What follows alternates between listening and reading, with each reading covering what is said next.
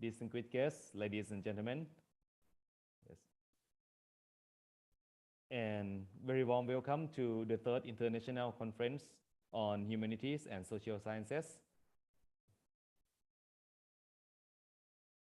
Yes, my name is Assistant Professor Siddhisak Phongpurhi. Yes, I'm the lecturer of English Program, Faculty of Humanity and Social Sciences, Buriram Ratchapat University, Thailand.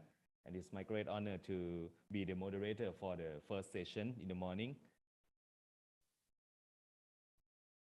Yes, welcome to the third international conference. Yes, and the theme of this conference is the role of humanities and social sciences in sustainable development goals, or SDG, via community engagement. Yes, via Zoom meeting. And this conference is co-hosted by well-known institutes, and it's our privilege to have well-known keynote speakers, scholars, and presenters from many countries around the world. Yes, we have the keynote speaker from United States of America, from India, from Myanmar, from Taiwan, from Vietnam, from the Philippines, from Thailand, etc. So many countries participated in this conference.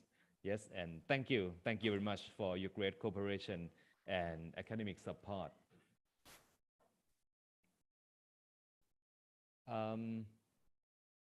Yes, next, I would like to inform everyone about the program briefly, for this conference. For the first activity in the morning, yes, as the Dean has mentioned, it will be the opening ceremony by Associate Professor Malini Juthopama, the President of Buriram Ratchapat University. And after that, will be the introduction, the conference cohorts, yes, invited speakers and distinguished guests, yes. And for the morning session, we will have the keynote speeches by the keynote speakers from many countries. Yes, and then we will have a lunch break. Yes, and in the afternoon, we will start the session again. So there will be the featured speech by invited speakers in the separated room, via Zoom link. Yes, and there will be the international poster and oral presentation start from 1 p.m. Yes. Okay. For a few minutes, yes, in the next few minutes, we will have the opening ceremony by the BRU President, Associate Professor Malini Juthopama. Yes. And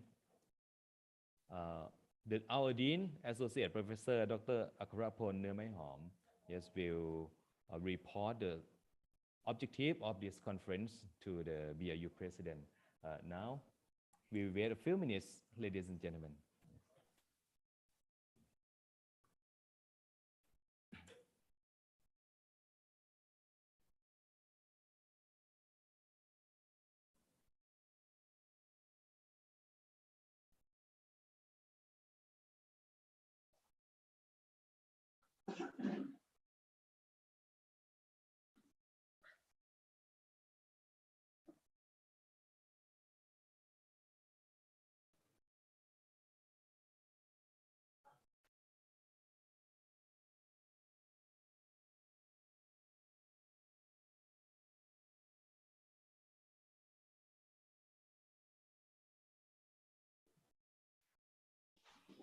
Now there are around 42 participants already.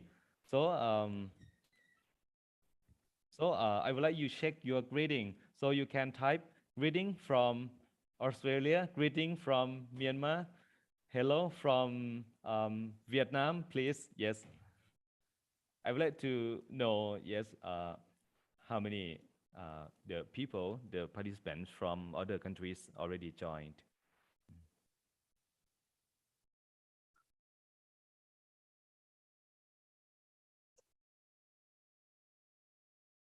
greeting from Niagara Falls, New York. Yes. From Robert Smith. Yes, from Yimon Cho. Minkalaba greeting from Myanmar. Okay, Minkalaba.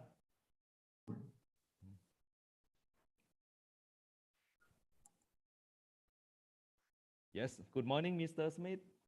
Good morning. Yes. How are you today? Fine. It's 9:30 in the morning. I'm sorry, 9:30 at night in New York. Okay, thank you very much for your kind participation. Yes. Okay, warmest greeting from Australia. Professor Lon. Good morning, Professor Lon. Yeah, good morning. Good morning, everyone. Good morning. Yes. What time in Australia right now? It is, let me check. It is 11:28. 11:28 here in Australia. And it's a little bit cold today. Wow. Here. Okay. Take care. But it's the end of the autumn and beginning of the winter. So it's a little bit cold here today. Yes. And thank you for your kind cooperation, Professor Thank you. Lon. Thank you. Thank you to be back. Good morning, Professor Ashok. Good morning. How are you all? Yes. Good morning. Good morning. Okay. Professor Ashok, what time in India now? It's 7 Nice to meet you a.m. again. Okay. Okay. Yes. Thank you very much, Professor Ashok. Minkalaba from Myanmar. Okay. Mingalaba, everybody. So now it's 5 minutes to 8 in Myanmar. Okay. Yes. Everybody, ladies and gentlemen.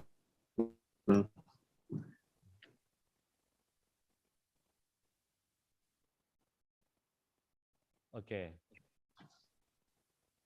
Okay. Good morning, Minkalaba. Good morning, Professor Nini. Yes. Mingalaba. Very good morning to you all. Auspiciousness to you all. Okay, Professor Nini Liang from Myanmar, and today she is give honor to be the keynote speaker as well. Yes, very warm welcome, Professor. Thank you.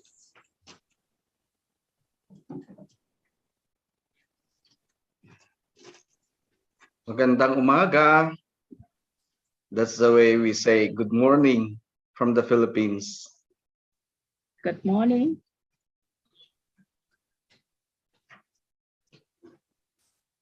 It's already 9:30 here in the northern part of the Philippines. What the weather In the like morning, right? in the Philippines? 9:30 in the morning. Yes, 9:30 in the morning. Yeah. Dr. Ted, how are you?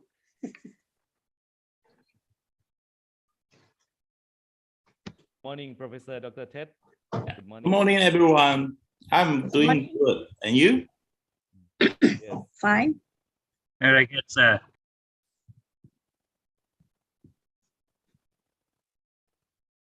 And okay, Sawadee Krab from Thailand. Okay, the Thailand host Rajaphat University. Okay, thank you very much.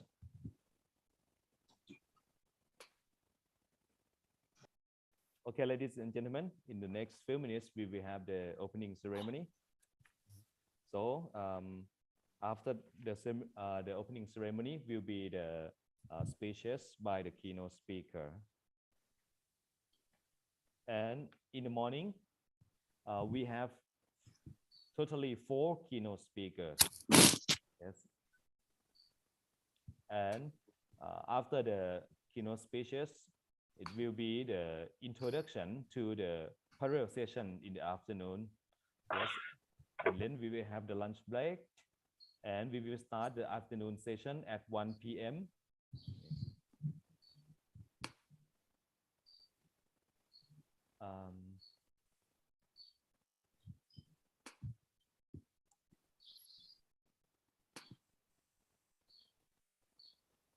Okay, Good now. morning, everyone. Yes, good morning, Professor. Good morning, Sir Ashok.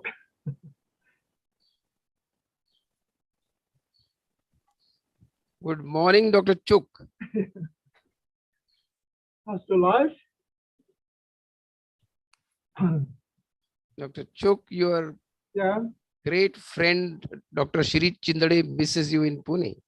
yeah. What's the weather in India now? It's better now. Last week it was very hot. How's my advisor, Dr. Chindade? He is good. Yeah. He talks about you whenever we meet. Yeah. He's And how very about fond you? of you. What about you, sir? I'm fine. Absolutely fine. We just completed the first round of PhD admissions at the institute. Okay. So how are students in your institute? Beg your pardon. How are students in your institute?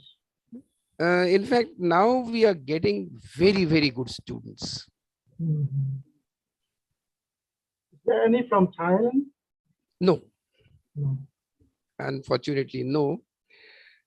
Maybe because of Corona, our international students, the number has reduced to almost 20% or less than that. 20%. Yeah. Very few. Earlier, we used to have more than 85 international students in the institute. Mhm. Now the number is hardly 10, 15.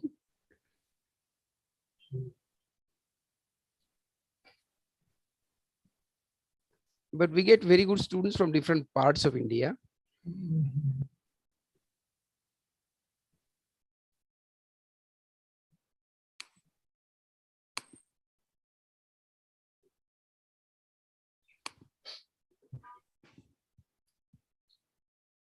And the research areas that they have chosen are absolutely diversified and very, very innovative. Okay.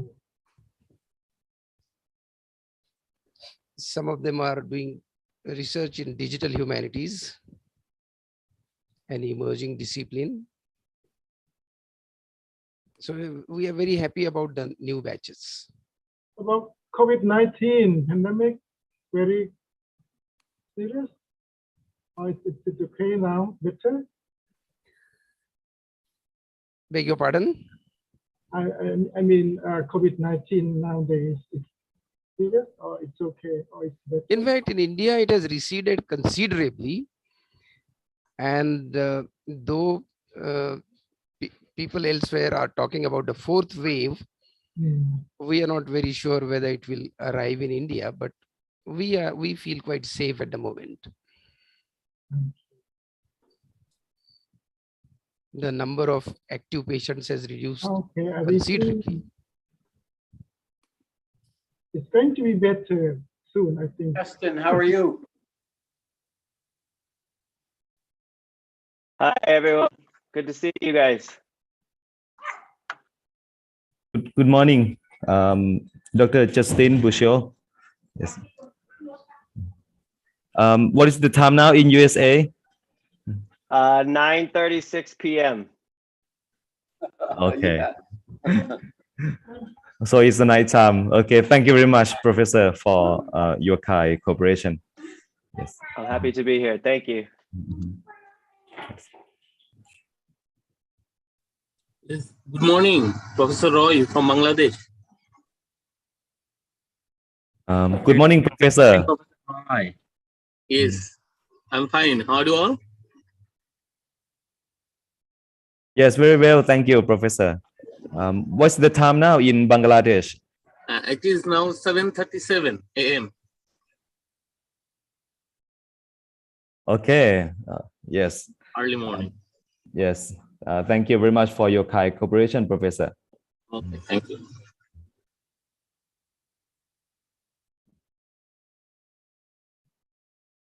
Okay. Yes, my voice is a little bit soft, right? So is it better now? Yimoncho? Yes, Ajahn very Yimoncho? clear now. Very Oh, Yes, it's better now. yes, thank you. Because I make change a little for the setting. Yes.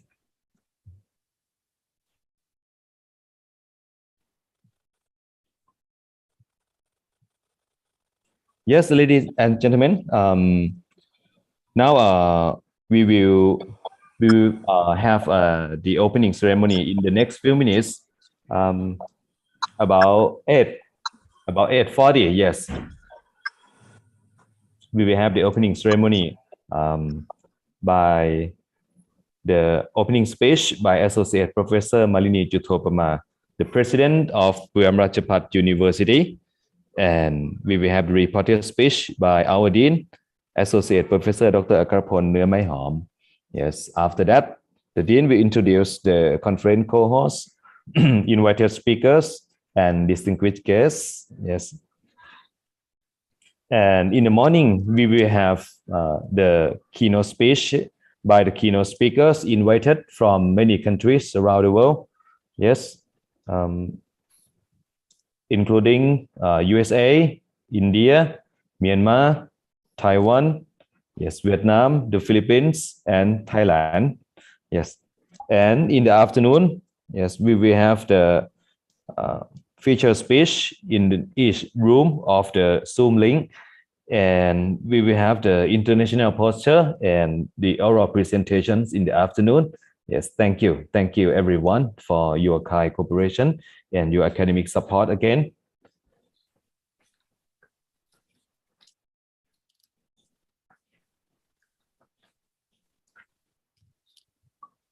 And in this conference, there are more than 100 participants and scholars around the world. Yes, register to join this conference.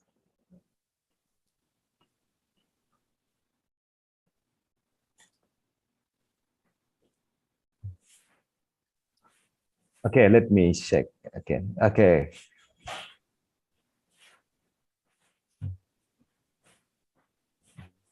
Now everything is perfect for you. Okay, thank you very much, Ajahn Yimoncho from Myanmar. Yes.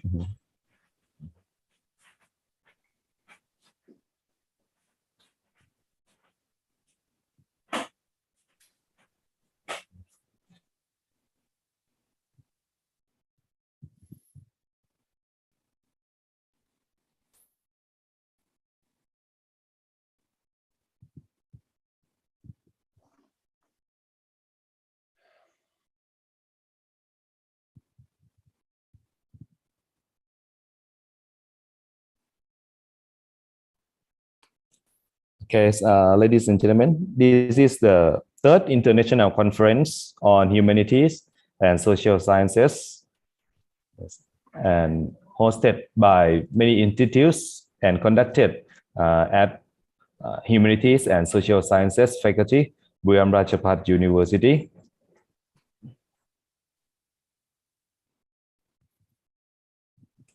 And the theme of the conference is roles of humanities and social sciences in sustainable development goals via community engagement. Yes.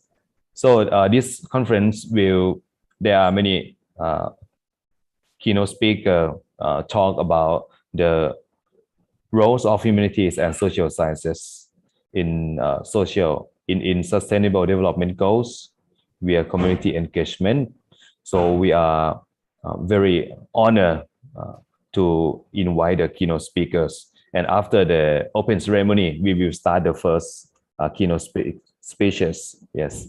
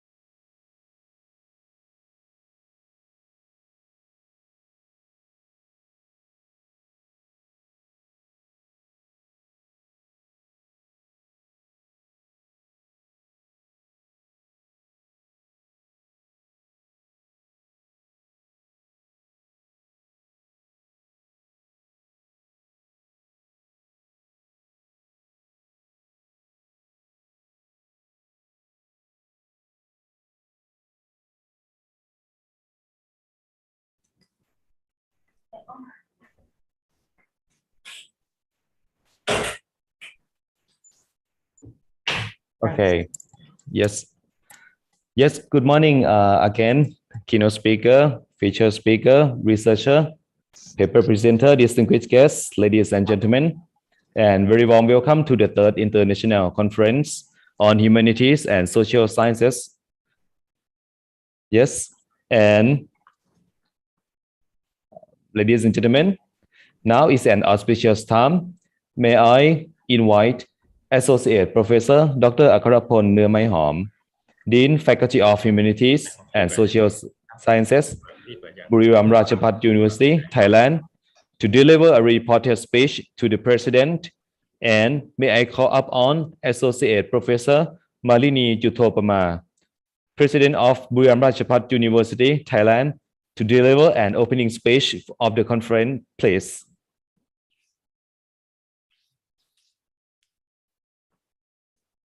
เกียรติทุกท่านนะครับ สวัสดีอีกครั้งนะครับ Very good morning from Thailand to all of you.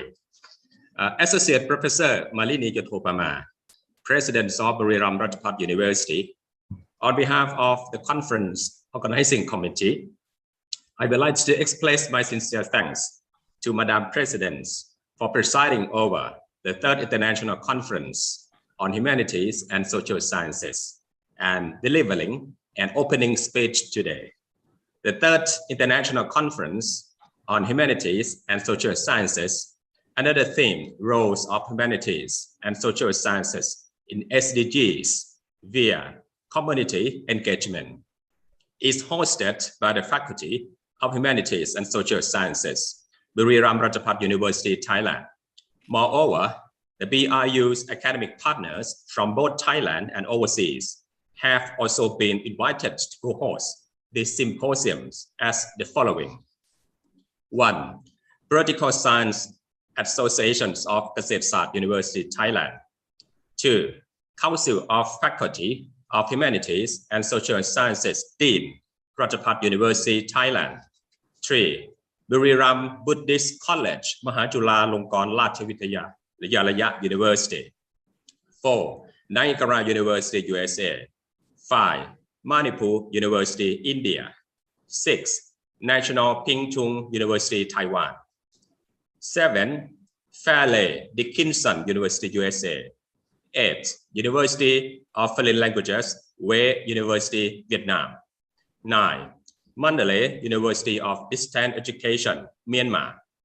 10. University of Northern Philippines, the Philippines. And the last one, 11. Institutes of Advanced Studies in English, India. Moreover, it is also very honor for us to have the distinguished featured speakers from different well-known institutes. Some of them are as follows. Dr. Nguyen Thi Traylon from VASS College of Vocational Education, Australia. Professor Dr. R. Michael Smith from USA. Professor Dr. Imron Gambi Singh from India. Professor Saw Pionai from Myanmar. Professor Dr. Tet Yu Shu Liu from Taiwan. Associate Professor Dr. Justin Bach Chio from USA. Dr. Bao Kam from Vietnam. Professor Nini Lai from Myanmar. Professor Dr. Mario P. Opredo from the Philippines. And Dr. Ashok Thorat from India. Moreover, we are very fortunate to have the keynote speakers who is globally accepted figure and currently is the president of Institutes of Future Study for Development, Professor Dr. Kriengsak Charanvongsak. He is going to deliver a keynote and insightful speech on university community engagement leading to achievement of SDGs. The following are some of the conference purposes. 1. To publicize research, creative and innovative works on humanities and social sciences relevant to SDGs of lecturers, students, educators, and researchers from both national and international institutions. And 2. To provide a platform for exchanging experiences and wisdom on Humanities and Social Sciences and SDGs among Thai and foreign educators and researchers. In order to avoid the COVID-19 cluster and also to strictly follow the preventive measures of coronavirus, the virtual conference is held via Zoom meeting. There are 44 international manuscripts from different countries such as Thailand, Vietnam, Myanmar, India, and USA, etc. Moreover, there are 23 national papers submitted to this conference. At this auspicious moment, I would like to call upon Associate Professor Malini Jothopama, President of Buriram Ratchapat University, Thailand, to deliver an opening speech and also declare the third International Conference on Humanities and Social Sciences and the fifth National and International Virtual Conferences on Multidisciplinary Research officially open, please. It's very honor for me to be officially invited by the conference Cohorts to preside over the symposium and deliver an opening speech today. I'm as the president of Buriram Ratchapat University, very pleased to welcome Thai and foreign cohorts, researchers, scholars, and distinguished guests to the third International Conference on Humanities and Social Science and the fifth National and International Virtual Conference on Multidisciplinary Research. These two conferences have been carried out by the two institutes, that is, Faculty of Humanities and Social Science, Buriram Ratchapat University, and Political Science Associate of Kasetsart University. Moreover, the other well-known universities and organizations are also invited to be the co-hosts of this academic event. It is my personal appreciation to realize that the conference emphasizes the strategic theme that goes to in line with the Sustainable Development Goals, or SDGs, of the United Nations, and also across with the missions of Buriram Ratchapat University, an educational institute for local development. The BRU mission are definitely carried out according to the policies of the Ministry of Higher Education, Science, Research, and Innovation. I'm certain that this conference will contribute to the application of academic and research works on humanities and social science in all aspects of social and local development, and also the 17 Sustainable Development Goals based on the framework of the United Nations, such as no poverty, zero hunger, and quality education, etc. I, on behalf of Buriram Ratchapat University, warmly welcome cohorts, experts, researchers, scholars, lecturers, students, and participants to this symposium. Moreover, I would like to express my sincere thanks to a keynote speaker, Professor Dr. Kriengsak Chalerngwongsak, and further speakers from different well-known universities, both in Thailand and overseas, for their academic support and contribution. I wish this international conference successful and academically useful for everyone. At this auspicious moment, I would like to declare this conference officially open. Thank you very much. สวัสดีค่ะ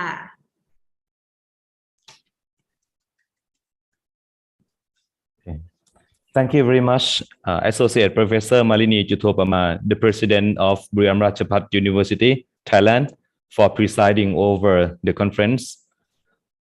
And thank you very much, our Dean, Associate Professor Dr. Akarapon Namaihom, as well for his reported speech.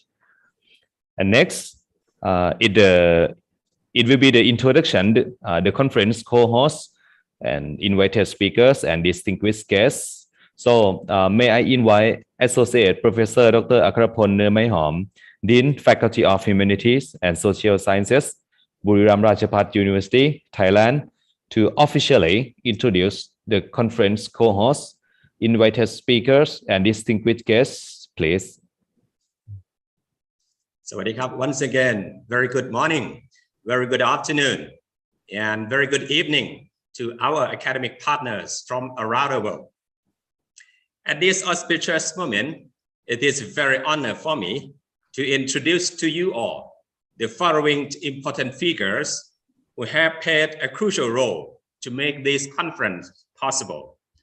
First and foremost, Associate Professor Malini Jatopama, the President of Buriram Ratchapat University, who led the BRU administrators to attend this conference. Our keynote speaker, Professor Dr. Kring Sakjaran Wongsak, President of Institutes of Future Studies and Developments. The administrators of Political Science Associations of the Sesat University, including the President, Associate Professor Dr. Thanapon Siyapon, I think he is with us now. Secretary General, Professor Dr. Kitisak Jerm Siddhiprasad, Director of Advising Center for Academic and Research, Dr. Sipapat Rojana Wasuthon, Program Head of Community Development, Assistant Professor Dr. Akson Sawadi, Dr. Parinya Siri Aptakun from Ratchasuda College, Mahidol University. We also have the Presidents of Council of Faculties of Humanities and Social Sciences, Dean, Ratchapat University, Thailand, Assistant Professor Dr. Nonglak Ani, together with 37 deans around the world attending this symposium. The external expert of the HUSOC faculty, BRU, also joined in this opening ceremony. Mr. Supot Putsa, Chief Executive of Isan Subdistrict Municipality, Paul Kamdeum Pasi, Chairman of Buriram Local Search Network, and Associate Professor Dr. Prasad Neung Chalerm from Mahasarakam University. We are very fortunate to have with us Prasi Pariyat Ithada, Directors of Buriram Buddhist College, Mahachulalongkorn Ratchavidyalaya University. Besides the academic partners from Thailand, we also have our academic networks from international well-known institutes. Please allow me to introduce them to all of you as the followings. Professor Dr. R. Michael Smith from Niagara University, USA. Professor Dr. Imron Gambi Singh from Manipur University, India. Professor Dr. Ted Yu Shung Liu from National Pingtung University, Taiwan. Associate Professor Dr. Justin Bashio from Fairleigh Dickinson University, USA. Dr. Bao Kam from University of Foreign Languages, Ve University, Vietnam. Professor Dr. Mario P. Opredo from University of Northern Philippines, the Philippines. Dr. Ashok Thorat from Institute of Advanced Studies in English, India. Dr. Nguyen Thi Thailon from VASS College of Vocational Education, Australia. Professor Dr. Himadri Shekhaloy from Shah Jahan University of Science and Technology, Bangladesh. Moreover, we are having many distinguished institute administrators and scholars from Myanmar as follows. Professor Saw Piang Nai retired rectors of Saga University of Education, Professor Nini U, Rector of Mao Bin University, Professor Jin Su-min, Rector of Mo Yin University, Professor Teo Lin Ko, Pro-Rector of Mandalay University of Distance Education, Professor Nai Nai Lat, Pro-Rector of Mo Yin University, and the last very important figures are close friends of BRU President, Professor Nini Lai from MUDE. On behalf of Buriram Ratchapat University and the conference organizing committee, I would like to express my sincere thanks to all of these distinctive academic partners, institutes, scholars, and distinguished guests for their academic support. The huge contribution is very much appreciated. We, BRU, highly hope that in the near future, we will have a good opportunity to meet you all in person after the situations of COVID-19 is getting better. By that time, we would like to warmly welcome all of you to our Buriram Ratchapat University, Thailand. So heartfelt thanks once again for your great academic collaboration. ขอบคุณมากครับ สวัสดีครับ Thank you very much. Thank you very much, Associate Professor Dr. Akrapon Nermaihom, Dean, Faculty of Humanities and Social Sciences, Buriram Ratchapat University, Thailand, for the official introduction of the conference cohorts, invited speakers, and distinguished guests for this conference. Thank you. And next, ladies and gentlemen, it's a very good time to begin the first program. And it's a great honor to invite Professor Dr. Kriengsak Chalermwongsak to be a keynote speaker for this conference. And before we go into the speech, may I briefly introduce the keynote speaker, please. Professor Dr. Kriengsak Chalermwongsak graduated with first-class honors and obtained a PhD in economics in 1981 at Monash University, Australia. And he obtained a Master of Public Administration from Harvard University, USA, Master degree from Just Business School, Cambridge University, having also a Doctor of Philosophy in Management and postdoctoral studies at the University of Oxford, UK. He graduated from the National Defence College of Thailand and also graduated from the esteemed King Prajatipok Institute. Yes, and next, Ajahn Jintana will introduce our keynote speaker in as well. Yes. ค่ะขอบพระคุณอาจารย์นนท์ อาจารย์จินนี่ could I interrupt for a while before listening to the keynote speech? I think it's, เรียนเชิญค่ะ why don't we have a group photo? Oh yes, of course, yes.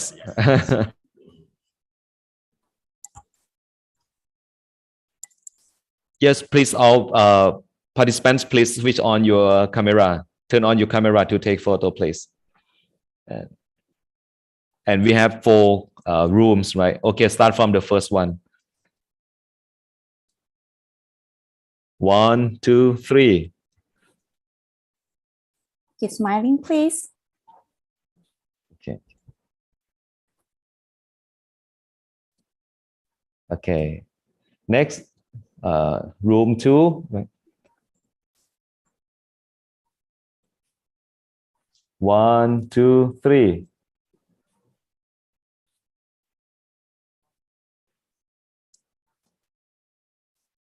And move to the third one.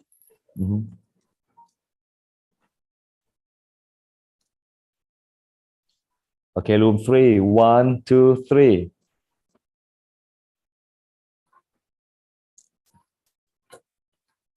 Yes. Okay, and room 4.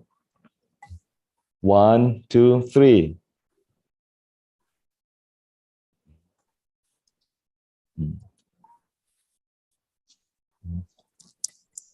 Yes, okay. Thank you very much for your kind cooperation, ladies and gentlemen. Next, yes, maybe go on the introduction, please. อาจารย์จินตนา yes. ได้ค่ะขอบพระคุณค่ะ Thank you so much. So I will be on the Thai version because we still have a Thai participant too. So ขออนุญาตนำเรียนประวัติของท่านศาสตราจารย์ดร.เกรียงศักดิ์เจริญวงศ์ศักดิ์นะคะหลายๆท่านถ้าอยู่ในแวดวงของนักวิชาการก็น่าจะรู้จักแล้วก็คุ้นเคยกับท่านเป็นอย่างดีนะคะเพราะว่าท่านต้องบอกว่ามีชื่อเสียงระดับโลกเลยค่ะไม่ใช่แค่ระดับเมืองไทยนะคะเพราะฉะนั้นเดี๋ยวดิฉันขออนุญาตแนะนำประวัติท่านย่อๆแล้วกันนะคะท่านได้รับทุนการศึกษาจากรัฐบาลค่ะสำเร็จการศึกษาในระดับปริญญาตรีด้วยเกียรตินิยมอันดับ1ค่ะแล้วก็ปริญญาโทรัฐประศาสนศาสตร์ค่ะจากมหาวิทยาลัยฮาร์วาร์ดนะคะประเทศสหรัฐอเมริกาค่ะแล้วก็ปริญญาโทอีกใบหนึ่งค่ะด้านการบริหารจาก Judge Business School นะคะมหาวิทยาลัยเคมบริดจ์ค่ะประเทศอังกฤษนะคะแล้วก็ปริญญาเอกค่ะทางด้านเศรษฐศาสตร์นะคะจากมหาวิทยาลัย Monash ประเทศออสเตรเลียค่ะปริญญาเอกทางด้านบริหารด้วยอีกใบหนึ่งนะคะแล้วท่านก็ยังได้ศึกษาเป็น post doctoral study นะคะก็คือหลังปริญญาเอกค่ะจากมหาวิทยาลัยออกซฟอร์ดประเทศอังกฤษค่ะท่านเชี่ยวชาญทางด้านการบริหารนะคะเป็นนักวิชาการนักคิดแล้วก็ได้รับการเชิญไปบรรยายเนี่ยค่ะทั่วโลกเลยกว่า 2,200 ครั้งใน70ประเทศค่ะแล้วก็มีประสบการณ์นะคะทั้งเป็นผู้ผลิตพิธีกรให้ส่งเสริมวิสัยทัศน์ให้สังคมไทยค่ะท่านออกหนังสือหลายๆท่านก็เป็นแฟนคลับของท่านด้วยรวมทั้งตัวดิฉันด้วยนะคะที่ท่านเขียนมากว่า200เรื่องทีเดียวนะคะปัจจุบันท่านก็เป็นนักวิชาการอาวุโสมหาวิทยาลัยฮาร์วาร์ดนะคะแล้วก็เป็นประธานสถาบันอนาคตศึกษาเพื่อการพัฒนาค่ะเป็นศาสตราจารย์วิจัยประจำมหาวิทยาลัยรีเจนต์สหรัฐอเมริกาค่ะรวมถึงเป็นคณบดีศูนย์การศึกษาในประเทศไทยมหาวิทยาลัยลอนดอนด้วยค่ะเพราะฉะนั้นคิดว่าทุกท่านน่าจะอยากฟังบรรยายพิเศษจากท่านแล้วนะคะขอเชิญทุกท่านรับฟังปาฐกถาพิเศษค่ะในหัวข้อมหาวิทยาลัยและชุมชนการมีส่วนร่วมที่นำไปสู่ความสำเร็จเป้าหมายการพัฒนาที่ยั่งยืนณบัดนี้ค่ะเรียนเชิญค่ะ Okay, yes. For the title of his speech today is University Community Engagement Leading to Achievement and Sustainable Development Goals. Ladies and gentlemen, please join me to welcome the speech from Professor Dr. เกรียงศักดิ์เจริญวงศ์ศักดิ์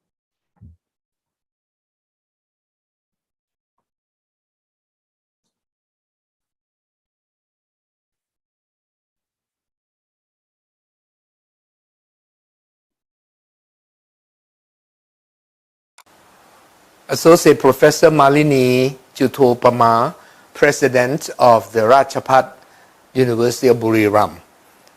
Associate Professor Dr. Akrapon Nurmai Hom, Dean of Humanities and Social Science, Conference Organizer, ladies and gentlemen.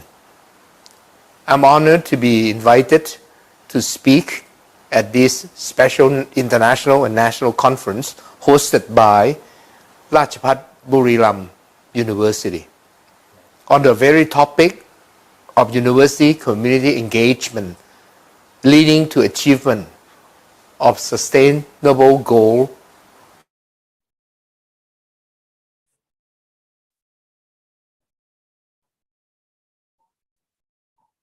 index. Over the years, it's clear after 2019 is declining. That means what we have achieved thus far over the many last few years have peaked and start declining. It seems to me that something needs to be done if you want the SDG goal of the UN to continue to reach its goal.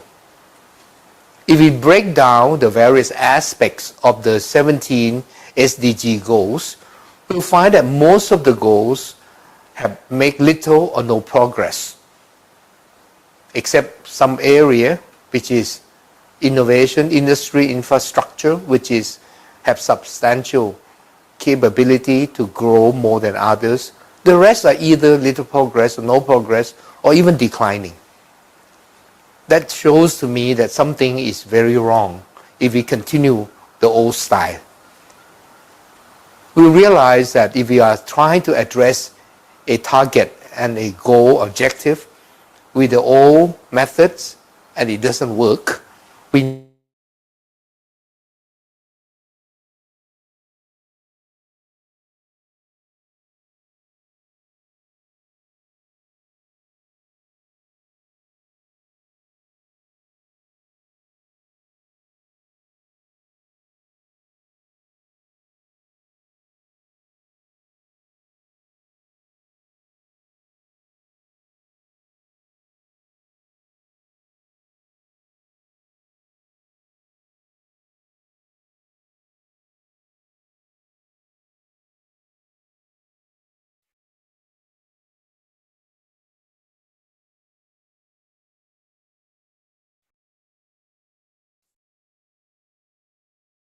เดี๋ยวทางเราขออนุญาตเช็คนิดนึงนะคะน่าจะเกิดความผิดพลาดเล็กน้อยนะคะ so we just waiting for a moment. I think there are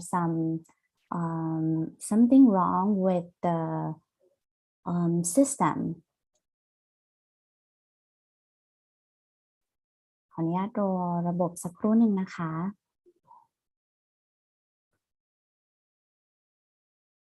So the two MC, would you please give us the schedules of morning sessions after Dr. Kriengsak keynote speech?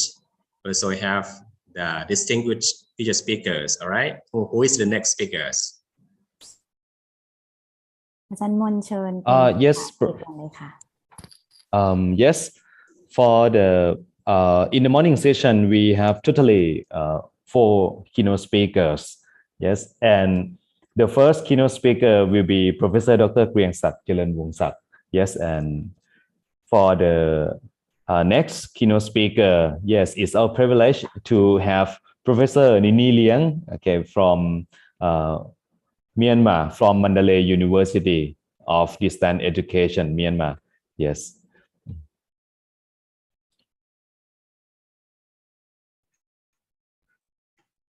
Okay, now it seems the video come again. Okay. Associate Professor Malini Jutopama, President of the Ratchapat University of Buriram. Associate Professor Dr. Akrapon Neurmai Hom, Dean of Humanities and Social Science. Conference organizer, ladies and gentlemen. I'm honored to be invited to speak at this special international and national conference hosted by Ratchapat Buriram University on the very topic of university community engagement leading to achievement of sustainable goal for developments of the UN. If we look at the progress of SDG index over the years, it's clear after 2019 is declining. That means what we have achieved thus far over the many last few years have peaked and start declining. It seems to me that something needs to be done if you want the SDG goal of the UN to continue to reach its goal. If we break down the various aspects of the 17 SDG goals, we'll find that most of the goals have made little or no progress, except some area which is innovation, industry, infrastructure, which is have substantial capability to grow more than others. The rest are either little progress or no progress or even declining. That shows to me that something is very wrong if we continue the old style. We realize that if we are trying to address a target and a goal objective with the old methods and it doesn't work, we need to analyze why so that we can find progress and advancement towards our goal. My topic today you assigned for me is analysis of the university community engagement. Let me tell you at the outset of the current analysis. The situation that we are facing today. In summary, if I can say that the university is like using their head in leading the way, in trying to achieve some SDG goal, because they are knowledge center, they create knowledge, they create ideas, strategy, and they want to see achievement of the 17 SDG goals. If I may say, the community is the hand in doing so, in practicing to make it happen in reality. The head and the hand need to work together to be able to achieve this goal. What's missing is the heart, bridging the university, which is the head, and the community, which is the hand. The head and hand cannot be bridged unless the heart element is there. And what I'm going to analyze with you, the current situation, is in summary, there is missing link in this bridging process of how university should engage with community in a way that will make it bridging. So far, it's not working.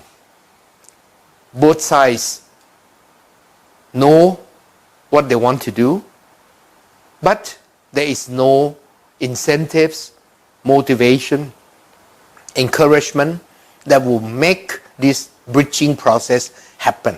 Therefore, the topic of university community engagement is very timely. Let me walk you through some of the problems. That's why the heart element is not there. Why university cannot work with community in real engagement. Many reasons. The first one is needs and expectations of the university and the community are not aligned. University have certain expectation and needs for their major reason of operation. So once they want to develop attainment towards SDG goals, they're addressing from the different type of expectation and different needs of institutional desire. Whereas the community has a different needs and different expectation altogether.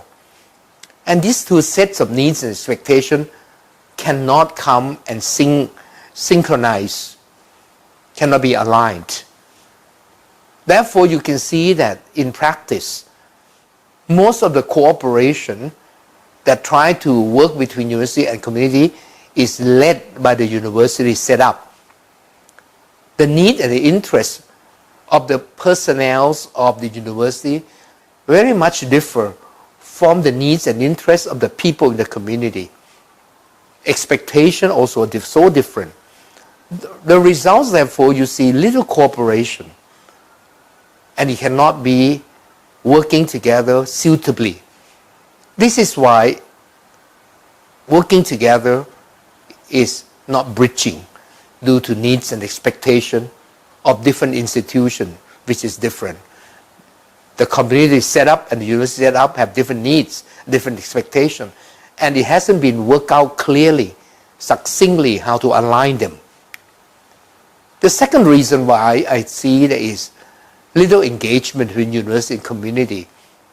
To attain SDG goal, we need stronger engagement. But the problem is that there has no clarity in joint objectives and plans. It's unclear how to find the objectives that are converging and converging plans. Each seems to work separately. Both sides fail to grasp the total picture, how to bring the two together in engagement. The third reason is allocation of benefits is unclear and unattractive, particularly to the community. University usually lead the way in thinking of how to attain SDG goals typified by the United Nations. But it hasn't worked out in clarity mutual benefits of working together. Community stakeholders felt many times that they do not want to participate in full heart because they feel it's beneficial only to university, attracting the funding in research and in all kinds of things that university do. But the community receive very little benefit. And they felt like their participation is engaging them with effort, with unfair benefit. The fourth reason that I can see is limitation of budget and resources. And this is very clear that usually university also, like any institution, are facing financial constraints in the modern days when university are at a crossroad of trying to provide competency for students and the workplace. Support for university has declined somewhat, and therefore they are finding turbulent financial constraints. Many universities in the West have closed down after some of them been there for a long time, yet they couldn't sustain themselves. And many universities in the East as well. Some countries with young population, maybe they have less problem, but many countries, including Thailand, we have less young people who are giving birth to new offsprings that will turn into students in the future. In the last many few years, we have vacant seats that cannot be filled in our school, and that will happen more and more at the university level. And therefore, universities have to find alternative source of income, and they cannot afford to allocate so much income that has not been externally provided for them to do things which is outside their terrain, that is direct responsibility. Attaining the SDG goals is something beyond their direct duty. It's something nice, something great to do. It's a good contribution for the world if the university help the attainment of these SDG goals. But they cannot provide enough finance for it. And therefore, because of limited budget, and they take the lead, the university could not do much. Whereas the community are looking for financial support in engaging in some of these projects of SDG goal. If the university cannot provide the money, then someone else has to provide, either the business sector or the government sector from the budget coffer. Once they cannot do so, the community have less incentive to engage themselves because they don't know what benefit would they get. They have to invest their effort and time, but there's no financial return. And limitation of funding has also affected community development. Usually community development requires funding, and the easiest way to get it going is to have external funding that come from different sources. It could be from the government's budget, it could be from the business corporate social responsibility budget, it could be international organization provide some budget. But when they don't have enough money, and international organization, national organization, companies do not provide sufficient budget, the dwindling down of the budget has made effort in attaining SDG goal go to very small projects that fall within the parameter of SDG goals but not substantive. This is why we don't see much engagement in actuality of projects, because budget and resources are so limited. The fifth reason I can see is the procedure of working together is unclear. Normally, you don't sit down and work out first. How can university and community, which is different kind of animals all together, should work together so that it's smooth and it's effective, it's productive? Once you don't work out the modus operandi of how to work together, it becomes stressful and usually very cumbersome and ineffective. Therefore, projects along the way do not come to full fruition or fail along the way, or you close up the project by some kind of success, but not in reality in full. Procedures of working need to be worked out. I can see the next reason, number 6, why it doesn't work, why university and community cannot engage fully in SDG goal, is because the community are as junior partner. They're smaller, they have less people usually, if we mean smaller community, not the big cities or the bigger region. They cannot contribute much. And because one partner is contributing in their head ideas, in their ideation, their concepts, strategy, research, kind of led ideas of what to do, where community are the recipient in cooperating. They only contribute by joining together in their effort. They have little to contribute because financially they don't have. Therefore, it ends up usually the engagement of university and community is basically university-led. And the main operators mostly are universities. And once you don't have a equal partnership, it's tough for engagement to be meaningful and substantive. This is why we are not able to address this problem completely. And another reason, number 7, is distrust has happened in many times between university and community. University go in and do something with the community, and sometimes university give ivory tower recommendation and do not provide sufficient information for the community to see whether it makes sense.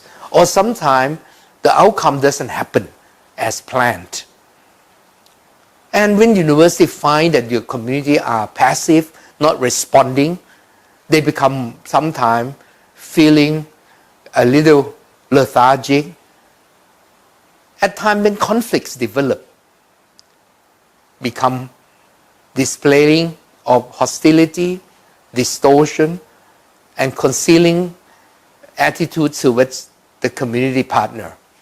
This happens once in a while, not all the time, but it's common that when you engage as partnership between university and community, is a very difficult matter, a sensitive matter, how to work together well. You need a trust factor.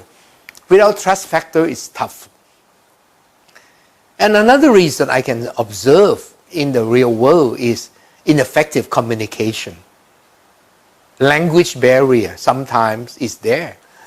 University usually use academic language in communicating. The community use colloquial language. It's hard to bridge the language gap because it's two sets of people with two sets of knowledge and two sets of mindset. The community, therefore, cannot continually engage in communication.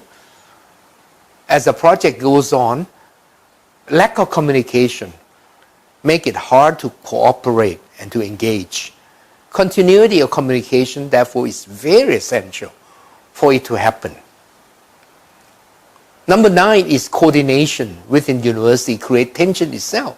Because for a university to engage with certain kind of SDG goal, you need many departments, many faculties, members, many schools in the university, many institutions inside the university to cooperate together. Because the issue of SDG is complex and require effort to coordinate various skills, various disciplines. Effort to work together across university disciplines and across faculties are usually require substantive effort like anywhere else. Therefore, it can be very stressful for the university itself and hence very tough going. If you aim for a very small project, then You have less people involved and it's possible, easier to happen. But when it's bigger project, it's hard. And therefore, very small number of big projects successful in this endeavor. Usually small little projects that get carried through into fruition. Number 10 is the next problem that I see is attitudes problem. University personnel, usually because they usually work on their own piece of research, they teach their own class, team effort is not a common skill among university professors. They can work in small group, but very difficult to work in a large group of people. Therefore, it's not easy for cooperation when you don't have the skill sets and put attitudes in willing to work with a big community, a large number of people, which usually democratically they have to be in agreement because it's a community entity as a unit. It's a lot of people in the community. And when you look at the community, sometimes the university look at them as a junior partner, a needy agencies. And they look at the community mainly as a charity recipient. Engagement cannot happen when one is a senior partner, the other is a junior partner, one is the donor, one is the recipient, one is the know-all kind of visit, and the other is the needy agency that need help. Therefore, cooperation, engagement of university and community is really tough. Of course, I can think of another reason, lack of assessment of effectiveness and impact over the years. When both parties work together around the world, sometimes evaluation are superficial.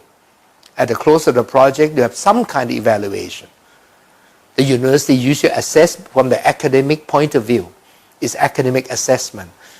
Whereas the community look for outcome, something tangible that life-changing, community-changing.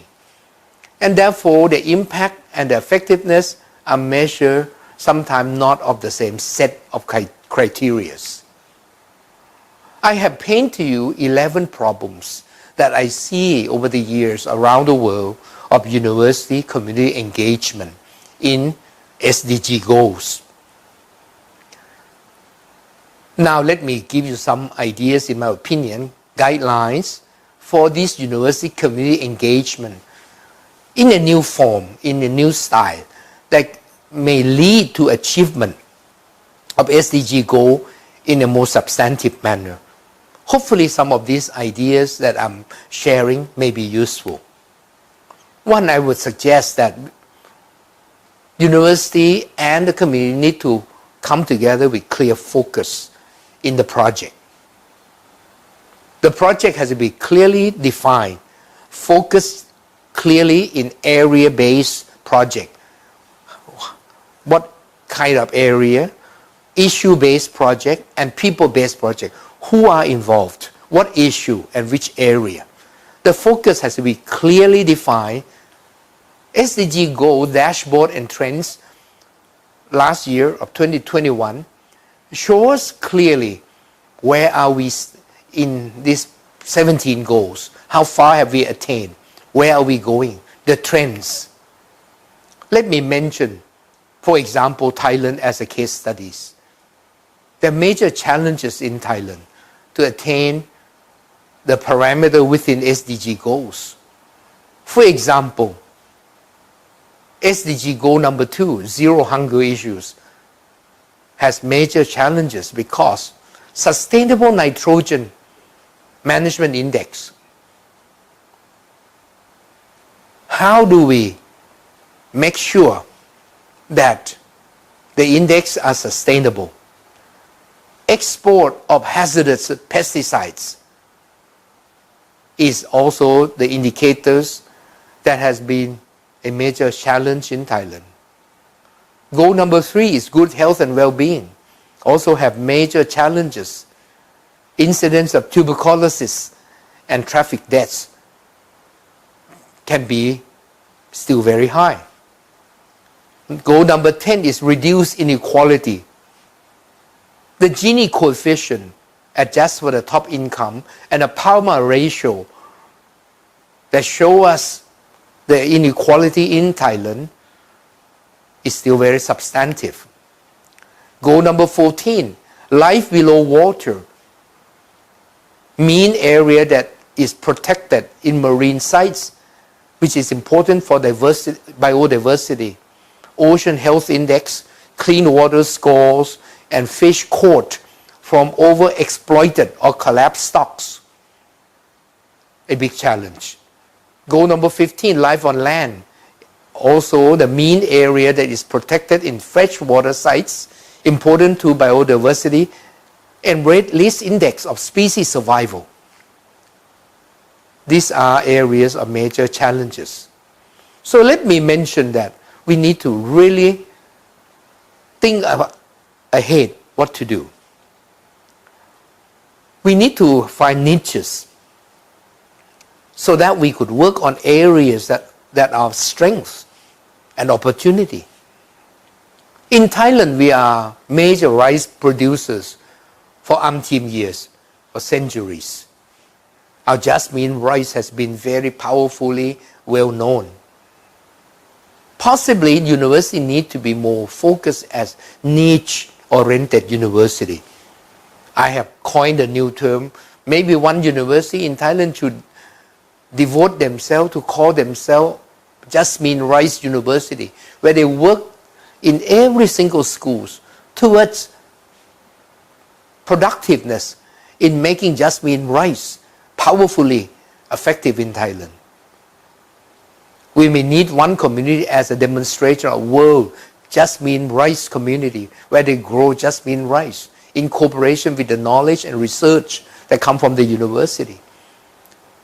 Finding engagement of university and community in a particular focus with clear niche, like for example, rice, jasmine rice issue, could be a helpful way to get cooperation stronger in their effort. I also would like to make the third suggestion of in everything we do in university community engagement, we need to be tri-sectoral in integration. The tri-sectoral integration, in my mind, I want to coin a term PPP, public, private, and people sector. How can the three sectors work together, defining the problem together, set objectives together, devise plan together, define contribution of different sectors together, identify the best representative of each party to support the collaboration.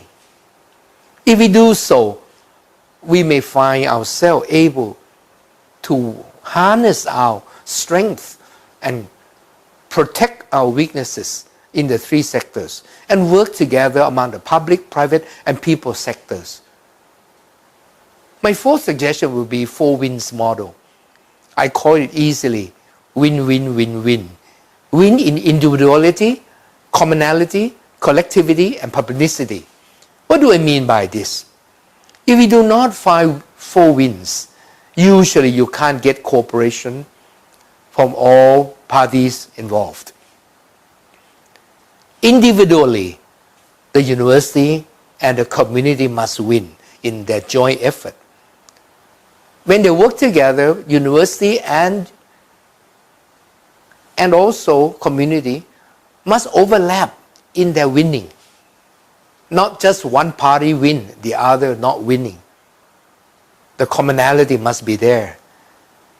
Collectivity are people who are not engaged, but they are being considered us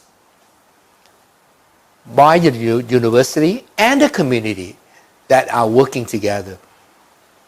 The us factor of collectivity must win also. The fourth wins is publicity. I coined this term to explain the publicness of every project. Publicness of benefits. Basically, those who are not us, the non-us, also need to win.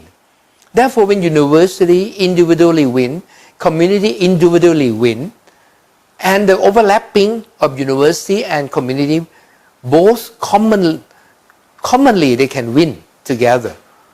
But the us and the non-us, which is not involved, also must win for the full support to happen. So this I call Dr. Dan Can Do 4 Wins model. If we think in terms of 4 wins, in every project of engagement of 2 parties, we think of 4 wins, there is a chance, and I believe this is a way to forge ahead the effort together. That is the missing link. I want to devise a new term, is my 5th suggestion, called CAP Cornerstone Project. I have done so for many years now for my student at the Nation Building Institute who are senior executive. We have all kinds of people joining our program. We had former Prime Minister, many cabinet ministers, many permanent secretaries from the various ministries. We have judges, we have Attorney General Office, we have professors, president university, we have many kinds of people, the business leaders, civil society leaders, join our project together. We make them do small little projects that matter. We ask them to think of worthwhile project that is never been done before in the entire history of the world anywhere. And we ask them to think, do something with tiny effort but produce huge results. We ask them to think of breakthrough ideas and that implementable and measurable in impact. We ask them to think from small budget that existing, how to bring about useful results in community.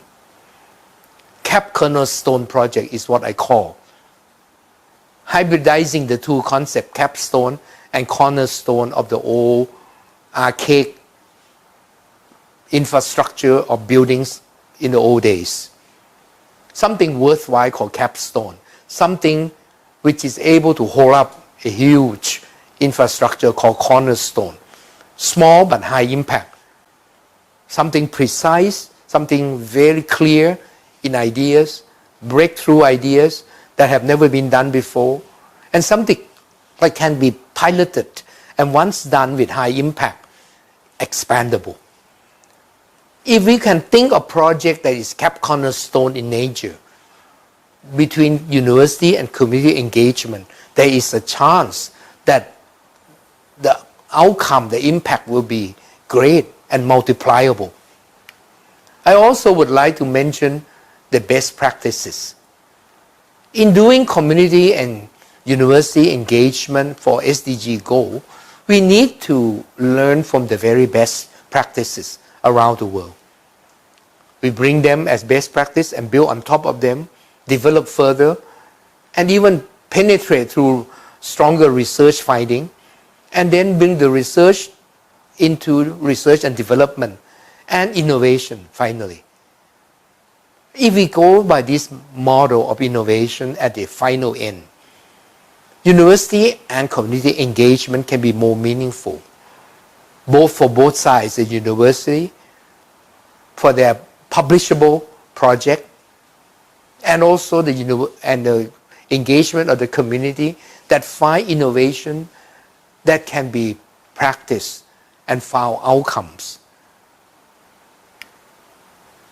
Next is my suggestion of set standard. So for collaboration, when university and community work together, we need to learn how to work out in manualization of how you work together. Create checklists of which side are doing what, so that we are not missing something. Create templates so that everybody can work within the standardization of the model that can be replicatable.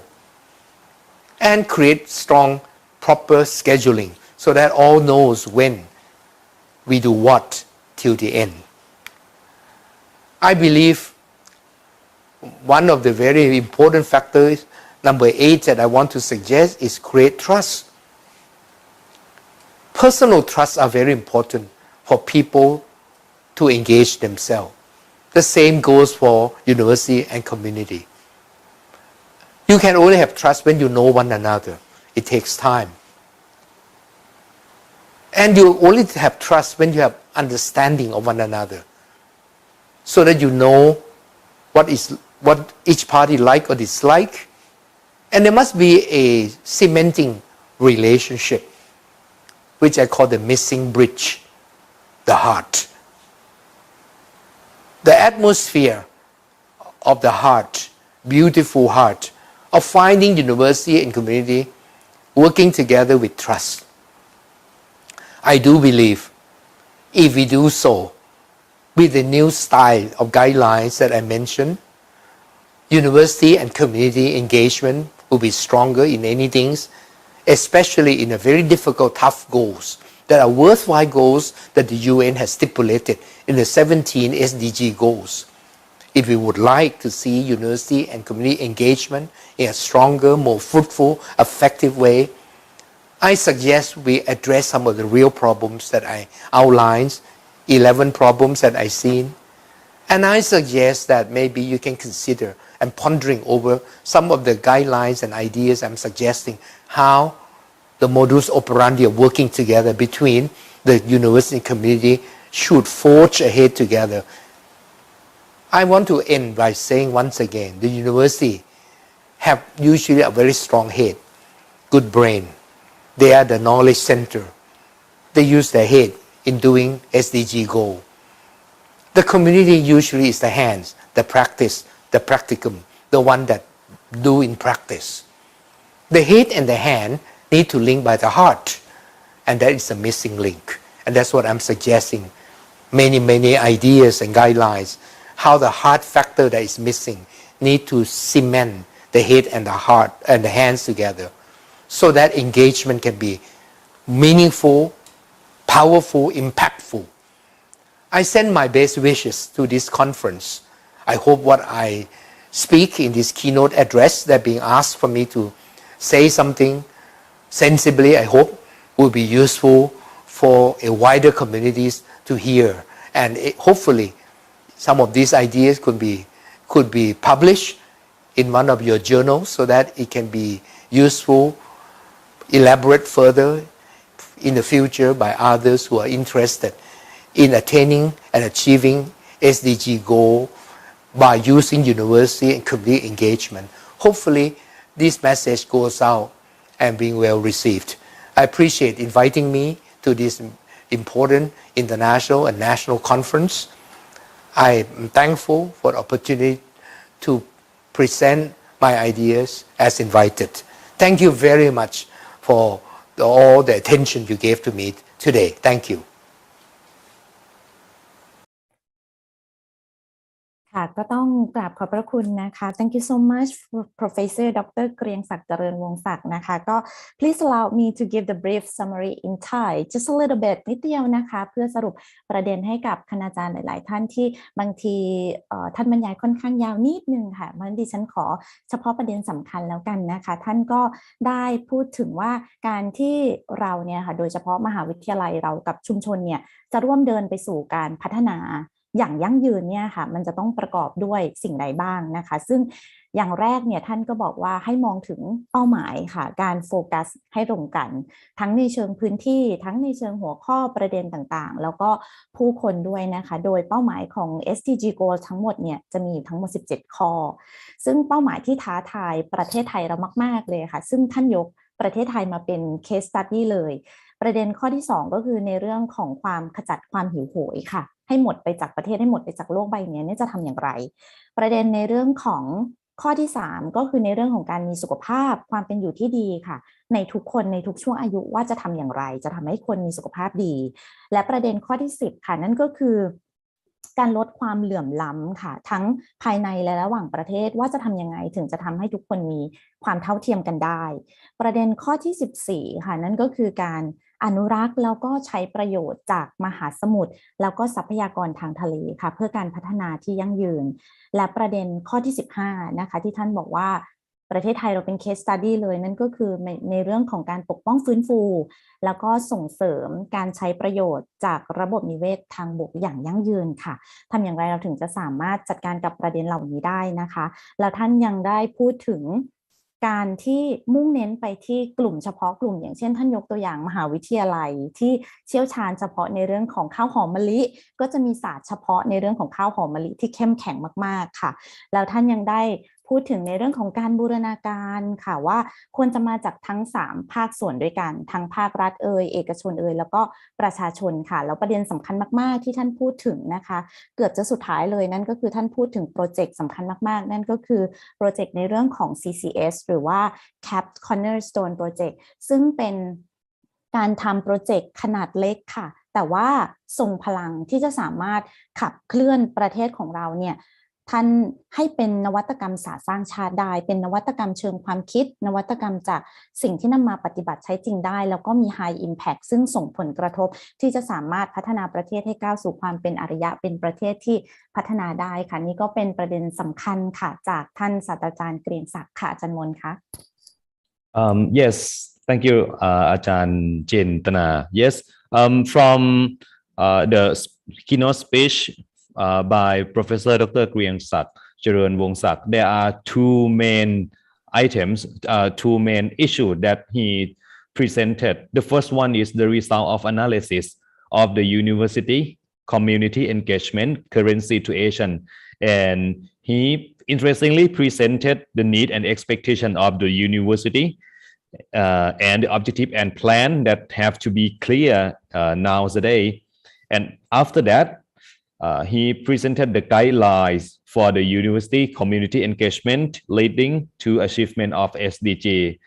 And he suggests that the university must have the focus on their own to be according with the SDG items, like Ajahn Jintana brief summarized. And the university must follow the 4-win model: individuality, commodity, collectivity, and publicity, and try to have the cooperation with the 3 main sections: public section, private section, and people section.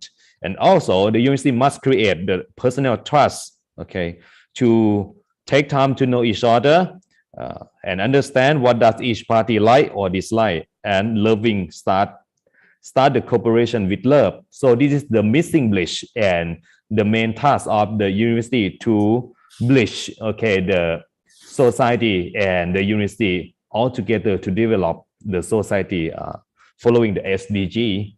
Yes. Thank you very much again, Professor Dr. Krieng Sak Charan Wongsak, our first keynote speaker. Yes.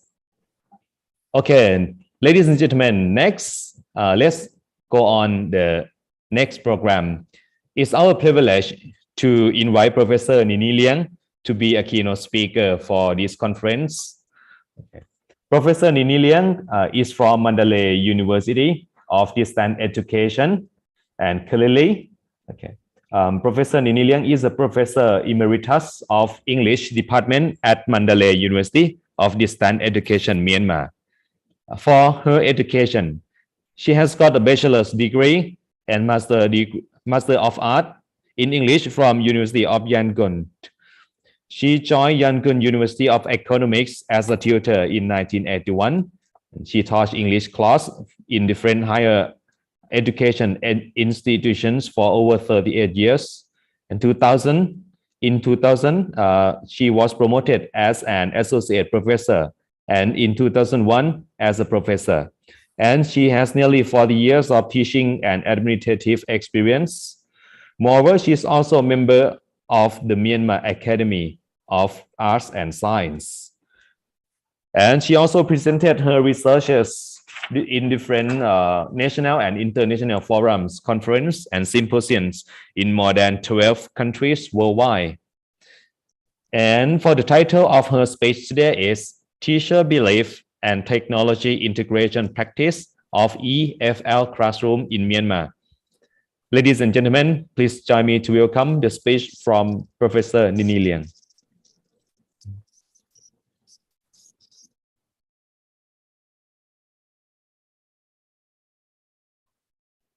Yes, Professor, please turn on your microphone, please. Thank you.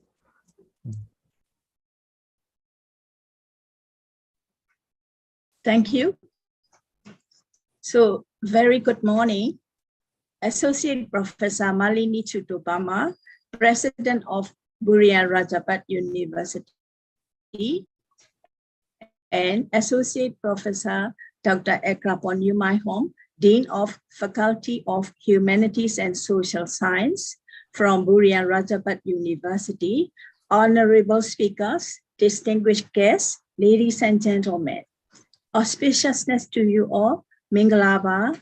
I am Professor Nindihai from Myanmar. This is indeed the great pleasure for me to be with you here today on the occasion of opening ceremony of the 3rd International Conference on Humanities and Social Sciences at Burian Rajapat University, Thailand. So I would like to extend my sincere appreciation to the organizing members of HUSOC-BRU committee members of this conference to explore opportunities for sharing knowledge and experiences which are contributed by experts and professionals from different corners of the world. The topic I'm going to deal with today is teacher belief and technology integration practice of EFL classrooms in Myanmar. In the advent of digital era, the integration of technology-enhanced teacher education has been given emphasis along with raising awareness on sustainable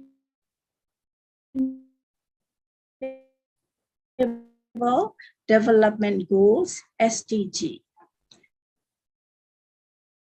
SDG 17, Implementation and Sustainable Development Technology. Its targets 17.6, also 17.8 are devoted to technology. So my talk reports Education for Sustainable Development, ESD, through technology integration practice of EFL classrooms with the intention of providing students with more varieties of experience related to learning English. In Myanmar, the past 3 decades have seen a tremendous increase in the technology available in universities. The National Strategic Plan, NESP, in Myanmar specifies technology should be used to provide transformative learning experiences that equip students with 21st century skills to be competitive and engaged participants in a global society.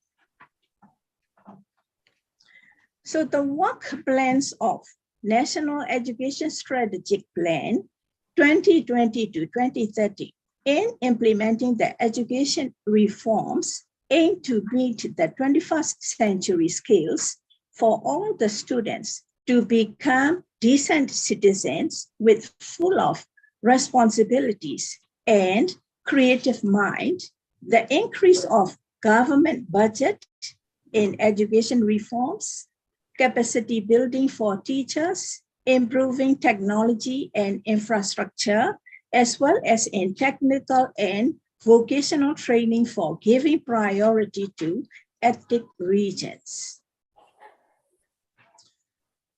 Despite this vision, some Myanmar universities are not using technology in ways that enhance learning.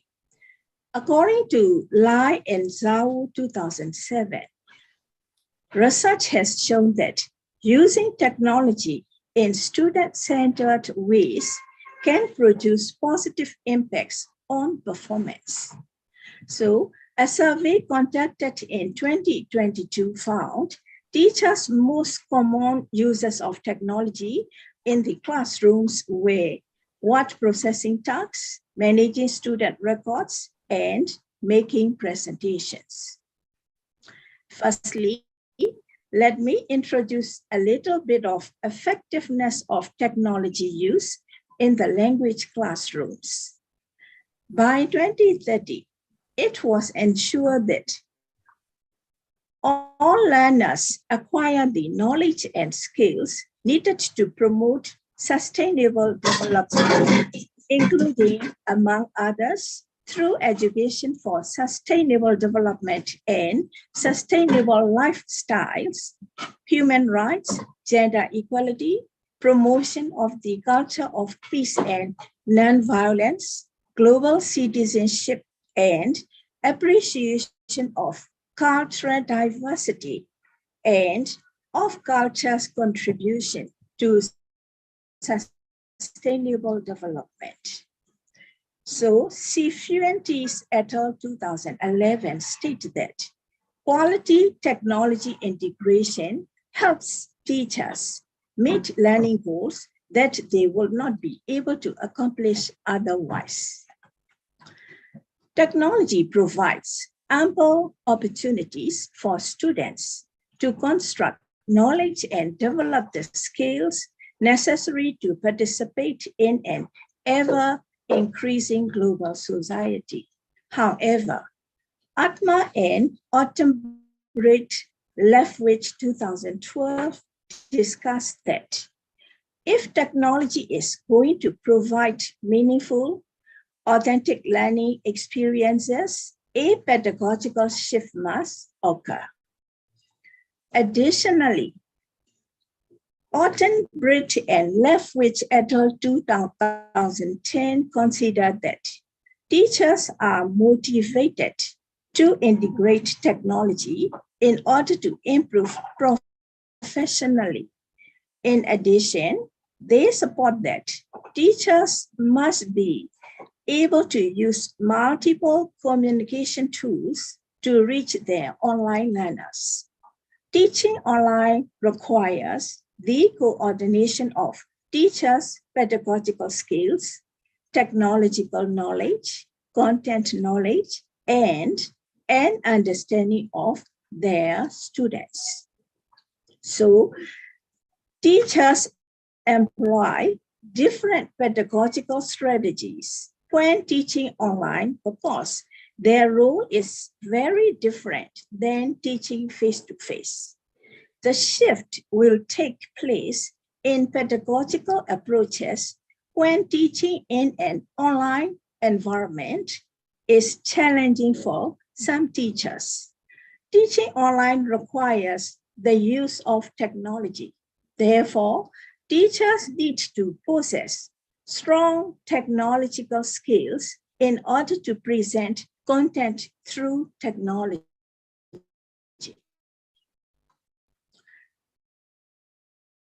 According to DiPietro et al. 2010, they must possess not only basic skills of technology, but also continue to expand their technological knowledge by exploring new technologies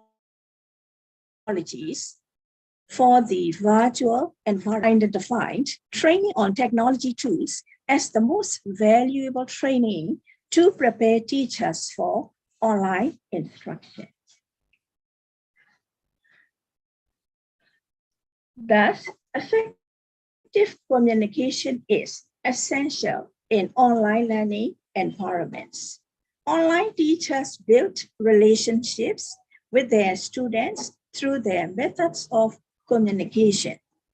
According to DiPietro 2010, teachers need to provide students with clear instructions to prevent misinterpretations and give students opportunities to ask questions. DiPietro 2010 found communication was a central component of the teacher-student relationship, which helped support student motivation and success. So as for second point, So let me present regarding barriers to technology integration. For strong educational outcomes and meaningful engagement with the Sustainable Development Goals, it is important that educators look for activities that support the development of skills such as critical and creative thinking rather than tokenistic activities. There also needs to be consideration of how young people learn about these issues, what affects their opinions and behaviors, and how a more critical and engaged approach towards learning can be achieved. Global citizenship education is at the interface between learning, thinking, and action with values at the heart. So developing intrinsic or compassionate values is recognized as an important part of supporting learners to solve complex, bigger than self problems like those outlined in the SDGs. So I'd like to consider that how learning and thinking about a global issue can inspire action. While taking action often motivates learners to develop their knowledge and understanding an issue and to think critically about both the issue and their choices of action. Technology integration is a complex process involving many factors which can affect integration. Some teachers are motivated to use technology because they believe that it is important for teaching, while others are motivated to improve student learning through technology use. Conversely, some teachers face obstacles or problems or issues that prevent them from integrating technology. According to Atma 1999, these obstacles may be intrinsic to the teacher or extrinsic and out of his or her control. Thus, teachers may encounter factors that influence them to implement technology in their classrooms, but they may also encounter barriers that hinder technology integration. Research into barriers deterring technology integration stretches back more than 2 decades, with Atma 1999 being one of the first to classify barriers as first order and second order.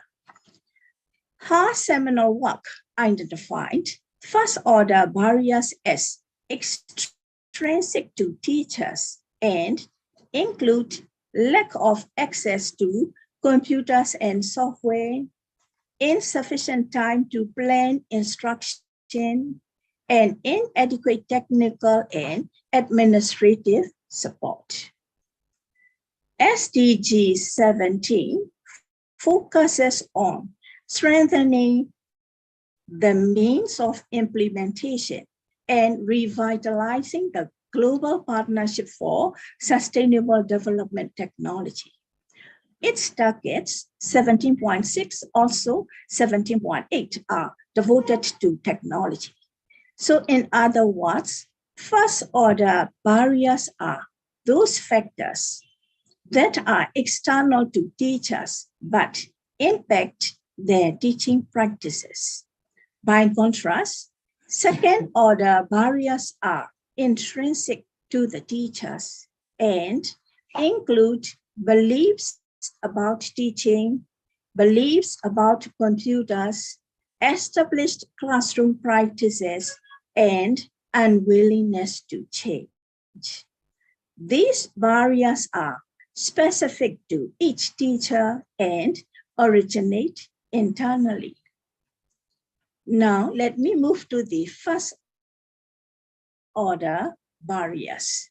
So, according to Francom 2016, evidence of first order barriers impacting technology integration is well documented in the literature. Not having access to technology or technology resources has been noted as a significant barrier to integration.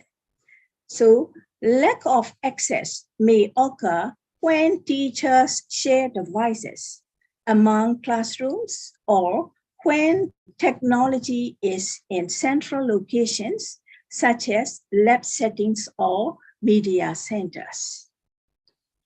However, SU 2016 argued that access to technology was less of barrier than teachers' knowledge and skills to implement technology, lack of time to plan, and lack of training. Other studies also offer evidence to support these barriers. While first order barriers still present challenges to integration, second order barriers are also at play. Atma et al. 2012 noted the significant role of internal factors in helping shape classroom teachers' practices involving technology. For example, the knowledge and skills required to integrate technology can prevent teachers from using it in their classroom. So as for second point, let me say something a little bit of second order barriers. This includes knowledge of specific technology as well as ways technology can be used to support pedagogical practices. Teachers' fear of maintaining control in the classroom while using technology is another internal factor affecting integration proposed by Hughes and BRU 2007, Bakker and Platt 2018. Perhaps the strongest internal barrier to integration is teachers' belief. Technology development plays a significant role in achieving SDG targets by improving the efficiency and effectiveness of new and more sustainable ways of development. So the creation of new technologies that foster research and stimulate innovation is thus required. Teachers may encounter both first and second order barriers when trying to integrate technology.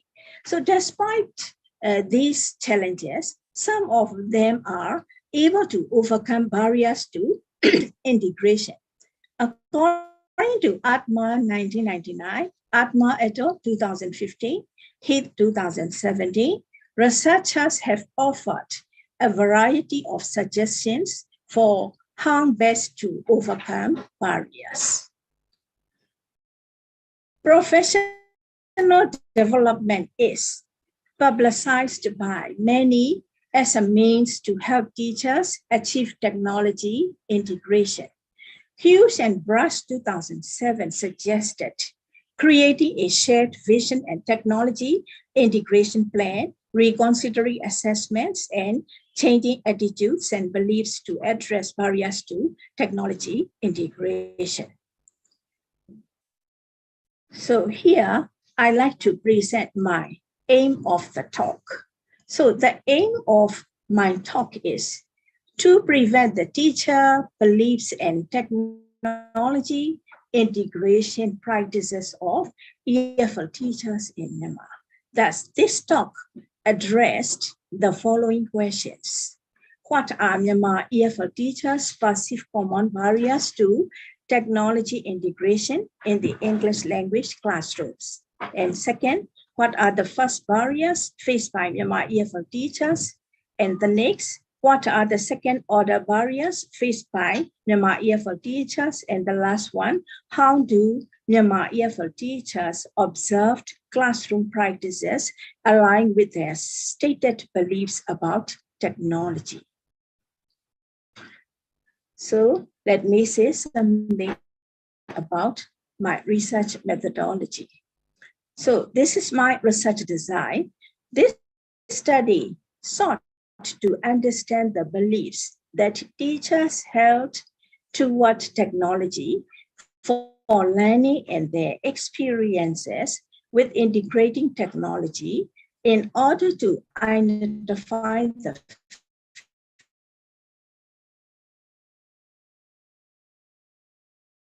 factors that kept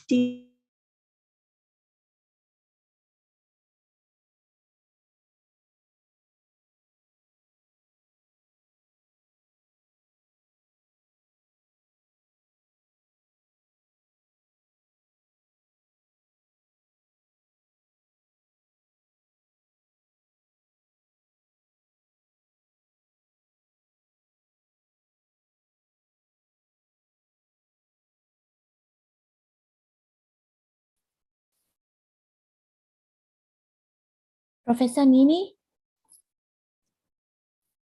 I think it's about the limitation of the connection. Yeah. So please wait a few minutes. Yes.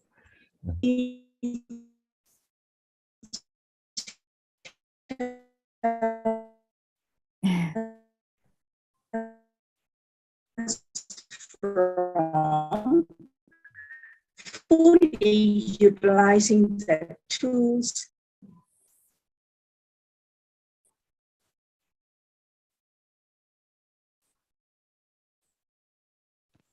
I think maybe her lacks from the internet. Yeah. I think internet connection. Yeah. Right. Yes. Internet connection may be interrupted. Yes, in the morning I have this problem too, so I need to like reset also my internet again until this work.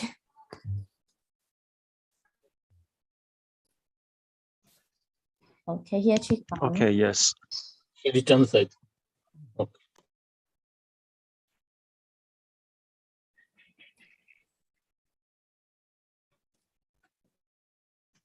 Am I audible? Yes. Thank you.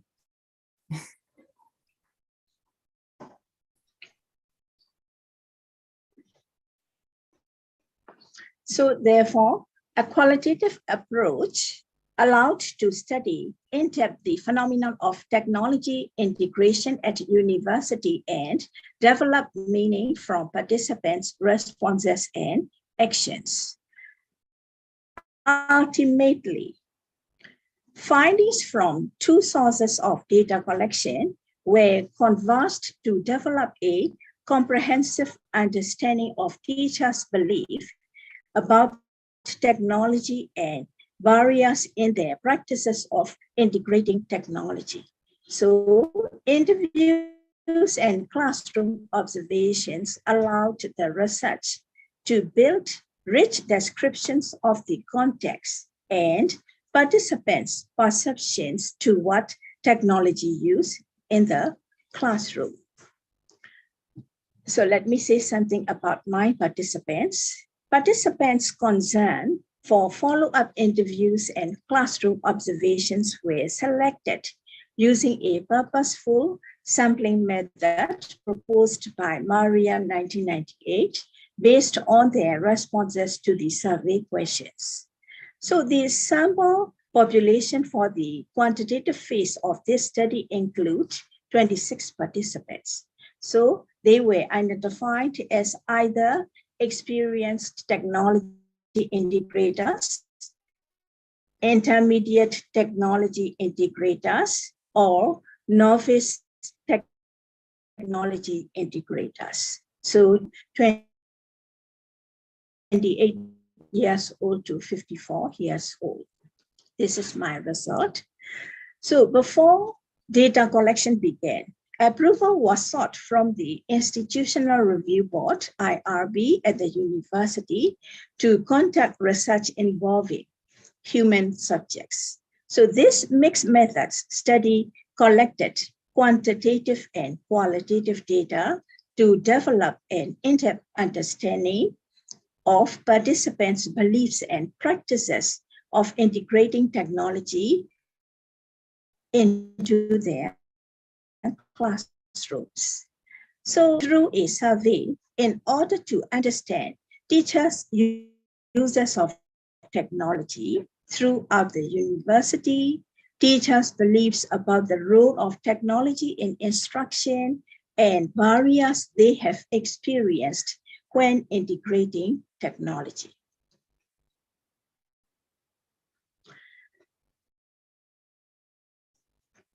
Survey data were used to inform the types of participants selected for the quantitative phase. So qualitative data were also collected through interviews and classroom observations on the selected participants. In the end, findings from qualitative data were combined with the quantitative survey data to answer the research questions. These provided a more complete understanding of technology integration through rich descriptions of teachers' beliefs. And now let me move to the next part, common barriers. Common barriers identified include access to technology, lack of knowledge and skills relating to technology, time to plan and implement technology-rich lessons, and teachers' beliefs about the importance of technology used for learning. So researcher has separated these barriers into two categories, first order and second order barriers. First order barriers consist of more extrinsic resources, such as lack of access to technology, lack of time to plan or implement, and inadequate technical support. However, second order barriers are those more intrinsic to teachers and address teaching beliefs about computers, established classroom practices, and unwillingness to change. As technology has become more available in universities, it appears second-order barriers play a significant role in technology integration. So, several studies have also found that teachers' beliefs about technology use in the classroom are one of the strongest barriers to integration. This table shows the common barriers of Myanmar EFL teachers in the classroom. So here, according to the data, under the title of common barriers, there are 4 items. The first item is access to technology. The second one is lack of knowledge and skills relating to technology. And the next one, time to plan and implement technology-rich lessons. And the last one, teachers' beliefs about the importance of technology used for learning. Here we can see that the item 4, teachers' beliefs about the importance of technology used for learning has got the highest mean score, 2.65, considered of high barrier. So the common barriers are due to the lack of teachers' belief about the importance of technology use for learning.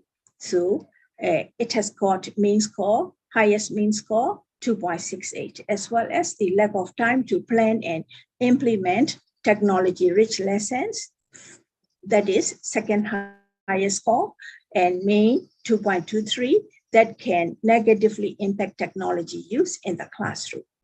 So the teacher participants considered that they have high barriers.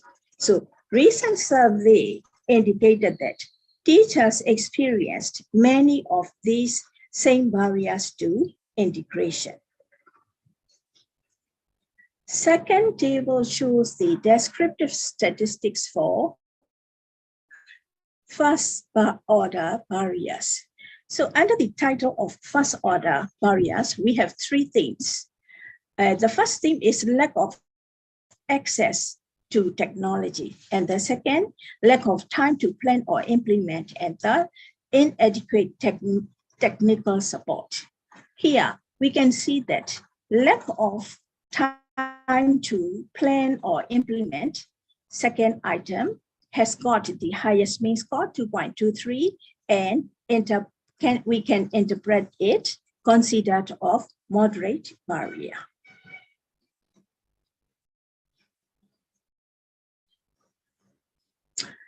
According to the data in table 1 and 2, teachers report not having time to plan lessons that incorporate technology prevents them from using it in their classrooms.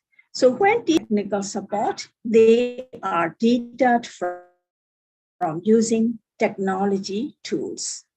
So support from leadership is also necessary for successful integration, as findings reveal a lack of administrative support in universities hamper integration. So it is evident that teachers encounter first order barriers moderately that can hinder their efforts to implement technology. Now, if we look at table 3, that shows the descriptive statistics for second order barriers. So we have analyzed under the 4 number of themes. The first theme is teaching beliefs. And the second theme, beliefs about computers. And the third theme, established classroom practices. And the last one, unwillingness to change. So unwillingness to change and established classroom practices reveal that they are barriers to integration. When teachers perceive technology to have value in the teaching and learning process, they are more likely to use it. Researcher has found a connection between constructivist teaching belief and technology use. Furthermore, teachers who possessed more learner-centered beliefs about teaching were found to have more seamless integration of technology into lessons. So according to the data shown in table 1, 2, and 3, teacher beliefs are complex. In fact, teachers' beliefs may affect their ability to overcome other barriers due to the relative weight they place on each barrier. So additionally, second order barriers are more difficult to change and require teachers to redefine what teaching means to them. So according to Kim et al. 2013, there are some researchers to support teachers' adopted beliefs aligned with their classroom practices. As for second point, qualitative findings and interview interpretations. So qualitative data were collected from the participants through interviews and processes revealed 6 themes. Number 1, teachers' beliefs about the role of technology. Number 2, teachers' belief on technology used with multisensory methods. And number 3, teachers' motivation to use tools that are easy for them and also for their students.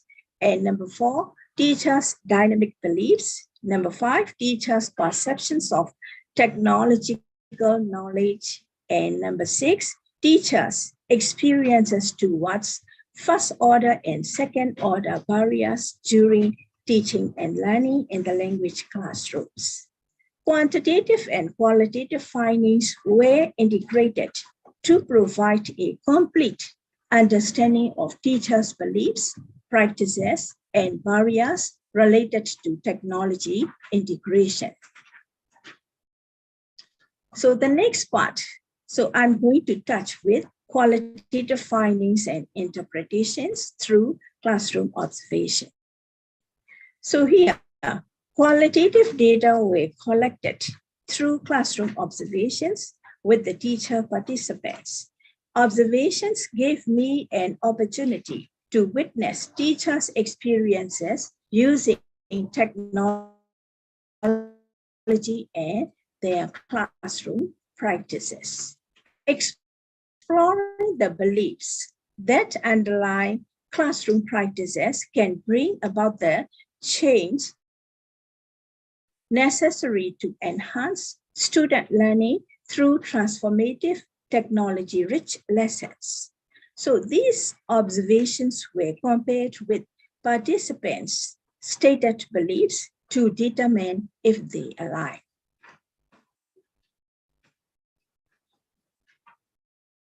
The purpose of my talk was to describe teachers' beliefs about technology in the EFL classroom and identifying the barriers they faced when integrating technology at universities in Myanmar.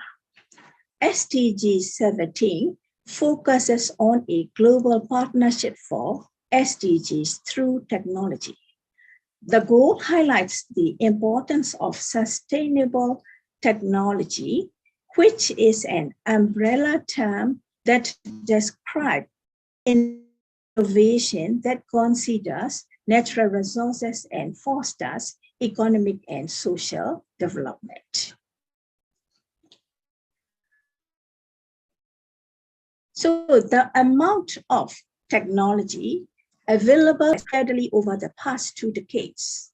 Additionally, online learning has become a viable option for students, and the novel coronavirus forced many teachers and students into their environment since the 2020 academic year.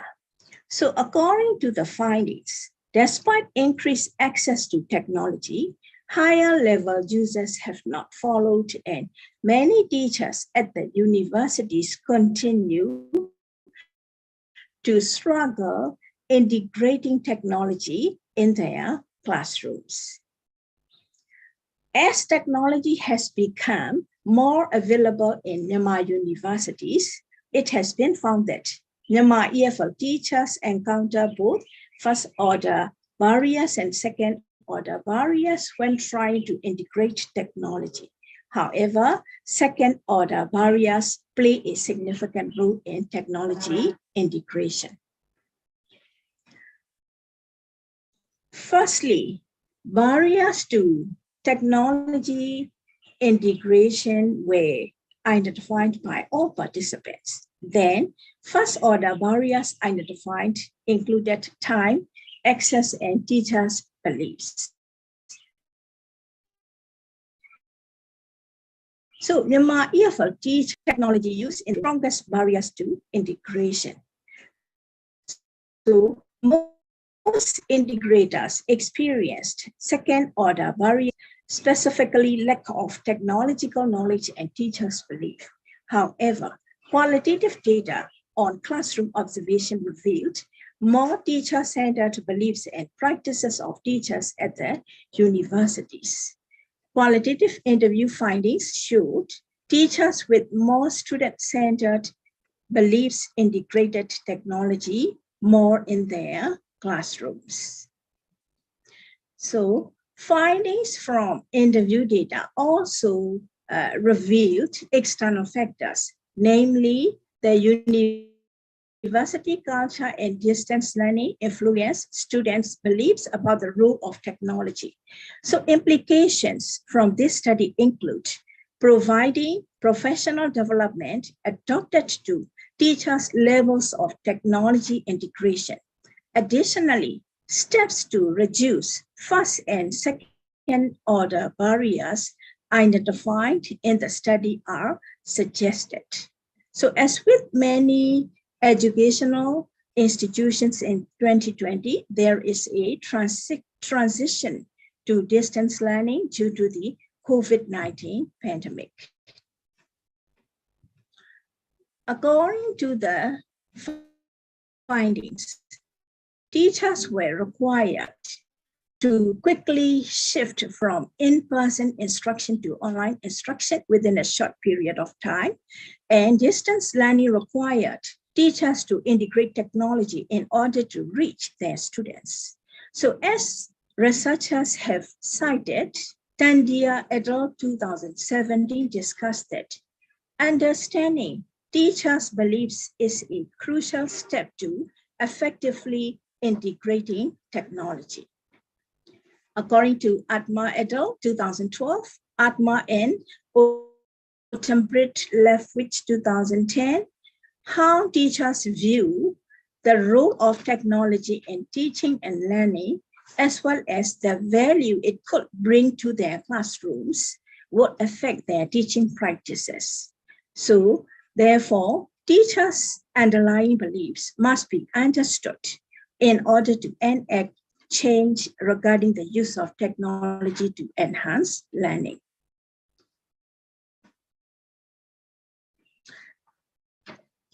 Through this talk, understanding the perception of EFL teachers at universities towards technology use in teaching and learning has been interested in. So therefore, understanding teachers' beliefs is a necessary step to achieving successful technology integration.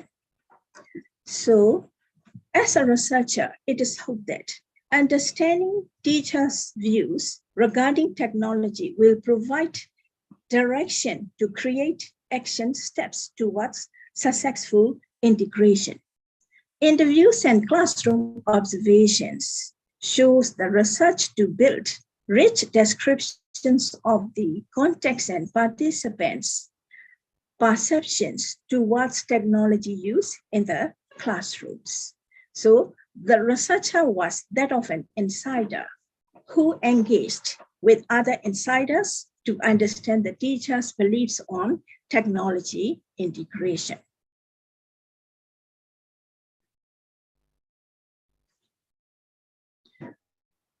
The purpose of my research was to describe teachers' beliefs about technology integration at university language classrooms.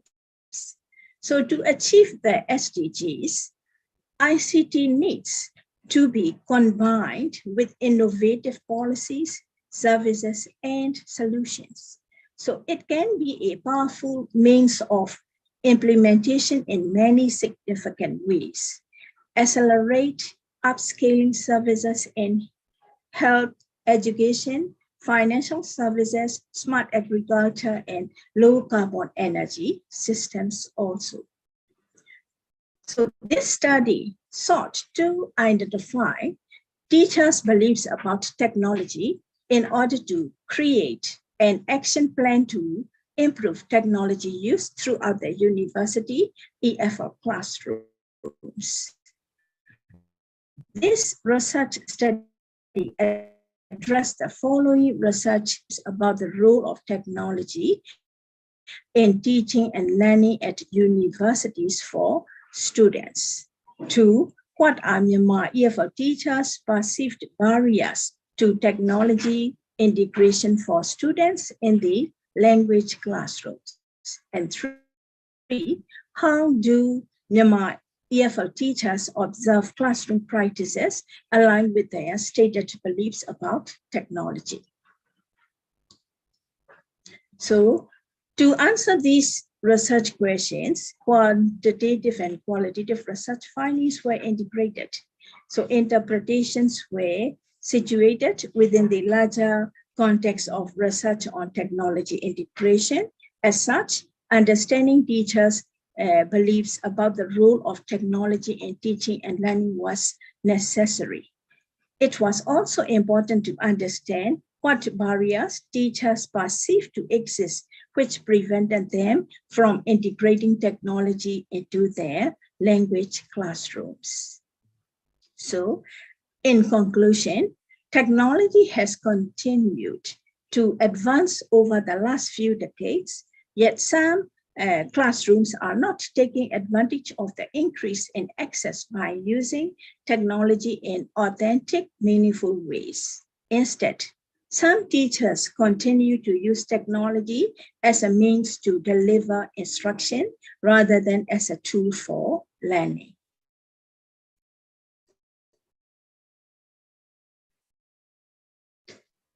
Even as the delivery tool, teachers continue to use technology in ways that make in-person teacher-centered instruction.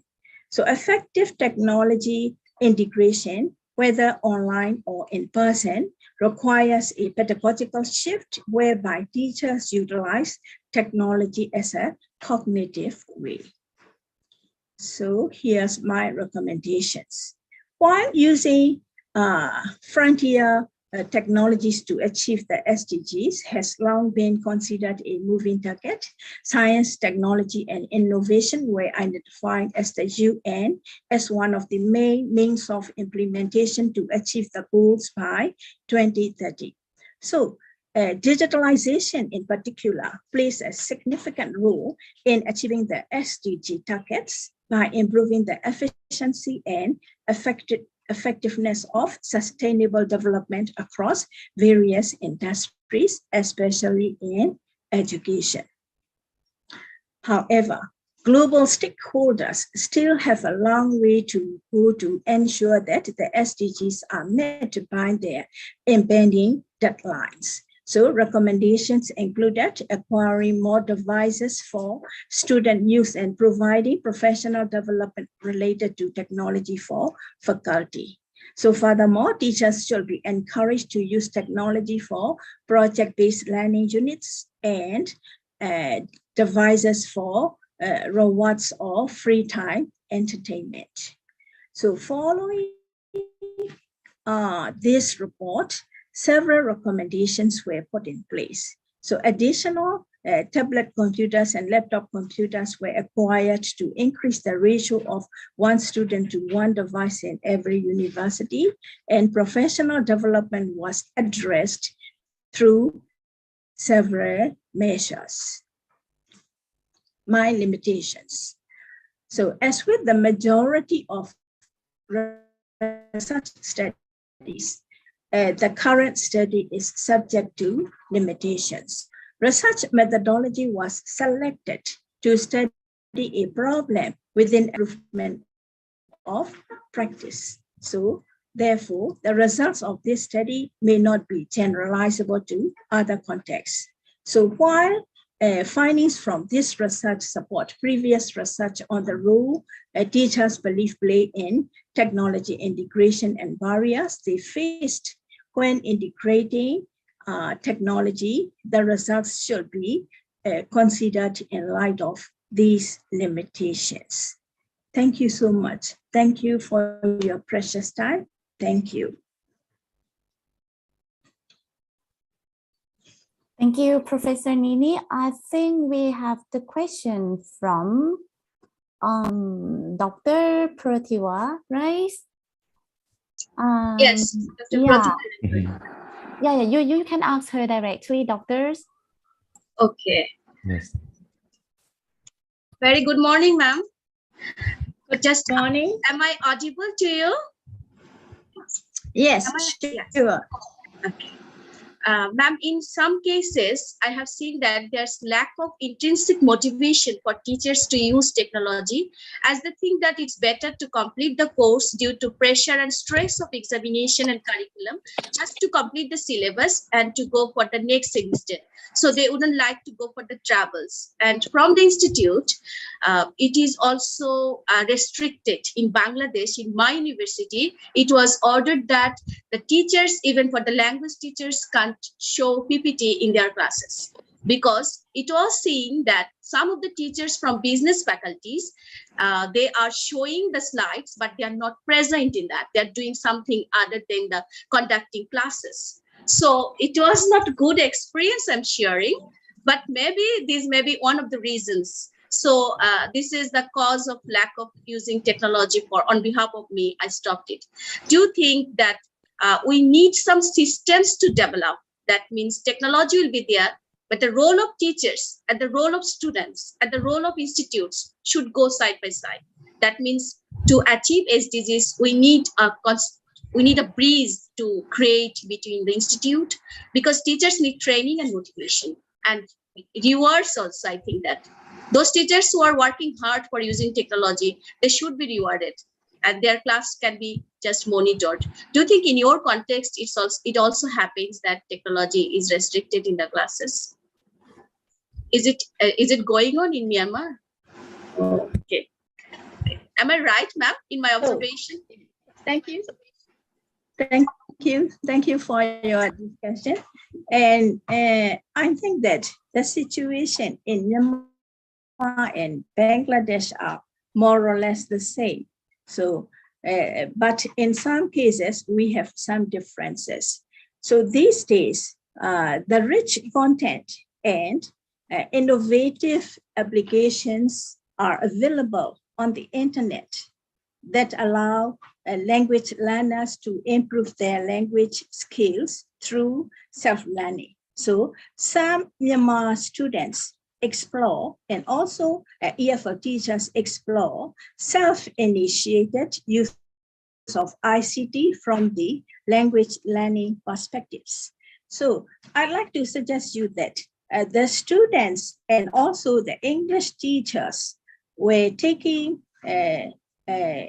English language courses at different universities. So so according to my situation, the results of my study indicate that most Myanmar EFL teachers and students reported using the available ICT tools at a medium usage level, not high usage level. So among the types of ICT tools, we can use only 3 types, which are very easy to use. For example, internet tools and application tools and multimedia resources. So they fell into the, they did not fall into the high usage level. So my suggestion is, so teachers also, students are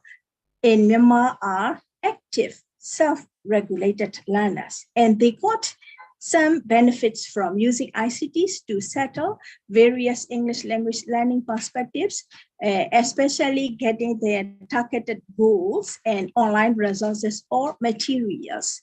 So however, it is very important for them to have the confidence and capability to learn to use new ICT tools as they become available. Therefore, the overall results expressed the need of support, guidance, and ICT training, how to apply new technologies to enhance self-regulated learning is, I think, most important among them. Thank you, ma'am. Thank you, ma'am. Yes, okay. Thank you very much. Thank you very much, Professor Nini here, for the insightful speech and very insightful presentation. And I believe that we, all participants, have a better understanding on teacher belief and technology integration practice of EFL classroom in Myanmar. And they are the same context. Yes, thank you very much. And next, ladies and gentlemen,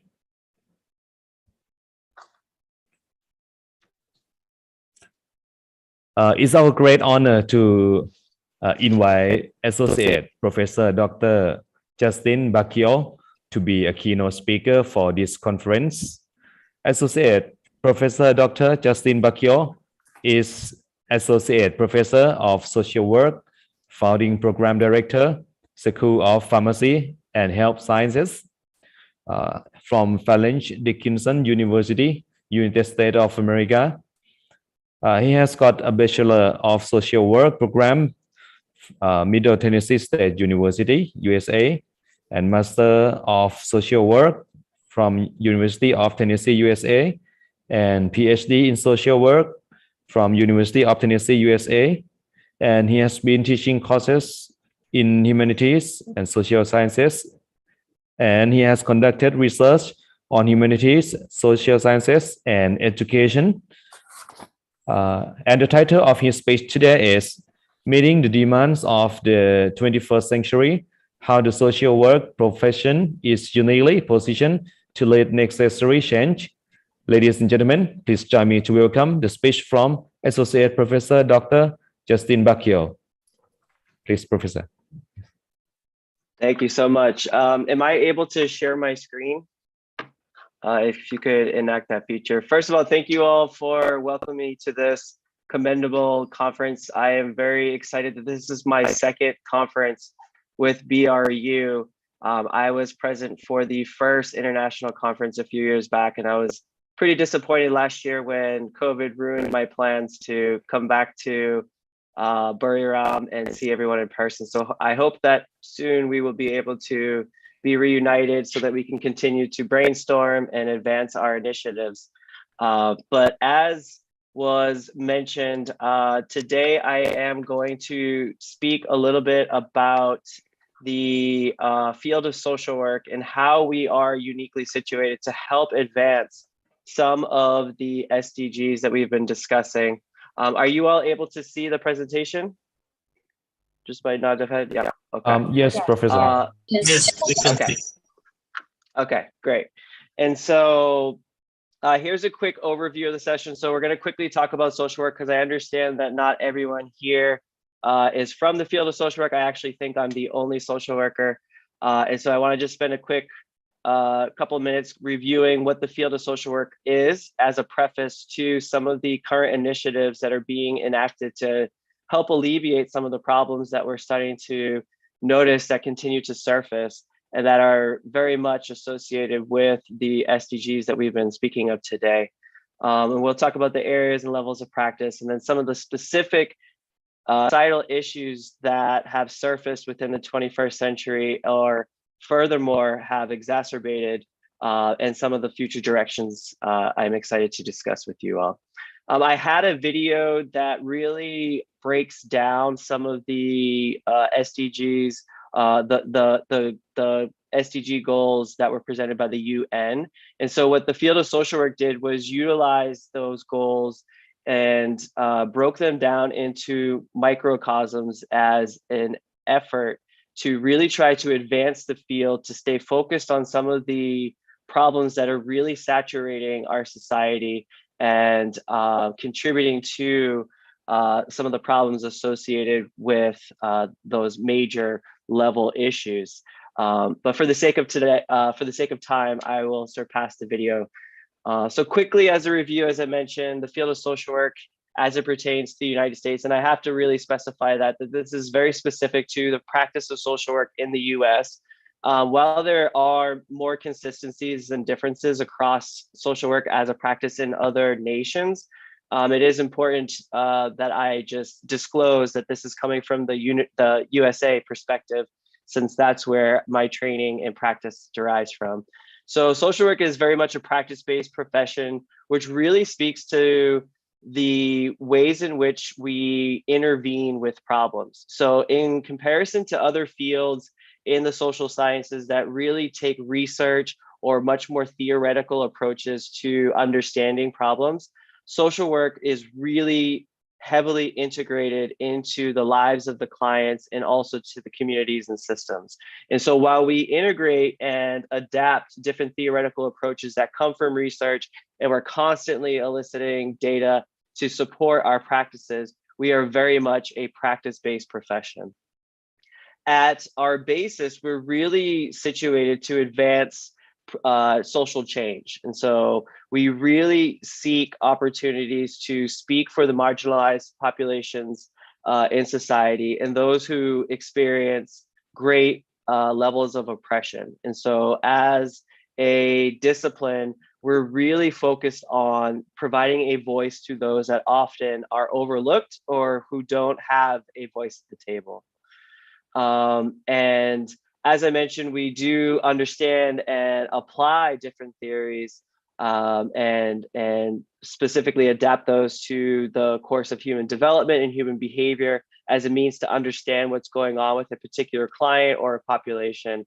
But we tend to take it to the next level to enhance the equal rights of populations and really are a voice of advocacy and reason for our populations. There's a very wide diversity of specialization in our field, which sometimes comes as a surprise to some people.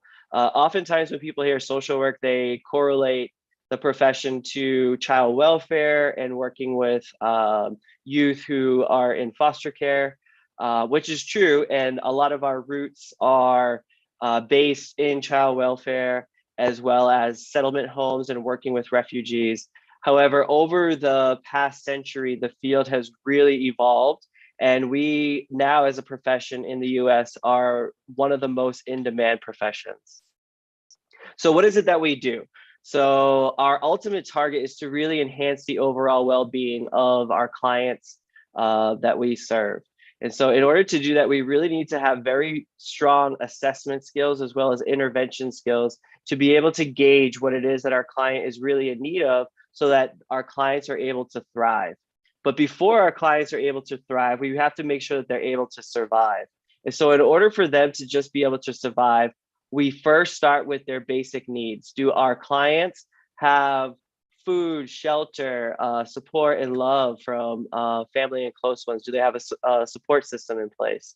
And so first we start with those basic needs before we begin to escalate to other levels of practice. And as I mentioned, we are well known to focus on working with populations that are often marginalized, living in poverty, or who are experiencing some major form of issue. So here are a list of different areas of practice that social workers are found in the US. So we work with veterans who have been active in war or active military. We're present in jails and criminal justice systems. Substance abuse is a major new area to the profession that is being highly sought after by social workers to help alleviate some of the problem, and we'll get to that further in the session. But social workers are also prevalent in government systems. We work with legislation and help to create policy to help advance meeting the needs of populations. Very prominent in healthcare, hospital systems, working in residential treatment facilities, working in psychiatric care. The demand for social workers in education settings such as school systems is drastically increasing.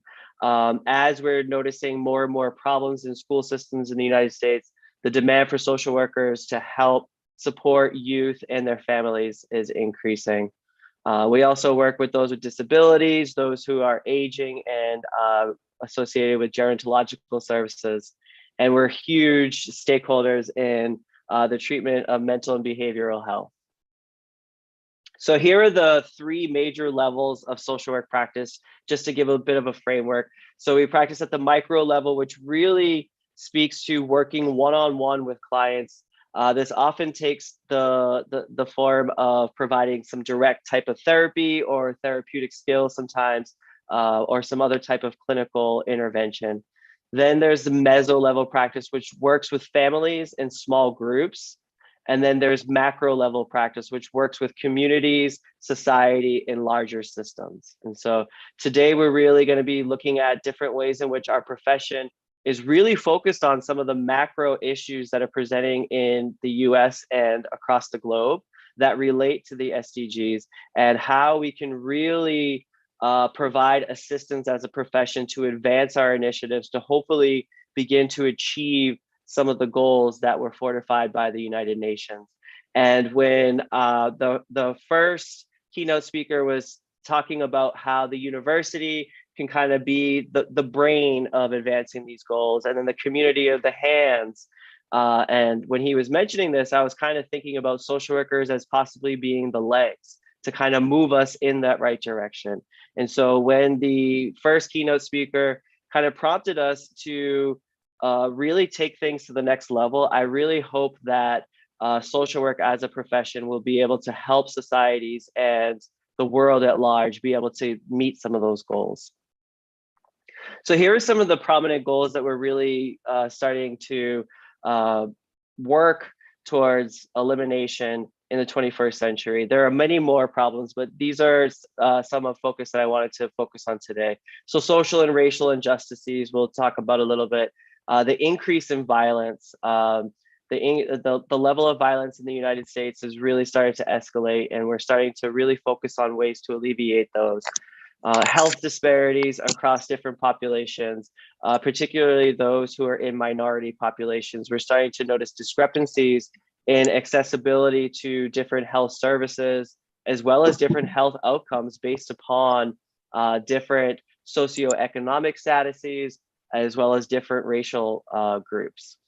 There's a major issue of substance dependency and the reliance upon alcohol and drugs in our country right now. It's actually caused a crisis in many areas. And as we'll see in upcoming slides, the numbers of deaths associated with substance addictions continues to climb.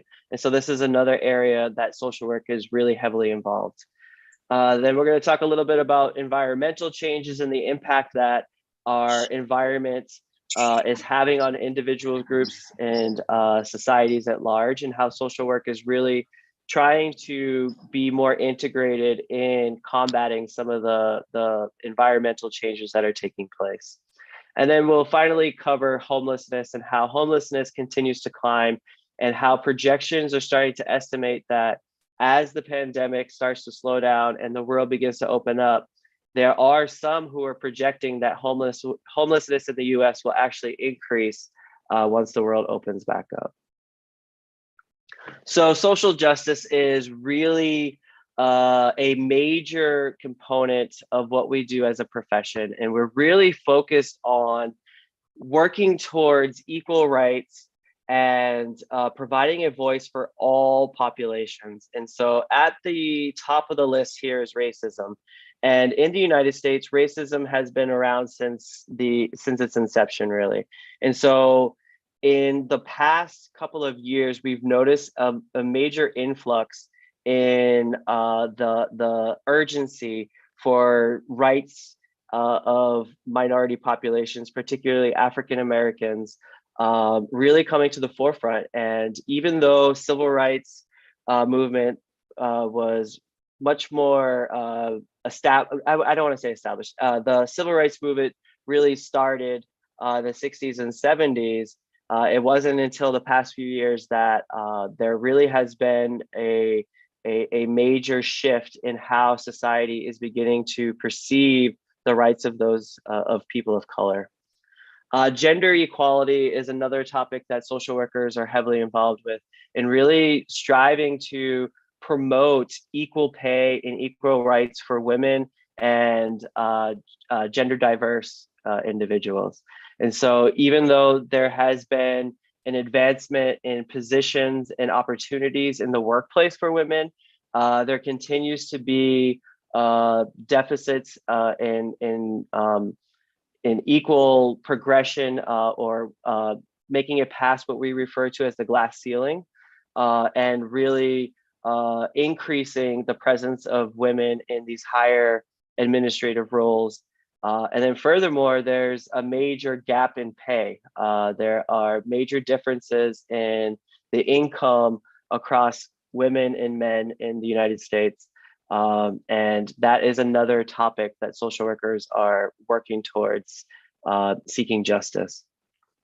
Other areas that aren't as commonly recognized are ageism and ableism. So ageism is really working towards providing equal rights and support for those who are nearing end of life, or not even that far in life, but older people. And oftentimes there are barriers to accessibility to different types of positions and types of care. And so as a profession, we're really seeking equality in that regard as well. And for those with disabilities, social workers are often involved in the treatment of those who have either physical or developmental or psychological disabilities.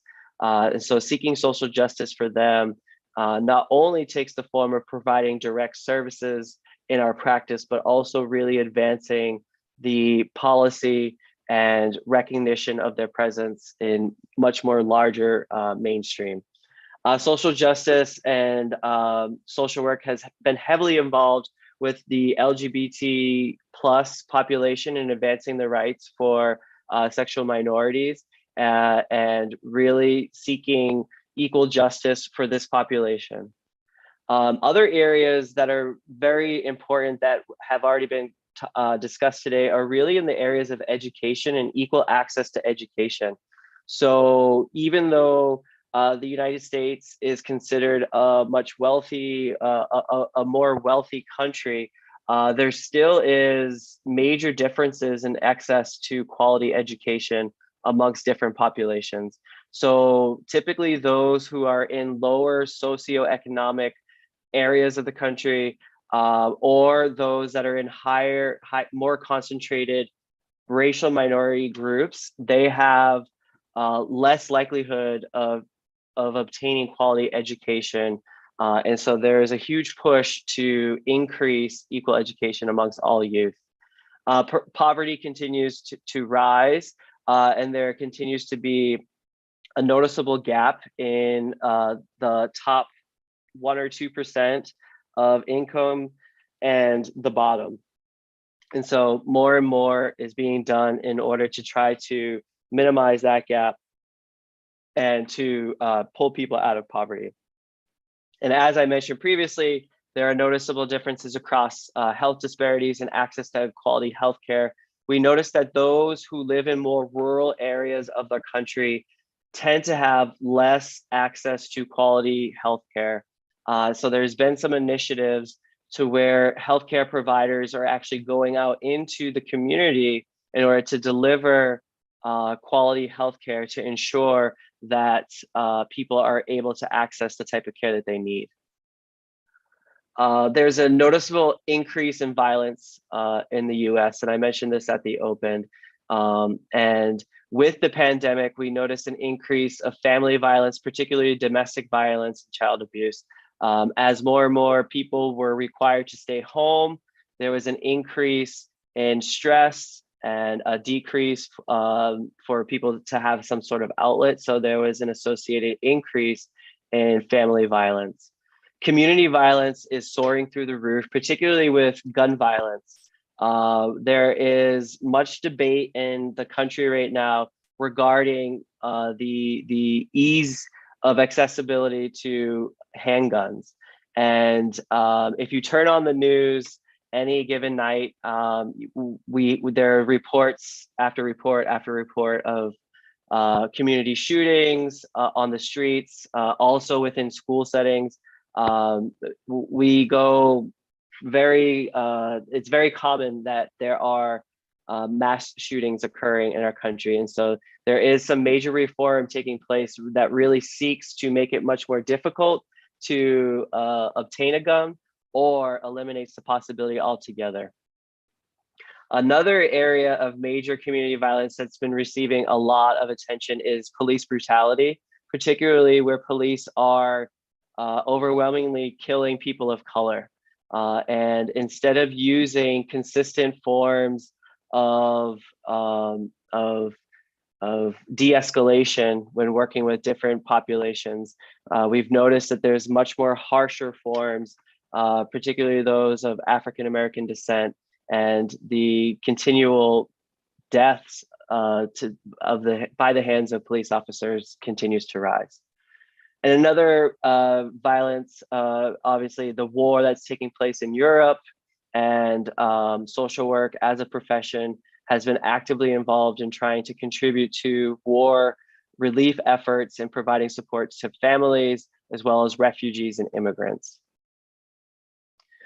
So substance dependency, particularly opioids, has been on the rise for the past decade.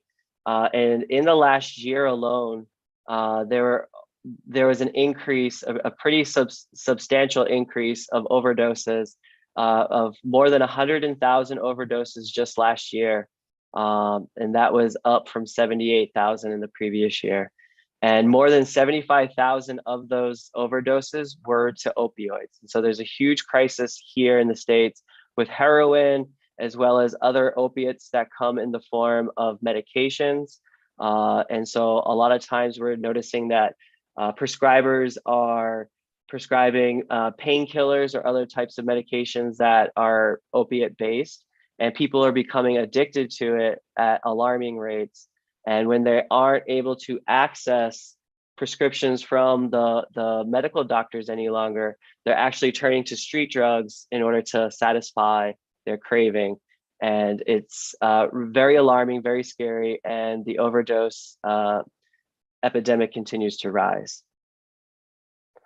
In terms of environmental justice, social work is really trying to become much more integrated in the initiatives that are opposing climate change, and other extreme weather events. And so social work is really trying to figure out a way that we can be involved in the efforts to really try to decrease the advance of the diminishment of our Earth. And part of that is really working with communities. So going back to our opening keynote speaker's speech about the importance of having trust and positive connections with your community. And social work is really trying to advance those efforts by providing education to what is happening to our Earth, to our community, and within our school system, so our youth understand what's going on. And then working with farmers and other areas of agriculture to really try to partner with them to increase natural energy sources. Homelessness continues to rise, and in 2021, there was over 326,000 sheltered homeless, and those are homeless who actually are staying in a shelter, which means here in the US, there are, in most cities, within churches or other public organizations, places where homeless can come and spend the night and get fed and clothed. And so this is only a fraction of what the actual percentage of homeless in the US is. This is only those that were tracked in a shelter. The difficulty with having appropriate statistics associated with the homeless is that they're very difficult to track because they're homeless. And so the actual rate is going to be much higher than this number here. However, this is what we have documented.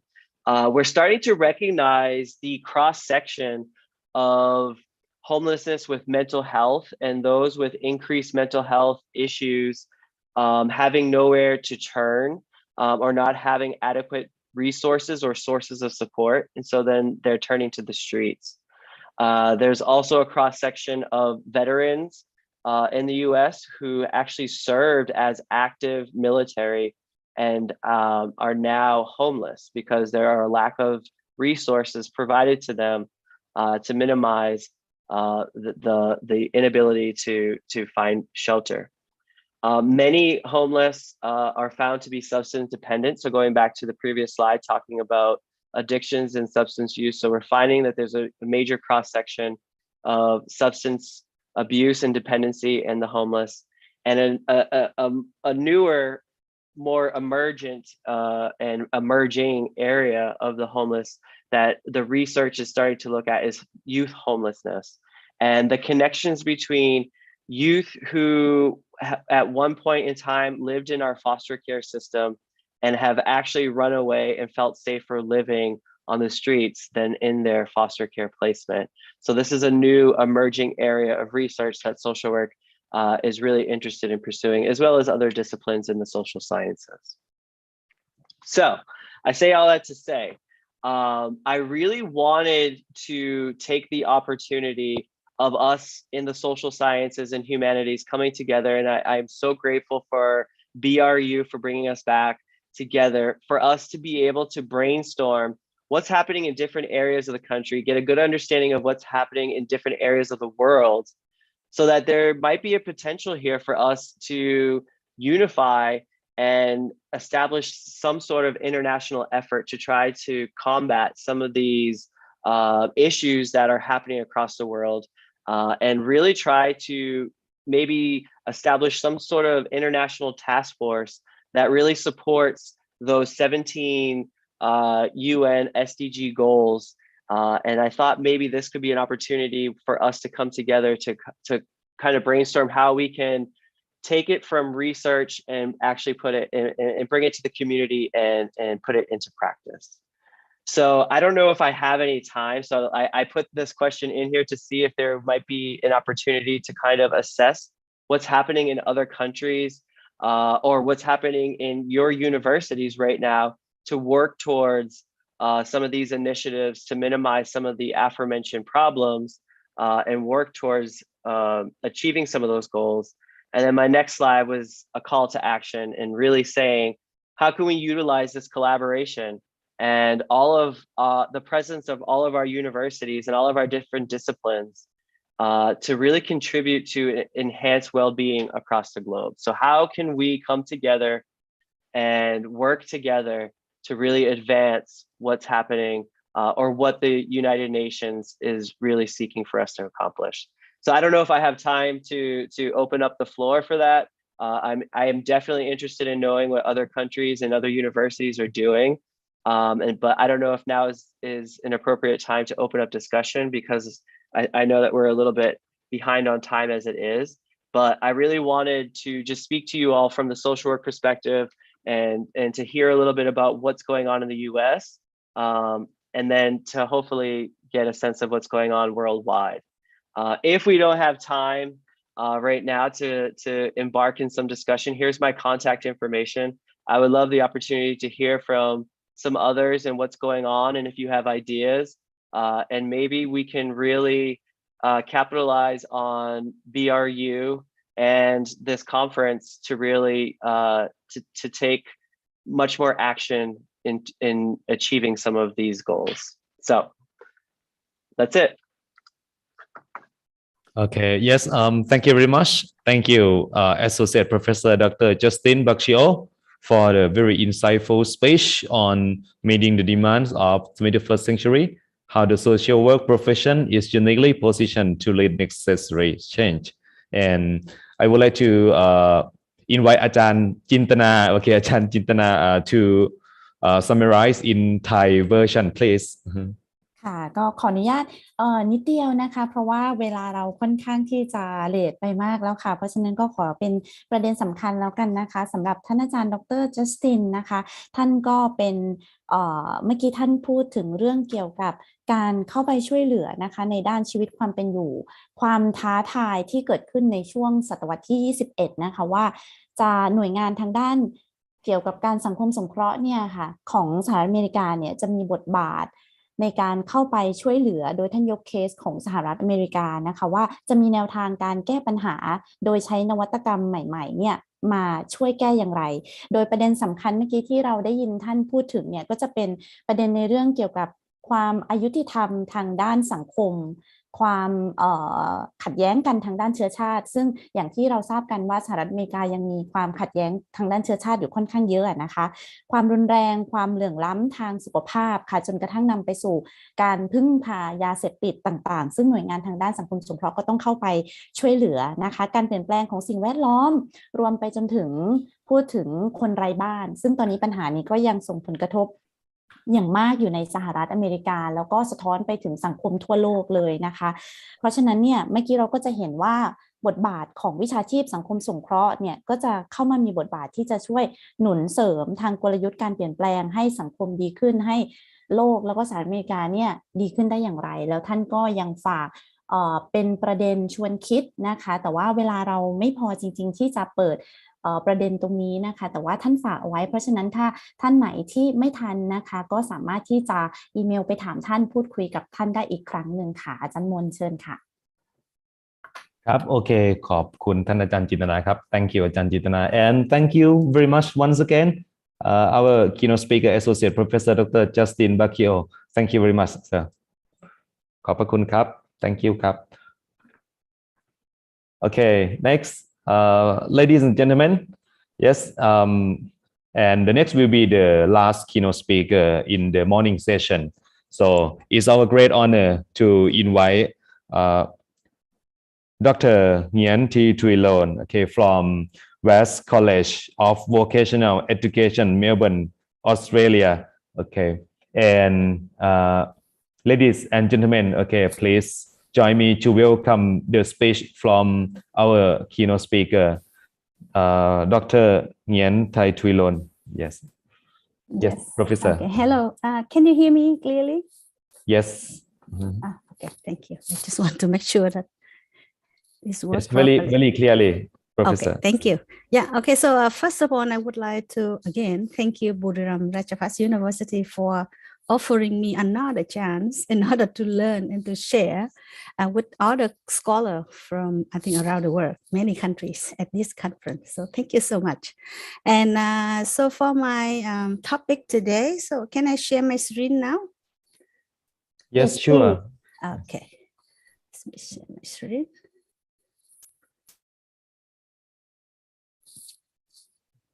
Okay, can you see the screen, my screen now, everyone?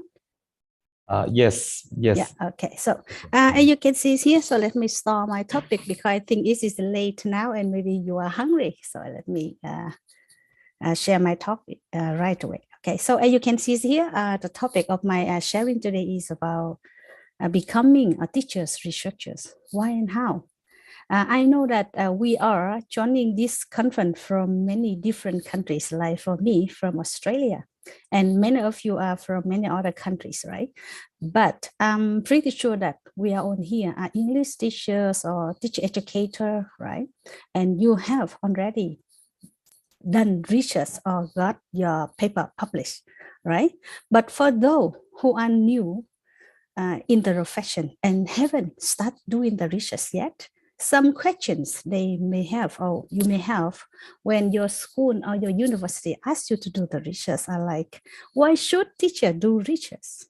Is it difficult for teacher to do the research, or how do teacher do the research when they are overloaded with so many other unnamed tasks at the university or at their workplace? Actually, these questions were also mine 10 years ago before I did my PhD study. At that time, I was a university lecturer in Vietnam for more than 5 years. But I did not do research or have any publication at all. I did the research just because I was required to do it for my PhD completion. And so far, maybe with almost 40 publications. But besides some publication from my PhD study, most of my other study are from my last room research when I taught my student in Thailand. So from the experience of a teachers, researchers, in my talk today, I would love to share with you about the topic. Okay, how to become the teacher researchers and why should we become a teacher researchers in our own classroom. Okay, so we usually, as teacher, we usually hear this statement, right? Teachers should read more academic research and base their teaching on evidence from research. But teacher usually find published paper, published research article, often inaccessible, irrelevant, or maybe inconclusive that they cannot apply into their own teaching context. So if so, teacher should do research. So what do you think? Should teacher do research in order to find out evidence or things for their own teaching? Yes, often teacher believe that they cannot, or they don't, or they will not do the research. It could be the good idea in theory, but cannot be in practice because of the heavy teaching workload. But for me, I believe that teacher can and do research even in difficult situations, but they need appropriate support. Okay, so here are some images that teacher usually associate research with, and you can see here. Teacher usually think research is about doing things with science or scientists like scientists, but research is not just done in the laboratories or for scientific purposes only. Research can also be done by the teachers in order to gain a better understanding of the dynamic natures of their own classroom. And if possible, the teacher can bring some changes to their teaching. And here are some other misconceptions teachers also have about research. And you can see here. Teachers usually think that research requires a lot of reading. Yes, is it possible? But not necessary in all kinds of research, especially for teachers' research. Referring to the reverse researcher's idea about a particular topic, yes, is useful. But it is not as important as the teachers looking slowly into their own classroom and collecting information about their student learning and their own teaching. And also, reading can come after, can come later. Teachers do not need to read and write a review of what the literature say about the topic before they can start to do the research. Okay, and another misconception teacher may have about doing the research in writing a paper. Actually, teacher do not need to write a research paper. They can, like today, right? Some of you, show the poster. The poster is about your research. Yep, we don't need to write a paper. We just present our research finding through the poster. That should be okay as well. Okay, and how about this picture, everyone? And you can see in this picture that the learner can learn. Actually, you can see it's in the real classroom. Look like the real classroom, right? It's real classroom actually. And you see that the learner are talking to one another in the real classroom environment. And if teachers explore what students do, what they say, what they think, teacher will have rich information about their student learning and also about their teaching. So we see our student every day, but that doesn't mean that we make our student bored and our lesson less interesting. That is why teachers need to do research about their classroom life in order to make necessary adjustment. Okay, so now let's come to the topic. What is teacher's research? So I think it's easy. Teacher research is the research done by the teachers, but into the problem, into the issue that concern the teacher in their own classroom. Teachers do research for their own understanding of the real problem they encounter in their own teaching context, and they examine what can be done in order to improve their teaching and their student learning or their classroom practices. Teachers' research come from or stem from teacher own questions about their daily classroom practices, followed by the teacher collecting and analyzing the data, measuring, reflecting on the impact of the instruction, and then adjust their teaching in response to the finding of the analysis. So teacher research is done by the teacher for the benefit of the teacher's teaching and their student learning. And according to Smith and Robert Ledo's 2020, there are three forms of teacher research. You can see here: action research, exploratory research, and exploratory action research. And I think we all know, we are familiar with action research, right? Action research is a cyclical process of blending acting, observing, and reflecting on what occurred. I think we are familiar with this kind of research. And exploratory research is in which the teacher have plans to explore their teaching or the student learning problem with specific questions, and then collect the data in order to find the answer to reflect on the target problems. And for the exploratory action research, you can see here, there are 2 stages in this research type. So this research involves the teacher exploring their own practices first, and then acting on the finding from the exploration in order to improve the situation. You can see here. Okay. So in order for you to better see the last type of research, exploratory action research, I give you an example. As you can see here, there are 2 stages in the exploratory action research, the exploration and the action.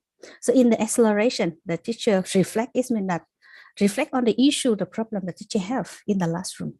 And then the teacher plan, and then to observe the action, and then to reflect on the action. And for the second stage, you can see from the finding from the exploration stage, the teacher plan the action. Okay, and the action research cycle coming into effect. So in order for you to see it clearer, so I take the situation or the problem we usually have is that our students are not motivated in the class. Okay, so the problem is students are not motivated in class. Teacher know that, and teacher plan the way to learn about the situation. Okay, by asking students about their perception, their thinking, their feeling, and also ask their colleagues to come to observe and provide a feedback on their teaching. And teacher then analyze the data and learn about the situation. For example, teacher learn that, oh, my students want more speaking, more interactive activity in the class. So with this finding, the teacher then plan how to act in order to improve the situation, in order to make the student motivated in the class. So the finding from the exploring stage help the teacher to plan and design an action plan for this issue. For example, the teacher will teach more conversations in the class, or the teacher may give the student more interactive activity in the class, or the teacher, again, okay, need to learn what their new actions has effect, what effects their new action have on the student. So they ask the student for their perception, or maybe invite their colleagues to observe their new teaching plan again, and then they come up with a solution. So for example, the teacher come up with a solution that yes, students now become more motivated in the class, but they need more practice, for example. Okay, so from this example, I think it's clear to you that why teacher need to explore before taking the action, right? Okay, I think it's clear to you that exploration helps the teacher to have evidence which will help them to understand or to solve the problem better before plunging into the action. Because you know that, right? When we plan an experiment or we learn to take the action in order to fix the problem in our teaching, it takes time, right? So that's why we need to explore before we take the action. We need to save our time in setting up unnecessary experiment. Okay, so exploration also provide a baseline for the teacher to compare. For example, before the experiment, how the student learned first, and then after the experiment, how the student learned. This means we have the baseline to make the comparison later in analyzing the finding. Okay, so now let's move on to the next sessions, everyone. So why should teacher become a researchers? Okay, now the next part of my sharing today is why. Why should teacher become the researchers? Okay, actually, there are many reasons for teachers to become the researchers.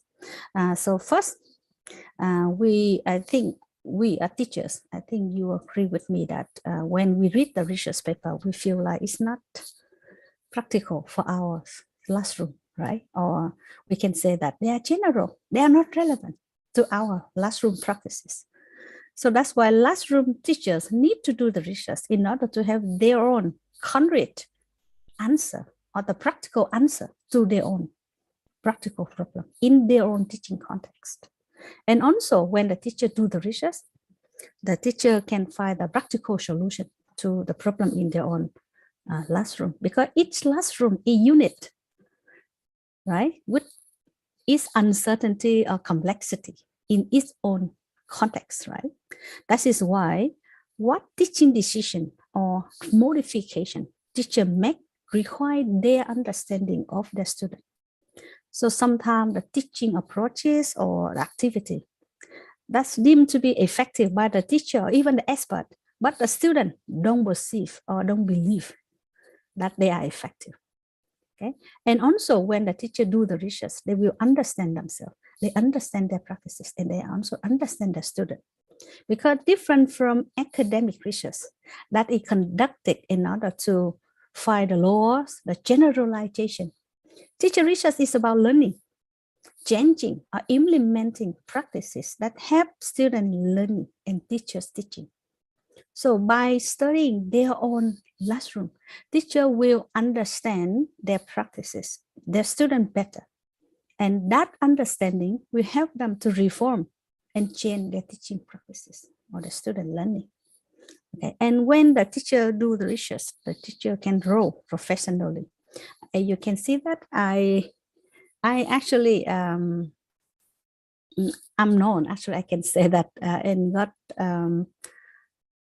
invited for many international conferences just from my publication. Yeah, people read my publication and then they get contact with me, and that's how I build up my network as well. So I think that doing classroom research help us to grow professionally, because researching our practices is an opportunity to learn. When we do the research, we make use of the external sources from the expert, academic researchers, and also students and other participants in the educational system. So from the teachers, frequent self-inquiries into their own teaching practices, their participation or discussion with others about research, they will be more open to new ideas and also the possibility about which strategy may work best for my student that the existing literature cannot provide. So such local knowledge, I say local knowledge, means the knowledge that the teacher can find in their own teaching situation only, will build the greater practical knowledge, and also this knowledge will guide the teacher's action in any changing teaching context. And also when the teacher conducts research, their knowledge with the concrete evidence into the teaching practices can be shared with their colleagues, educator, policymaker via conferences or publication. Like in my case, I actually share my classroom research through my publications. And their contribution will be recognized institutionally, nationally, and internationally. Okay? So those are the benefits of teachers doing the research.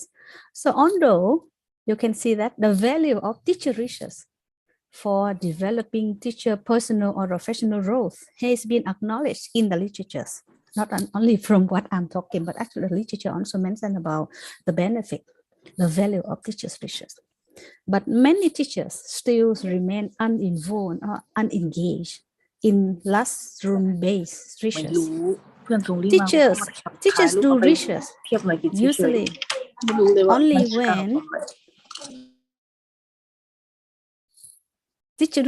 only when they want to meet the requirement of the higher education, exactly like me, my case, right? I did the study research. I did the research only when I had to, because I had to have the publication from my research for my PhD graduation. So yeah, that is, I think, common cases for teachers. We try to do the research in order to meet the requirement for our higher education. And usually our motivation to do the research will fade out when we got our desired qualification.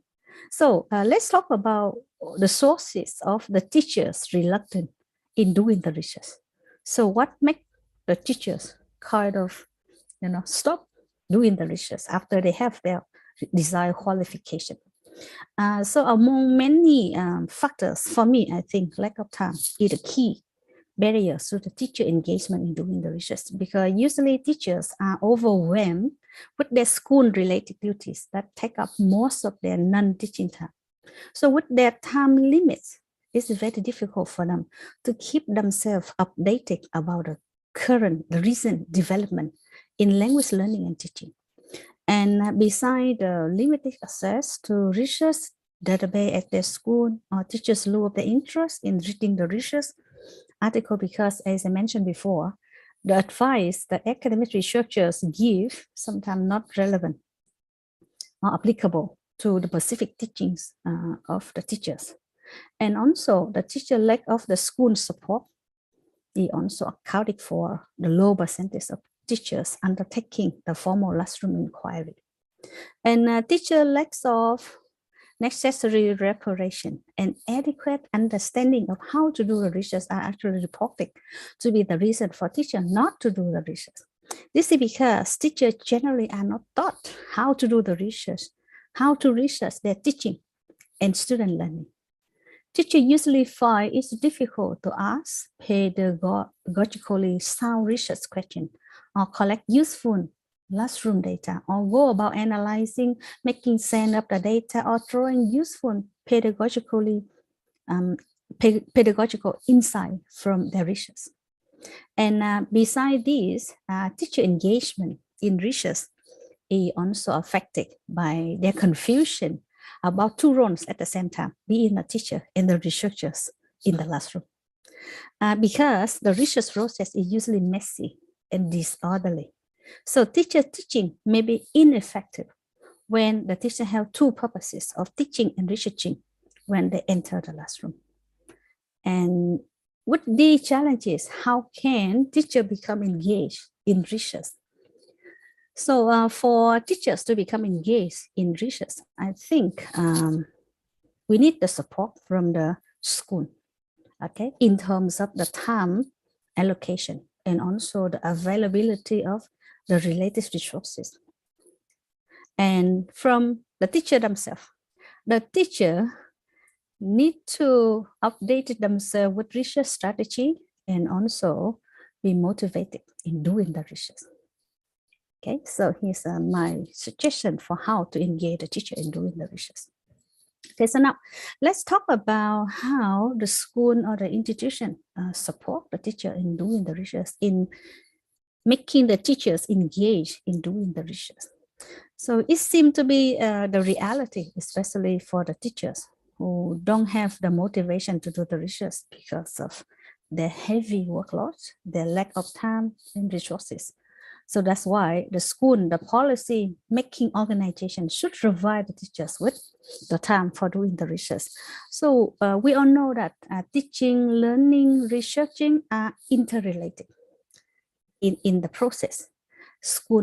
That's why school leaders need to balance the teaching time and the set aside time, or we say the research time for the teacher to do the research. Okay, and besides balancing the teaching and the researching time for the teachers, the school also make research one of the teacher major tasks. When I say making research as teacher major tasks, so don't get me wrong here and don't blame me here. I say this because I know teachers are overwhelming with so many duties. But I say this because I think teaching is not a purely technical activity where the end goal is predetermined and achieved by applying the desired teaching methods. But teaching is also about questioning, theorizing, and reflecting on the teacher's teaching and the student learning.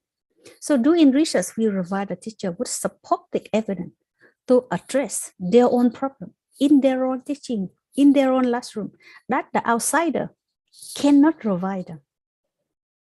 And also, I think the school should also provide the teacher with the flexibility and encouragement in improving the program. It means that when the school would like to make changes to the curriculum, they need to involve the teachers because they are the person who directly apply the curriculum in the teaching, so they know what needs to be changed. So when the teachers receive the school leaders' permission to make desirable changes when needed, for example, or listen to their voices, when they want to make changes to the curriculum, I think the teacher will be more willing to inquire into their practices and make necessary adjustment into their teaching. And another kind of support from school leaders to facilitate teacher engagement in doing the research is the resource. But what I would like to mention here is the accessibility to the professional group, or we say teacher professional learning communities. I think we heard about that, right? So the communities can be formal, informal group of teachers or association of teachers with aim to provide the different opportunities for teachers to learn about how to do the research. So there are two ways to have the kind of teacher professional learning community. So first is the top-down approach. This communities. This is when the school, organize some kind of community, but through their network, to invite the trained educator and who come to support the learning of the beginning teacher, the new teachers. And also the school create the environment where the new teachers, the novice teacher, can work with experienced teachers. So they can work together as the mentee and the mentor in order to renew their professional development. And in the bottom-up structures of teacher professional learning communities, this is when a group of teachers, connecting, working together, they can learn from each other. They can share with each other about research, like they can talk about how to identify the problem, how to collect the data, how to make improvement onto the practices, or share what they learn with others. Okay, so these are the kind of support that the school and the institution need to provide to the teachers. And here are some of my suggestions for teachers themselves to engage in doing the research. So in order to do the research, the teacher first need to have an inquiry questions. And the teacher needs to know how to control the conflict between being the researchers and the teacher at the same time in the classroom. Okay, and also the teacher need to be a reflective practitioner to reflect on their own teaching and also to keep their research inquiry stand going. Okay, so now I will talk about each of these 4 suggestions one by one. Okay, so now let's start with the first one. Begin with an inquiry questions. No matter how teachers do their classroom research, they have to begin with a significant learning and teaching problem.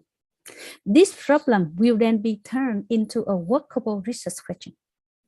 So different from academic research, would normally begin with an extensive review of the literatures on the topic the teacher would like to research, right? And the researcher would like to work on. But for the teacher research, it's a practice-oriented research. So it doesn't require the teacher to do an extensive review of the literature in order to identify the gap, but it begins with a practical problem the teacher wants to solve in their own classroom. Okay, so a problem, after the problem is identified, the teacher needs to combine their theoretical knowledge or maybe intuitive knowledge or experience with the student, or even they can concern with experienced teachers in order to develop the questions or maybe hypotheses about the problem. And these questions involve the teacher's desire to understand their teaching or their student learning in a significant way. So for example, when you are teaching speaking, for example, but you found that your students are not interested in speaking, they are shy to speak, for example. So your question can be, how or what can I do to increase my student level of engagement in my speaking classes? Or when you are teaching the student writing and you would like to apply the peer feedback activity in the writing, but you know that your student used to study with their own teaching methods, mean that a teacher-centered approach, they never know how or why they need to give the feedback on their friend writing. So your question, research question here can be, how can I facilitate editing and revising activity with my student who are used to teacher-centered approaches in their writing class? Okay, and to answer this question, the teacher can collect the data from many different ways. For example, experiment, the teacher can use new teaching techniques, or can use survey, or maybe a video recorded lesson, or maybe classroom observation, or maybe student raise or interview or reflective journal. Okay, and I know you may ask me, oh, there are so many problems going on in our classroom, so many issues to address, so many problems teacher need to solve. So how to ask question, or where the question come from? Okay, here my suggestion. Teachers' research question can come from 3 sources. Okay, first, a successful story. A successful story means something that worked in the teacher classroom, but the teacher would like to explore further. Okay, for example, the teacher noticed that using the short story to develop the reading comprehensions of the student, improve the student reading skill. And now teacher want to know what aspect of student reading skill have been improved and what kind of story were more successful. And then teacher want to explore whether other narrative genres like comics can have the same effect on the student reading comprehension.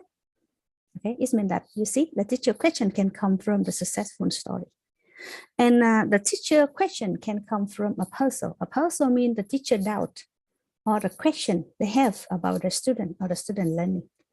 Okay, so for example, your student have expressed to you that maybe many times that they get bored in your class. You observe them for a while and you notice that they are not engaged during the lesson, even when you plan more active activities. So now you would like to know what they think about the class, how lesson could become more engaging for them. Okay, the teacher have questions from the puzzle, the situation. The teacher have question about or doubt about. Okay, and the third situation the teacher can have the question from is the challenging situation. The challenging situation is when something didn't work and the teacher want to know why. For example, the teacher used the role play in the class in order to help students to become more confident in speaking English. But students did not respond well to the activity. And they told you that they still feel embarrassed or anxious when speaking in front of people. Now you want to know why this happened. Okay, so here's just my suggestion that your research question can come from 3 sources. Okay, a successful story, a puzzle, or maybe a challenging situation.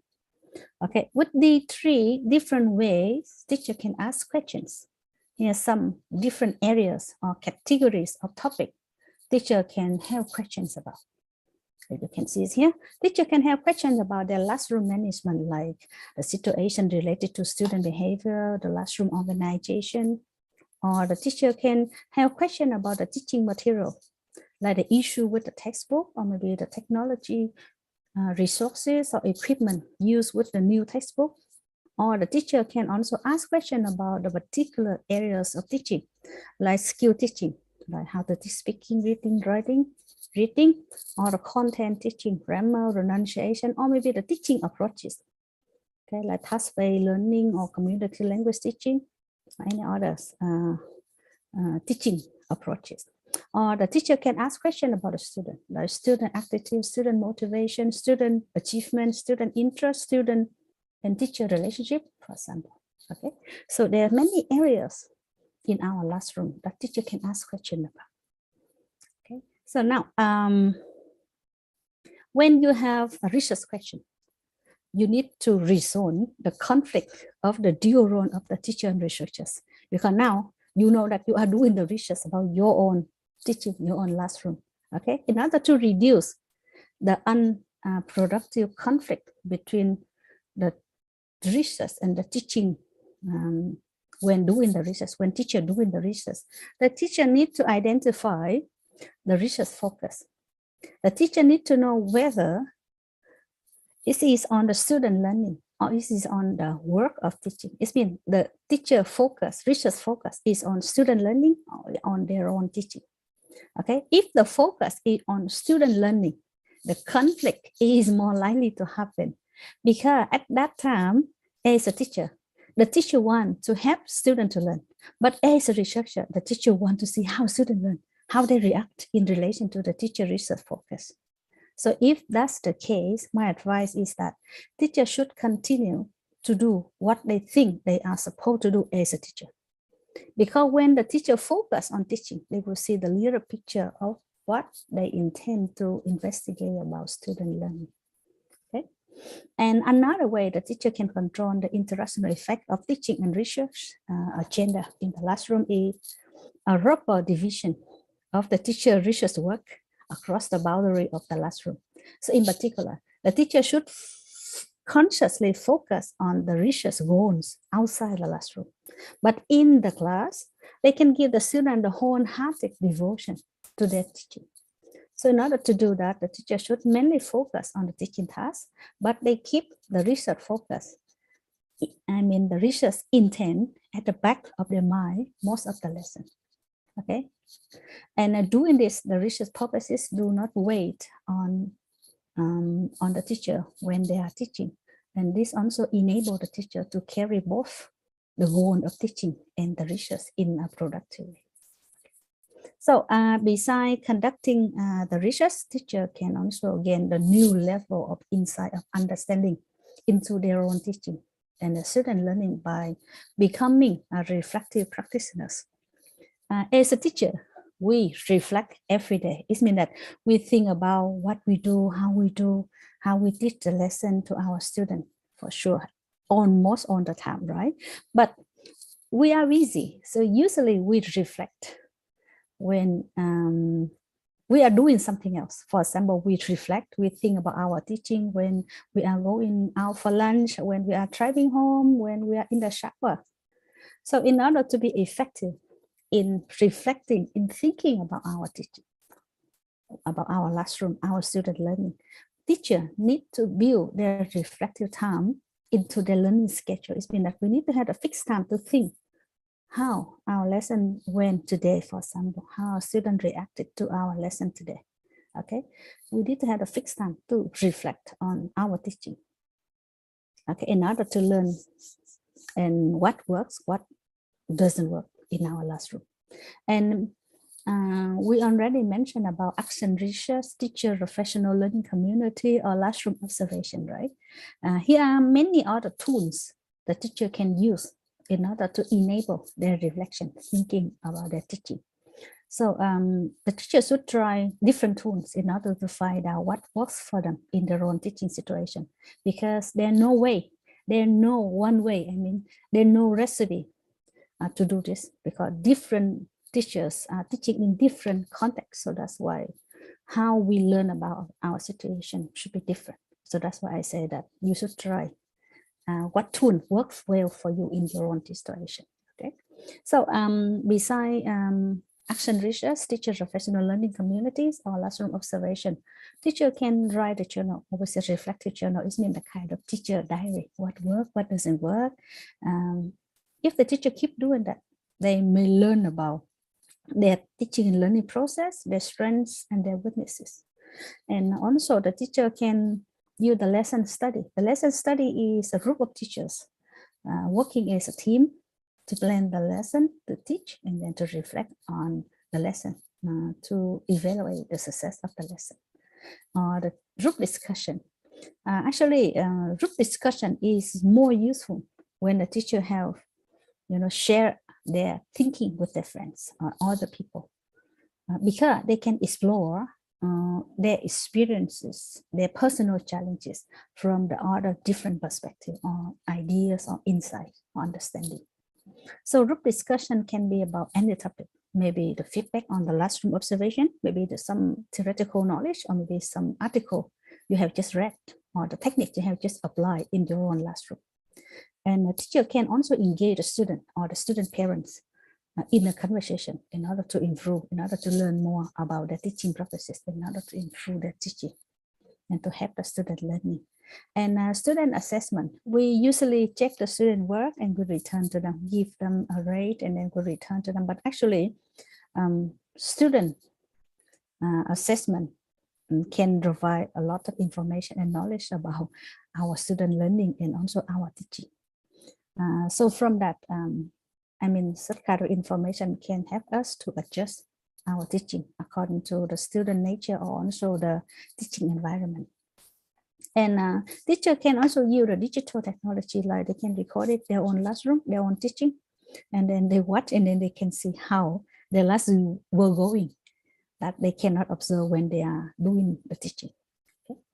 And again, reflection is a key component of teacher research. That's what I can say. And this is important to good teaching as well. So that's why teachers reflect for their own learning, not for anyone else. That's why teacher can use any tool that's relevant to their own teaching context. Okay. And my last suggestion is teachers should keep doing the research.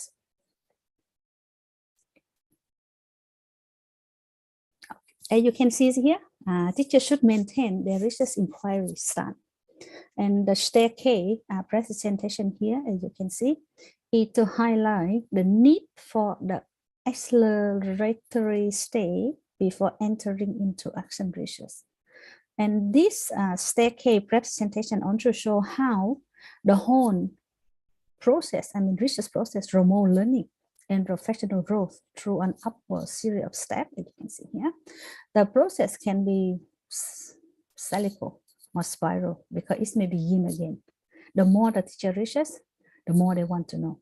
So for example, from the observation or the feedback from colleagues or from teachers on reflection, the teacher may initiate new questions to answer and another cycle of exploration or action may start again.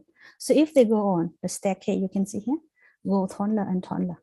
Okay, so for example, here's a few ways teacher can keep engaging in doing the research. For example, your initial research only partially answer your question, but it tells you where you need to look to find more complete answer. Or after you analyze the data from your research, your first research, classroom research, and you found something that you did not expect or you cannot explain, so you should continue. Okay, you see the cycle will continue. Okay, and or you find the answer, but the answer you got from your reverse finding research are general, and you want more specific answer. So that's why you develop more detailed research questions, and to continue another cycle of exploratory or action research. And or maybe the feedback you receive from sharing your finding provide you with the new idea that you would like to try out.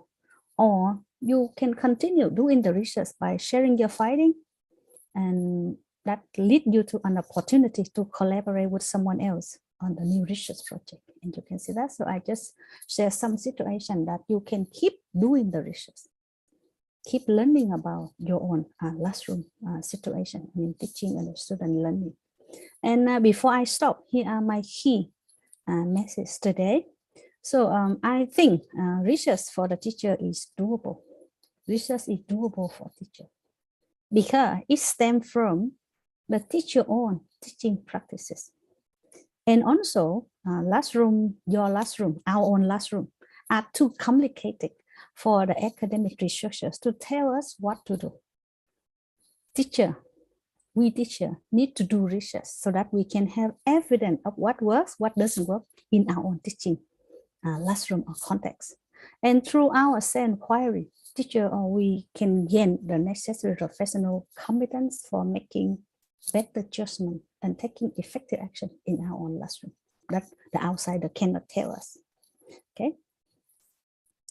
And teachers are the greatest success of any education, and I think you know that. And also, actually, they are the key to the high quality education. But usually, teachers are often overburdened and have very little time and insufficient preparation and limited resources to do the classroom research. So, in order to engage a teacher in the classroom research, I think support from school, from experienced teacher, also the teacher educator is needed. And the secret to the success for the teacher in self-inquiry is their desire to make a difference for the student. Their curiosity about what makes their student learning better. Their determination to include the student as a valuable external resources in the process of learning and their willingness to improve the teaching practices. So that's what I would like to share with you today. Thank you very much. And here is some of the references I use for my sharing. And also, if you have any questions, you can email me. Here's my email. Okay. Yes, yes. Wow, that's very interesting. Thank you very much. Thank you, Professor Dr. Nguyen Thi Trilon. Yes, for your very insightful speech and on becoming a teacher, researcher, why and how. Yes, so we can see that we should do the research and teach the student as both research and teaching are very important to develop education, although there are so many factors affect the time or any factors, right, Professor? Yes, thank you very much once again, Dr. Nguyen Thi Trilon for your keynote speech. Yes, Ajahn Chintana, would you like to explain in Thai briefly? Yeah, just a little bit because now it's just like no time, but a little bit okay. Yeah, thank you so much. ประเด็นที่น่าสนใจมากๆเลยค่ะก็คือดร.โลนเนี่ยก็ตั้งคำถามบอกว่าเราจะเป็นครูในฐานะของครูเนี่ยค่ะจะเป็นนักวิจัยยังไงนะแล้วจะต้องทำอย่างไรเพราะว่ามันมีข้อถกเถียงหลายๆอย่างที่น่าสนใจอะค่ะแต่ว่าประเด็นที่อาจารย์จบประโยคไว้อะค่ะอาจารย์ว่า teacher should do research เลยก็คือคุณครูเนี่ยจะต้องทำวิจัยเลยค่ะเพื่อเอากระบวนการวิจัยนั้นนะคะมาเก็บรวบรวมข้อมูลวิเคราะห์ว่าเกิดอะไรขึ้นในสถานการณ์ในชั้นเรียนในคลาสรูมของตัวเองนะคะแล้วก็เอามาปรับใช้ภายใต้บริบทของชั้นเรียนตัวเองในขณะที่หน่วยงานเองที่คุณครูดูแลรับผิดชอบอะค่ะอย่างที่เราทราบดีโดยเฉพาะ in Thai situation ที่คุณครูรับบทบาทหนักมากในทุกหน้าที่เพราะฉะนั้นหน่วยงานเองอะค่ะก็ต้องให้การจัดสรรเวลาคุณครูในการทำวิจัยด้วยแล้วก็ในขณะเดียวกันก็เป็นคุณครูด้วยค่ะแล้วก็วิเคราะห์สะท้อนผลแก้ปัญหาเพื่อให้ชั้นเรียนของตัวเองมีประสิทธิภาพที่สุดค่ะอาจารย์มนโอเคครับโอเค yes thank you very much all keynotes in the first session so thank you Professor Dr. เกรียงศักดิ์เจริญวงศ์ศักดิ์ yes Professor Nini Liang from Mandalay University of Distance Education from Myanmar. Yes, thank you very much. Associate Professor Dr. Justin Bakker from Fairleigh Dickinson University, USA. And ladies and gentlemen, okay, thank you, Ajahn, Professor Dr. Lon too. Yes. And ladies and gentlemen, those are the speeches from our keynote speakers. And we hopefully that they do light the ways to develop our field of study as the theme roles of humanities and social sciences in sustainable development goals via community engagement. Yes. And now, may I introduce the parallel session in the afternoon? Yes. For the afternoon session, it will be the presentations. So there are 7 presentation rooms. And each room will have featured speakers, commentators, presenters, MC, and facilitator. However, the MC in each room will give more information about the presentation again. And please be informed that the afternoon session will begin at 1 p.m. So all presenters please sign in and enter the Zoom link at 12:30. So now it's 12:06, so it's about next 25 minutes. Yes. And yes, and to get ready for your presentation. And there are 2 links. Okay, there are 2 Zoom links. The first link for international presentation and another one for national presentation. And I will send the link into the chat box of this Zoom link. And please enter the Zoom link with the code you have. I mean, your name and your number of presentation room. And then you will go the separated room. Yes. Yes. Would you like to ask any questions or some details more? So if no, okay. I think everyone will wait for the presentation session. Okay, thank you very much once again. Thank you, the President. Thank you, the Dean. Thank you, all keynote speaker. Thank you, all distinguished guests. Okay, see you in the afternoon session. Okay, thank you very much. ขอบคุณทุกท่านนะคะ สวัสดีครับ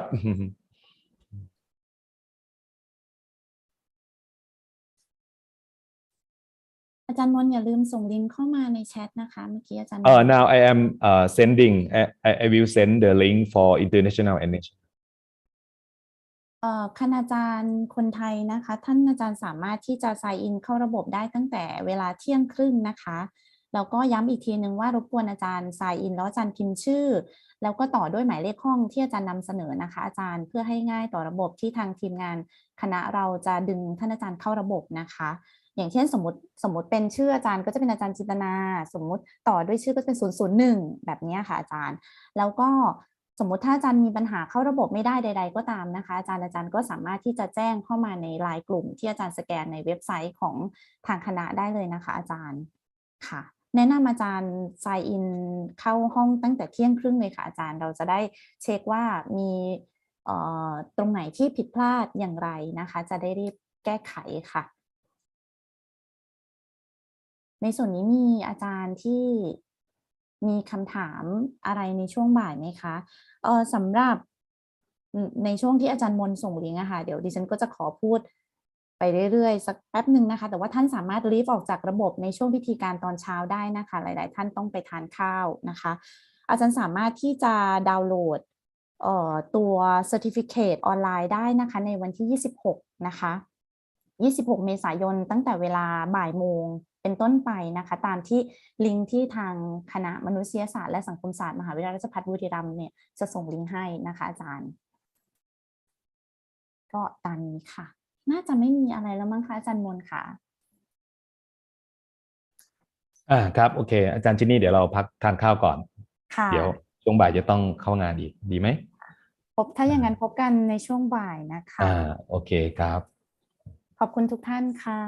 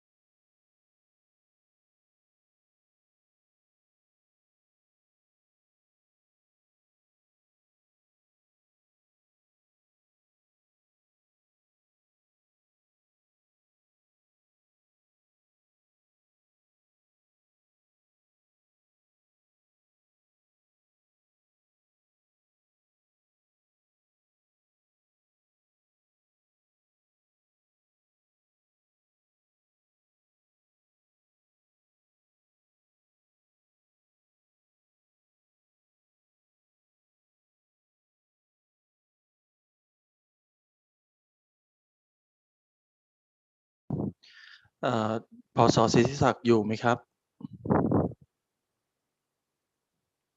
พศสิทธิศักดิ์อยู่ในห้องนี้ไหมครับ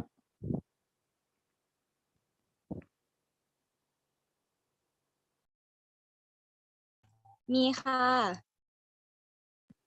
ผมไม่รู้ว่าเขาใช้อันไหนอะพอดีเขามี2 จออันที่มีนามสกุลหรือมีชื่ออย่างเดียวพอดีจะตั้งเป็นโคโฮสครับ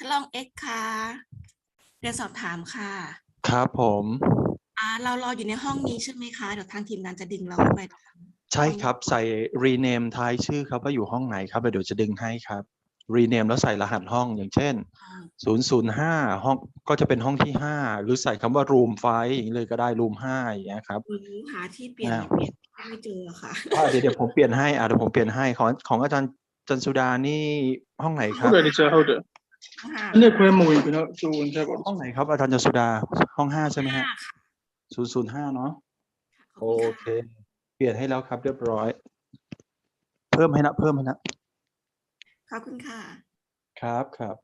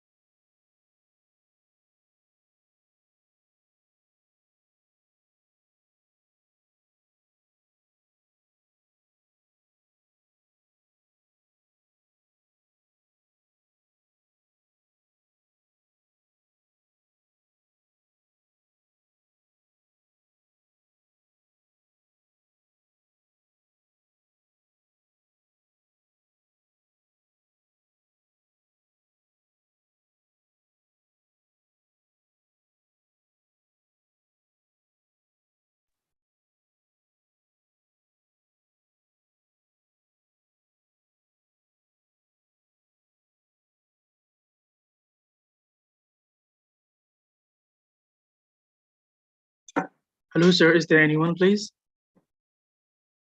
Yes, sir. Which link should we join? The above one or the lower one? What's your room number, sir? My room number is number 6.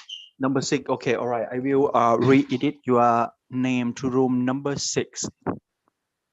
My room number is 6, and my number is 4. Jose. Yeah. All right. Okay, I rename you already. I put number 6 at the end of your name. Room So number 6. Oh, thank you. Okay, all right.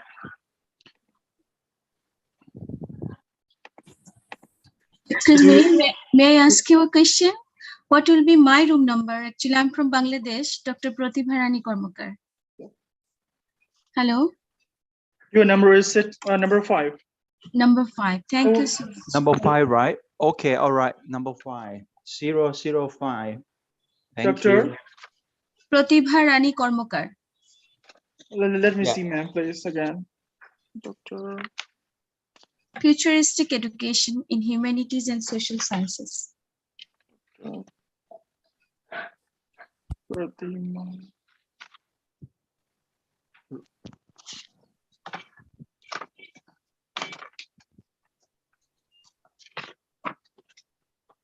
$14 number paper, most probably.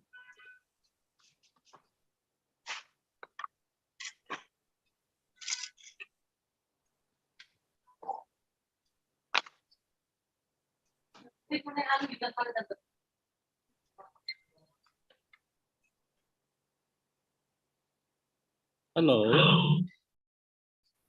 Yes. Yes. My friend. I'm Ted from Taiwan, and What's your room number, sir? What can I do for you? This is X. X. Yeah. Where are you? I did not see you. Well, yes. So you will direct me to to different rooms, something like that? Yeah, I will break out room. What's your room number? Right. I think it's number 3 with Austin. Number 3. Okay, all right. Number 3. Could you make sure for me? I'm not sure because I'm admin, you know. Could you please check from your documentary? So you don't have that document? Really? Oh, ma'am, your room number is number 2. Number 2, thank you. Yes, mine is number 3. You're number 3, right? Yes, okay. yes. Dr. Pratibha Rani is number 2. And then how many minutes do I have for the future talk? 20, 15? We have present to in video clip in 20 minutes, and then you have Q&A in 5 minutes. Okay. Totally in 20 minutes. Totally 20 minutes. Yes, 20 minutes. Yeah. And then how about each presenter? Because I will be the commentator. Yeah. The presenter inside the room. After they present their video clips, and then you have to comment 5 minutes from presenter to the presenter. Okay. Okay. All right. Got it. Okay. Thank you. Yes, you're welcome. Doctor, so will you direct me to the room now or later? Later. Okay, all right. Okay, and then I would like to make sure my sharing is proper. Yeah. You can share in your room number. Okay, that's what. No, I want to make sure now is. Yeah. You can share. Yeah. Okay. Hello, good afternoon. Yes, Dr. Mario. Yes, Hello. hi, Hello. Professor Ted. Hello. I'm fine. Yes. How about you? I'm okay. I'm still working for because I never use the room. You know, in Taiwan we do not allow to use room. Why not? Why not? No, we do not allow to use that. So I'm still working for allowed to a private room, right? Yes, room is not allowed in Taiwan. We use Google or the Skype. Fortunately. Okay, my room is number 5. Number 5. Okay. Yes. Dr. Mario, one moment, please. I will rename you on number 5005 at the end of your name. Thank you already, sir. Okay, thanks. Dr. Protiva, is that correct for you for your room number 2 or number 5? I don't know actually. What can I do to check it, because I'm with you. May I have it's the number link? 2. No, your number is 2 for sure. You told me 2, but may I Number have the 2, link? right? May Okay, I have the link? I will re-editing for your room number 2 because I put in room number 5. Okay, all right. No, number 2. She's room number 2, speaker number 2. Okay. Your topic is. So am I in the right link? Do I need to change the link and go for another link? No. We shoot the same link, and then after we have to break out and we assign to you in the room 2, number 2. Okay. Dr. Prativa, your topic is futuristic education based on humanities and social science, right? Yes. So for sure, your room number 2. Afternoon. Yes. May I interrupt for a moment, Mr. please? Joseng. Do you see my share or not? Can I stay in this room? My number is 0024. Oh my God. Okay. Could you please to rename and put the number in the last name into your last name? What's room number? You can put the number to after your last name. Okay, that's it. The room number have you present. Ted, I already saw you presenting. Okay, good. No problem. I just want to make sure. All right, thank you. Okay. So how about Taiwan? Very hot today, 36 degrees. Today is so hot, sunny day. Oh, all right. And we have more than 5 5,000. 5,000. Today. Yes, today. Oh, yesterday. Oh, yesterday. Okay, I'll be right back in 1 minute. Okay. Okay. It is the right room for me to get into? Yes, Professor. Please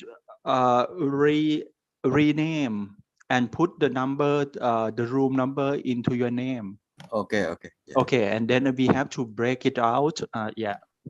Let me check. It seems that it's number 4. Yeah, yeah. You have to put the name after you rename in your name.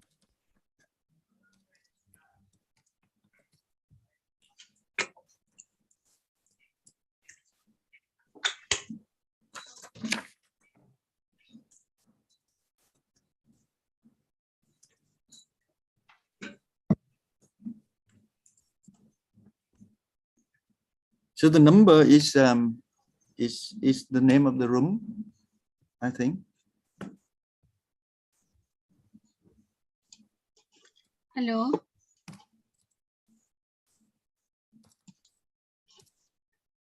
I was given this link. Actually, I don't know how to go to room number 2.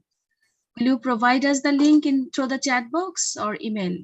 Ma'am, they haven't started. Once they started, they will provide us into our respective room. Okay, so we can wait here. Yes. So we have to wait for, I think, maybe 20 minutes. So, They haven't started yet. we have to stay on the name of the room so that they can put it into the right room. Is that Yes, correct? you have to stay. Yeah, you have to stay okay. here. Yeah, We thank can you. stay here. Thank you. We have to wait for 20 minutes. 20 minutes? Really? Yeah. Yes. Okay. Okay, I'll wait. It will start at 1. So you have to wait for 20 minutes. Okay, okay. May I have my lunch now? Have proper lunch, ma'am. So you can best the best effort. Thank you. Can I go to my room? Room 5 now. Hello. Who's the one in charge? Wait a moment, Professor. Yeah, because I have to check my PowerPoint presentation. Oh, I'm going to deliver my speech live. It's not recorded, so I have to check. Okay, okay. I will break our room right now. Yeah, thank you. Room number 5.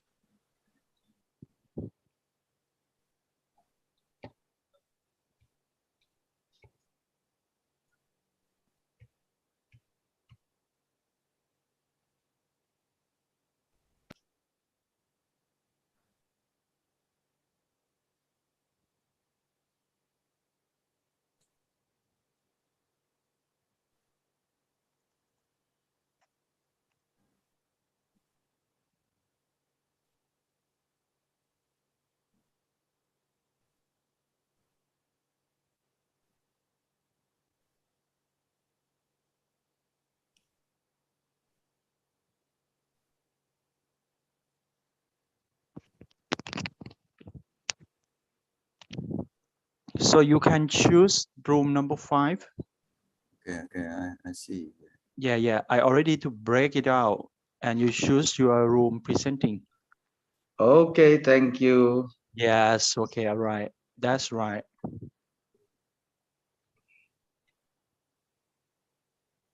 Room 5.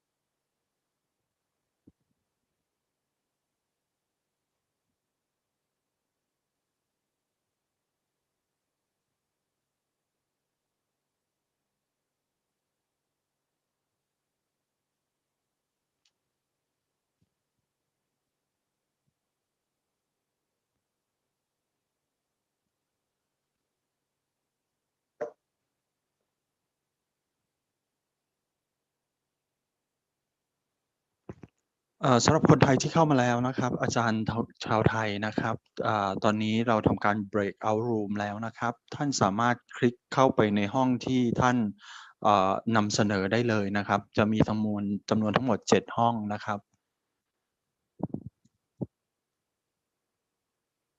ท่านสามารถคลิกเข้าไปได้เลยนะครับเลือกห้องที่เราจะเข้าไปนำเสนอนะครับ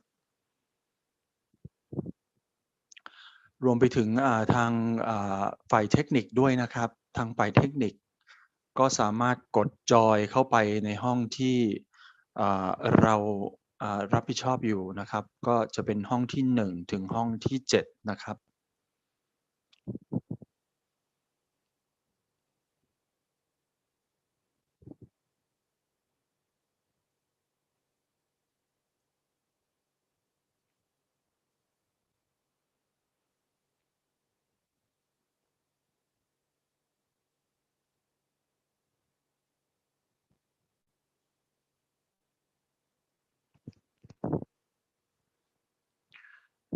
Ladies and gentlemen who are just coming up in this Zoom links, please join into your room presenting.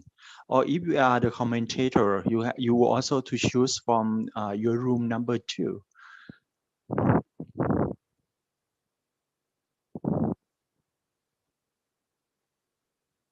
สำหรับท่านใดนะครับที่เข้ามาทีหลังนะครับสามารถกดจอยนะครับเข้าไปได้เลยนะครับมีห้องทั้งหมด1ถึง room number 1 ถึง room number 7นะครับแล้วก็เข้าไปได้เลยนะครับจะสามารถเข้าไปได้เลย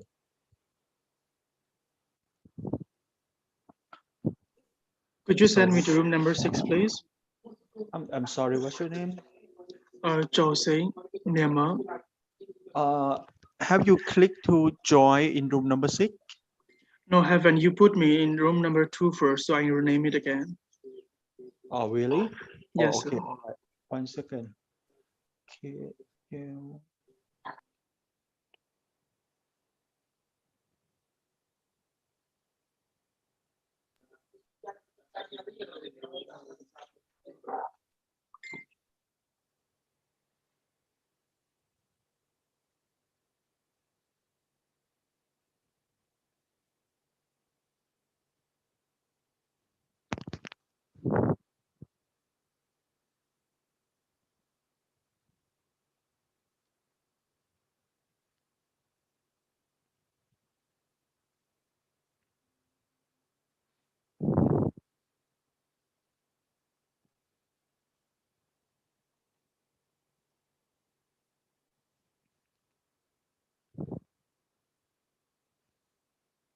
Dr. Provita, you can click join to your room number. Yes, I wanted to join. Yeah, I wanted to have the join. link. No, have the link, and you can click join to room number 1 to number 7. Or I will assign you.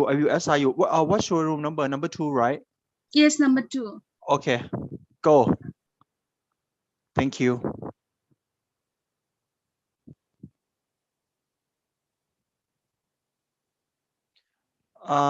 Kyosen. Yes, sir. I didn't see your name. KYAWSEIN. So just now. Oh, okay. What's your room number? I will move. Room number 6. 6. Okay. All right. Move already. See you then. I enjoy it. Thank you.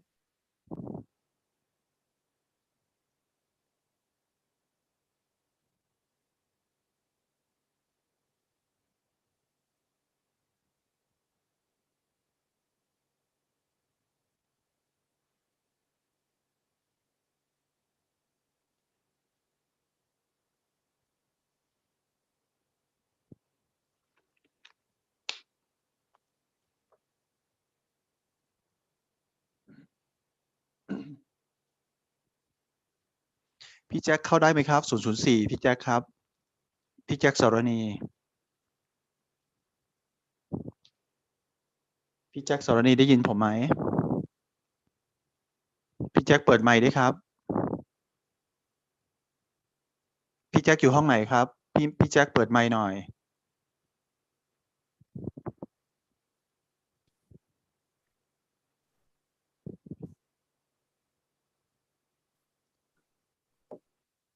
Ted, where are you? Why you have to leave out? because I have to make sure the time. You know, the time difference makes me crazy. I have a class at 3 o'clock. So in Taiwan, so there will be 2 o'clock in the afternoon in Taiwan. So that means I will be in the section during 1 o'clock to 2 o'clock. All right. Oh, you have 2 classes at the same time. Yeah. You are Superman. You know, this morning I have already attended to online meetings, so it's a little crazy now. So as an actor, could you please share, help me to link to the room? What's your room number? Room 3. 3, okay. Go. See you. Okay, thank you. See you.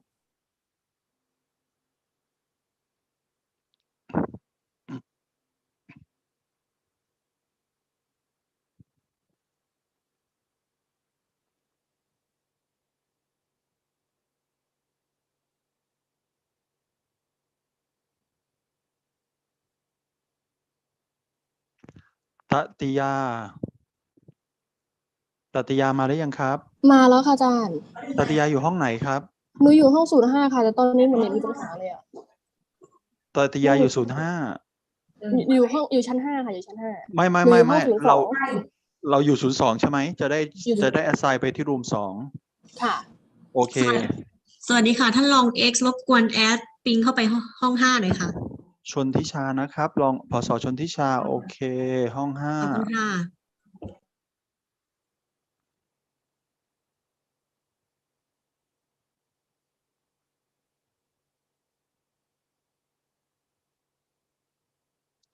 คุณสุรพงษ์อยู่ห้องไหนครับคุณสุรพงษ์ผมอยู่ส่วนกลางครับอาจารย์ครับรอดูข้อมูลด้านนอกครับอยู่ส่วนกลางกับผมเนาะโอเคครับโอเคครับ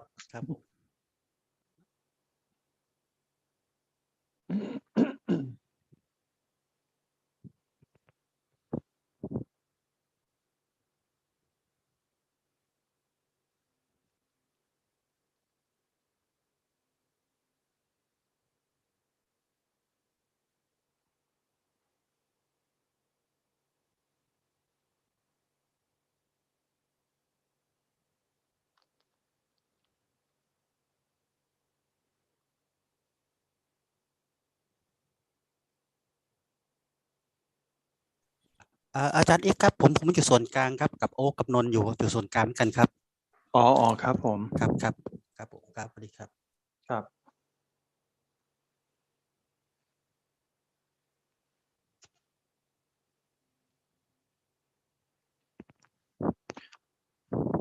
Excuse me, Professor Gramby.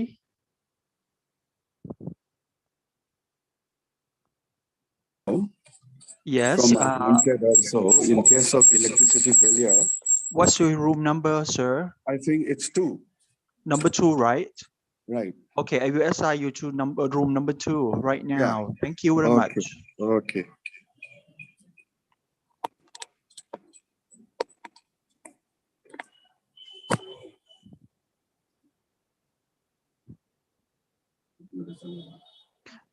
ท่านอาจารย์ทิติปัญญาอินครับท่านอาจารย์จะเข้าห้องไหนครับ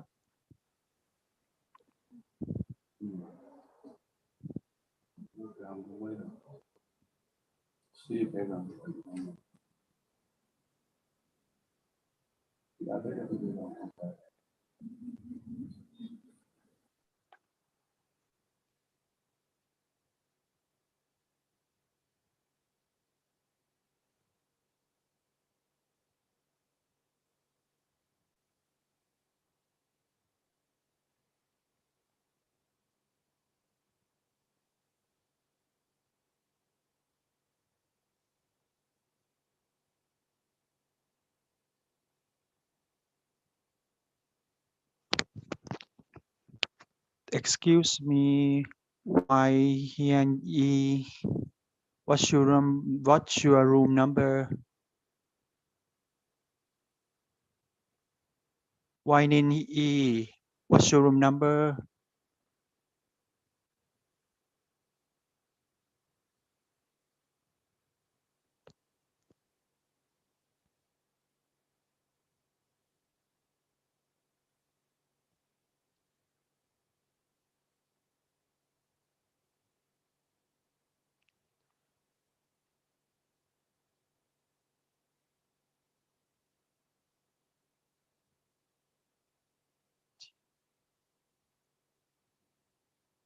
อาจารย์พิมพัฒน์อยู่ห้องไหนครับ01ใช่ไหมอาจารย์พิมพัฒน์ครับ001นะโอเคครับ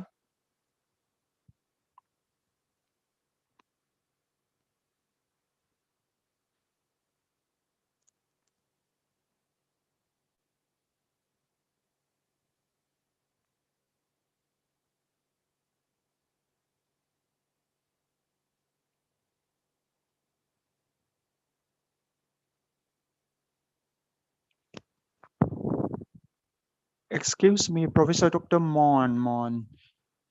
What's your room number? I will assign you to the room number. Okay.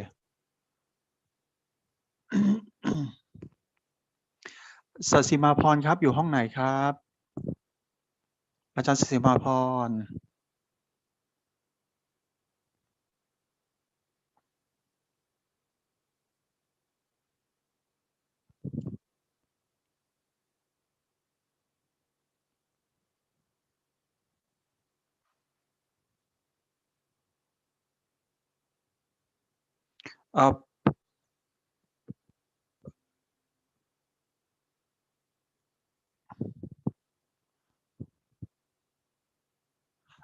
Professor Dr. Mike, what's your room number, sir?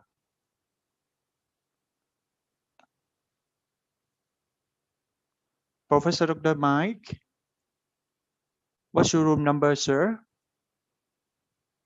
Could you please turn on your microphone? What's your room number, sir? Professor Dr. Mike? Hello, I'm not sure what room number I have. I'm with Dr. A. Dr. A is room number 1, sir. Okay, that's the room I'm in. I'm with him. All right. See you then. Thank you. Thank you.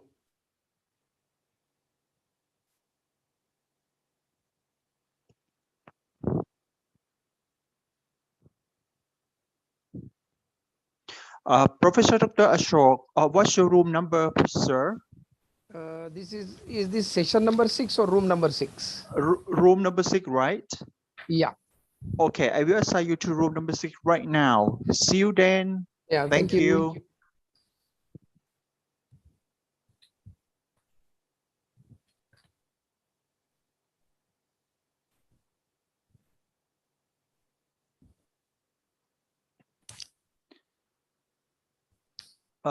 คุณ บุษยมาศครับอยู่ห้องไหนครับ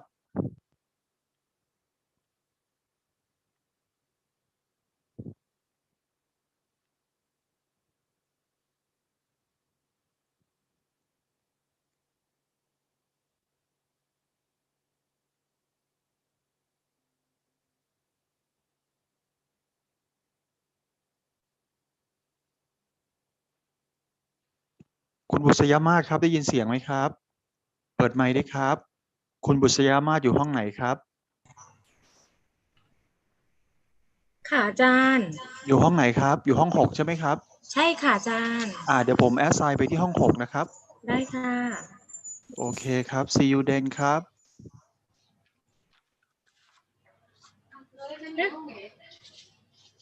ทำไมว่าห้อง6ล่ะห้อง4ไม่ใช่เหรอห้อง3ไม่ใช่เหรอเอาให้แน่นะครับเพราะผมแอสไซน์ไปแล้วตกลงห้องไหนครับ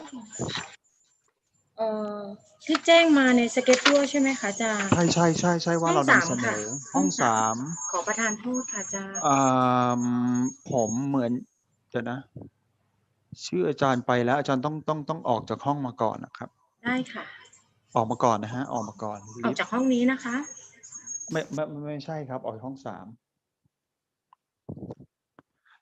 คุณอุมารินครับอยู่ห้องไหนครับสวัสดีค่ะเดี๋ยวเช็คแป๊บหนึ่งนะคะ ได้ครับพอดีผมจะคือตอนนี้เราเบรกเอาท์กันไปแล้วครับทีนี้เราจะเก็บตกแล้วว่ามีท่านใดบ้างที่ยังไม่ได้เข้าไปในห้องครับ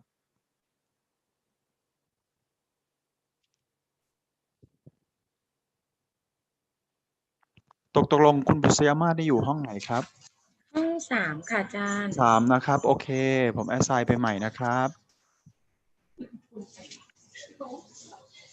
กดจอยด้วยนะครับคุณบุษยมาศครับได้ค่ะ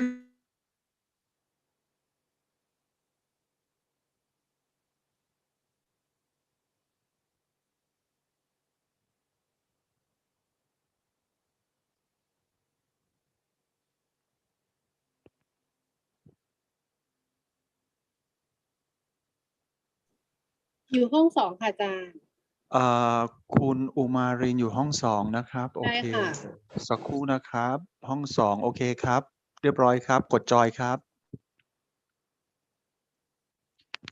Professor Dr. Lone what's your room number sir madam sorry what's turn on your microphone please what's your room number Dr. Lone I forgot to turn number 7 the last room 7 okay the last room okay 1 second okay accept yeah join the room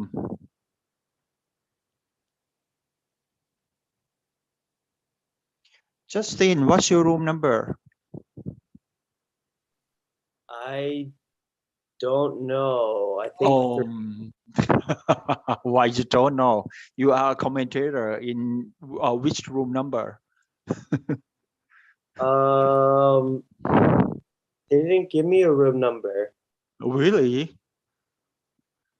ข้างนอกคุณสุรพงศ์ one second คุณสุรพงศ์ Justin อยู่ห้องไหนครับ Professor Justin อยู่ห้องไหนครับคุณสุรพงศ์ผมจะ assign เขาเข้าไปครับอาจารย์ค่ะขออนุญาตค่ะ room 3ค่ะroom 3 okay Justin you are in room number 3 1 second Justin okay all right join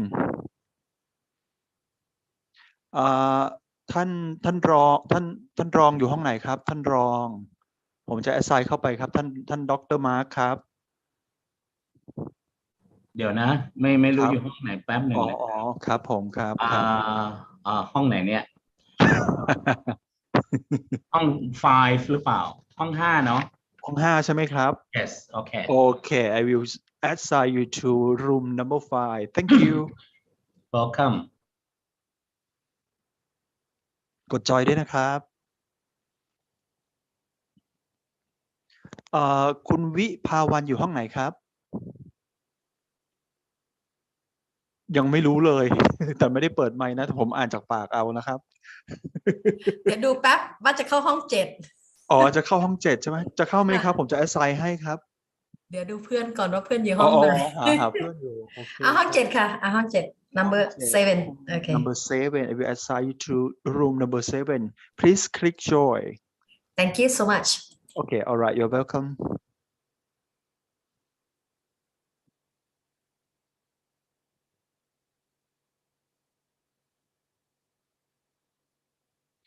so excuse me on Marvin what's your room number yes room number 6 6 right okay all right on Marvin room number 6 I will assign you right now please click join thank you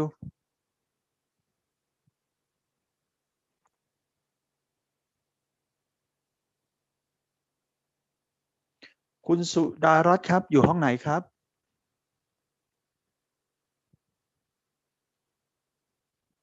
คุณสุดารัตน์อยู่ห้องไหนครับจำห้องที่เราอยู่ได้ไหม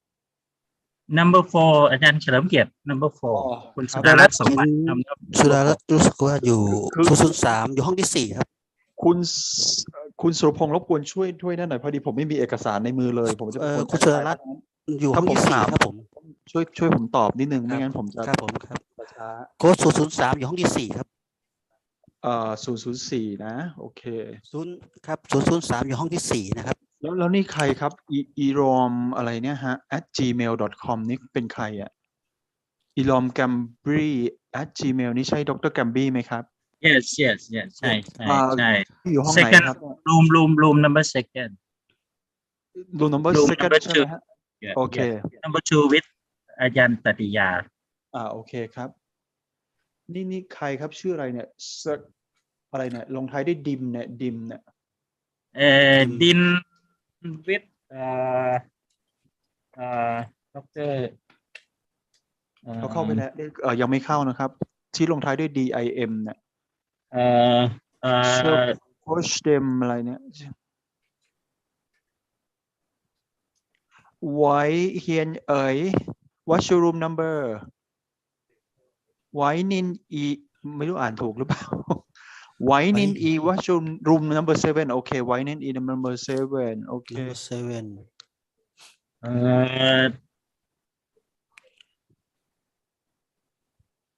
ที่ลงท้ายด้วยดิมโยกอเมโลดิน room number 5อาจารย์เฉลิมเกียรติดิมใช่ไหมลงท้ายด้วยดิม number 5นะyeah number 5โอเคhe under Dr. Teju supervise room number 5 please ผมแอดไซน์เข้าไปแล้วครับแต่ว่าเขายังไม่กดจอยฮะต้องแจ้งเขาจอยแล้ว yes โอเคเขาไปละทีนี้เหลือข้างนอกนี่มีอาจารย์สมยงครับท่านอาจารย์ทิติ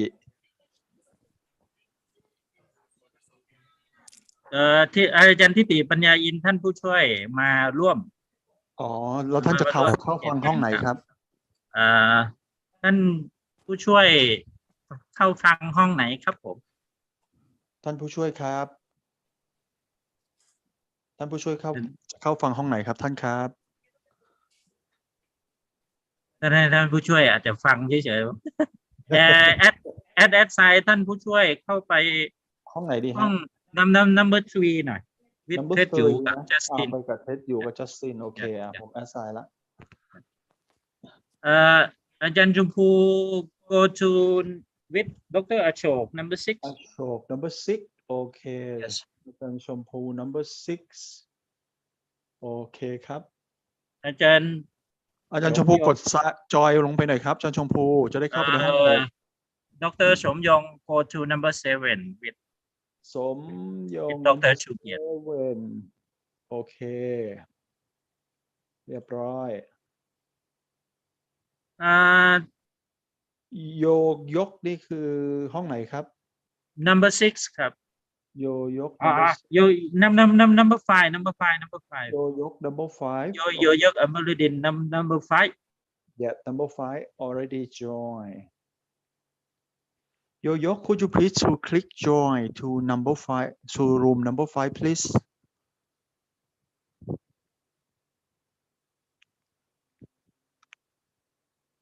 I am room number 7 I am please join room number 7วาวแอสไซน์ให้แล้วค่ะอาจารย์โอเคอาจารย์วาวโอเคเราต้องช่วยกันทำมาหากินนะครับอาจารย์วาว ผมมือหงิกเลยนะตอนนี้แต่ว่าตอนนี้sorry อาจารย์สุเกียรติทันวิน room number 4ทันวิน room number ชันวินชื่ออาจารย์เขายังไม่ลีฟออกมาจากห้องเดิมหรือเปล่าคะอาจารย์เพราะว่ายังไม่เห็นเลยค่ะใช่มันถ้าเขายังอยู่เนี่ยเขายังอยู่ห้องไหนตรงนี้เขาอาจจะยังอยู่ห้องเดิมหรือไม่งั้นเขาก็อาจจะหลุดไปต้องให้เข้าไปผมหาเขาก่อนทันใช่ไหมชื่ออะไรนะทันวิน room number 4 with professor Nini and เบา professor Dr. เบาครับทัน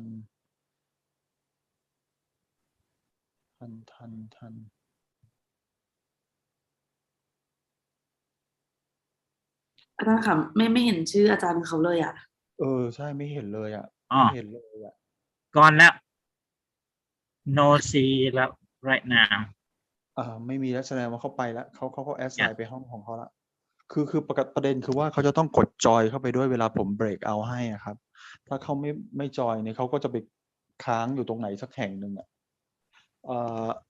ท่านอาจารย์พานุพงศ์สมอชัยห้องไหนครับถ้าอาจารย์พานุพงศ์อยู่ห้องไหนครับท่านอาจารย์พานุพงศ์ยังอยู่ไหมครับยังอยู่ในห้องไหมครับ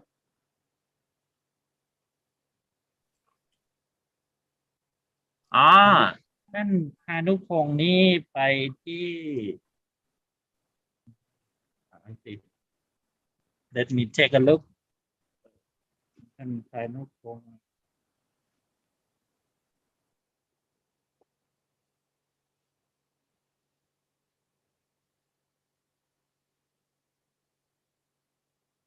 เมื่อครู่ที่เราดูไม่เห็นชื่ออาจารย์พานุพงศ์เลยอะค่ะเขาอยู่ข้างนอกครับเขาอยู่ห้องรวมกับเรานั่นแหละ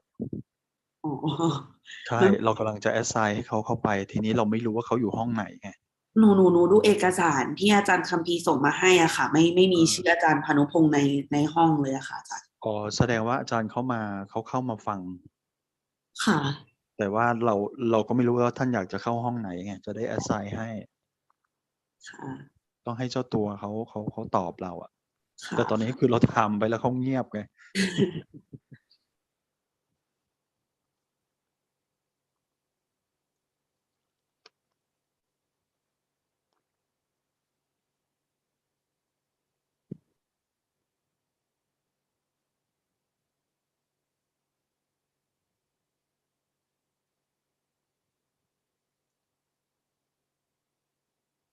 ตอนนี้มีเหลืออยู่2 ท่านนะครับมีอาจารย์พานุพงศ์กับอาจารย์ทิติปัญญาอินทร์ที่ยังไม่ได้ท่านอาจารย์วาวพอดี Professor มาตุลีจะเข้ามาเลทนิดนึงท่านนำเสนอที่ห้อง1นะครับกับดร.เอกถ้าเข้ามาแล้วแอดไซน์ Professor ดร.มาตุลีเข้าห้อง1ด้วยนะครับได้เลยค่ะอาจารย์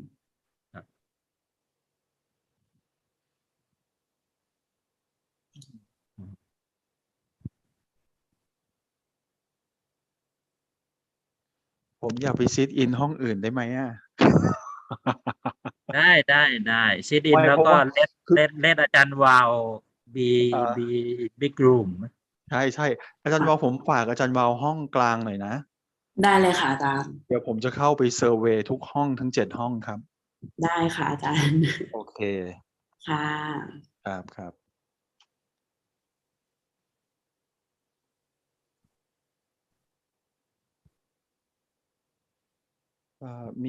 มีคนเข้ามาใหม่คนหนึ่งนะครับเคียนซินเถียน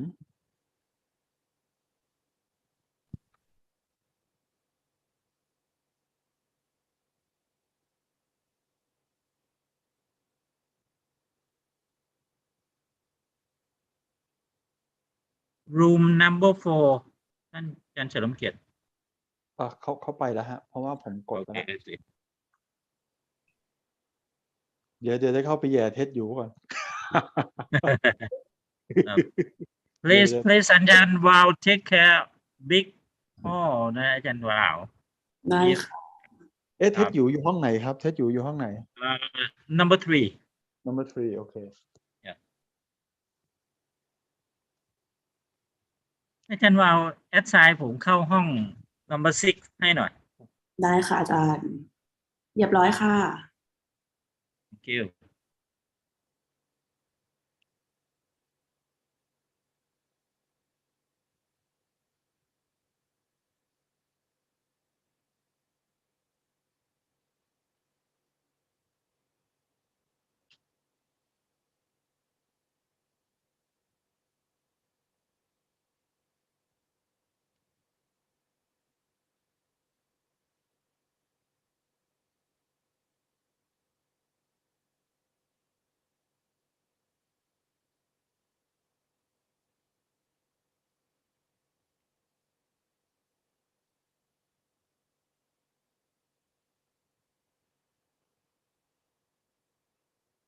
อาจารย์วาวครับ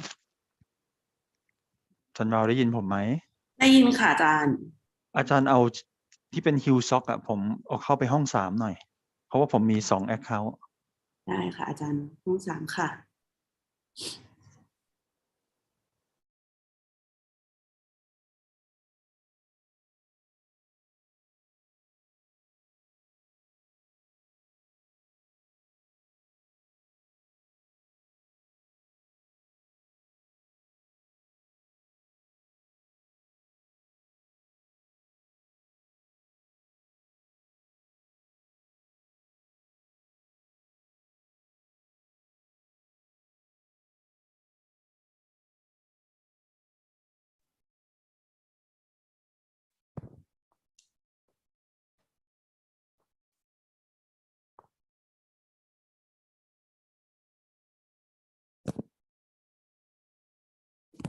อาจารย์เอกขออนุญาตครับฮัลโหลอาจารย์เอกได้ยินไหมครับเดี๋ยวแป๊บนึงอาจารย์เอกเข้าห้อง3ไปค่ะอาจารย์ค่ะ โอเคครับไม่เป็นไรครับขอบคุณครับค่ะค่ะ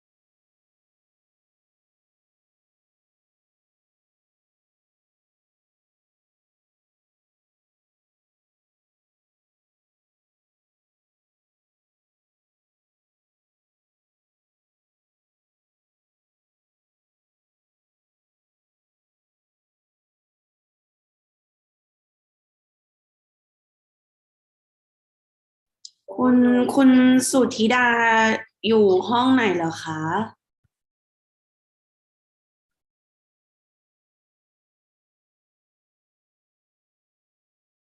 สุธิดาอยู่ห้อง4ครับผมห้อง4นะคะเดี๋ยวแอดไลน์ไปแล้วก็รบกวนกดจอยได้เลยนะคะครับผมท่านพลันยูด้วยนะครับคนหนึ่งคุณกนกการใช่ไหมคะ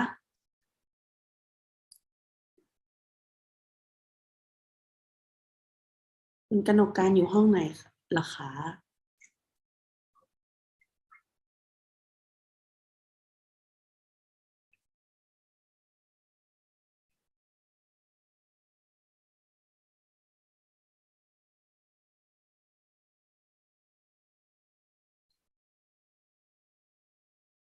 คุณกนกการได้ยินเสียงไหมคะ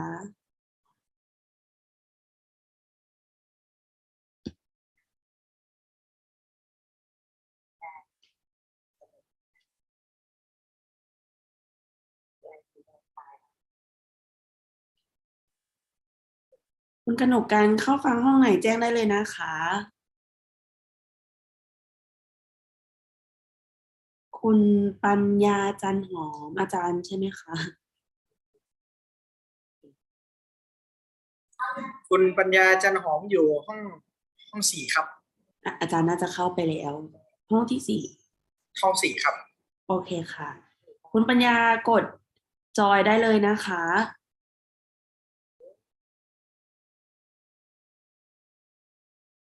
คุณกนกการเข้าห้องไหนดีคะ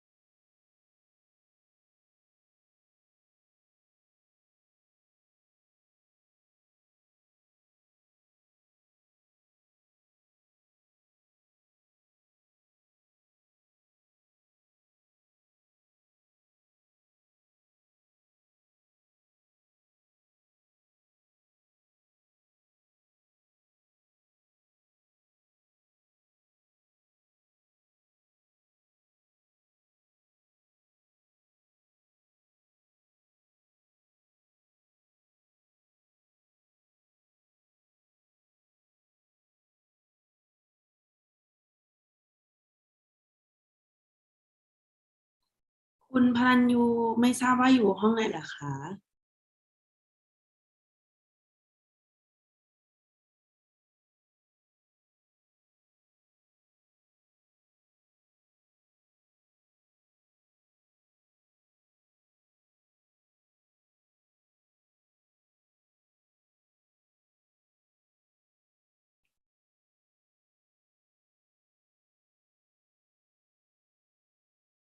แอดไซน์ให้แล้วนะคะ คุณพลัญยูยังไงกดจอยได้เลยนะคะ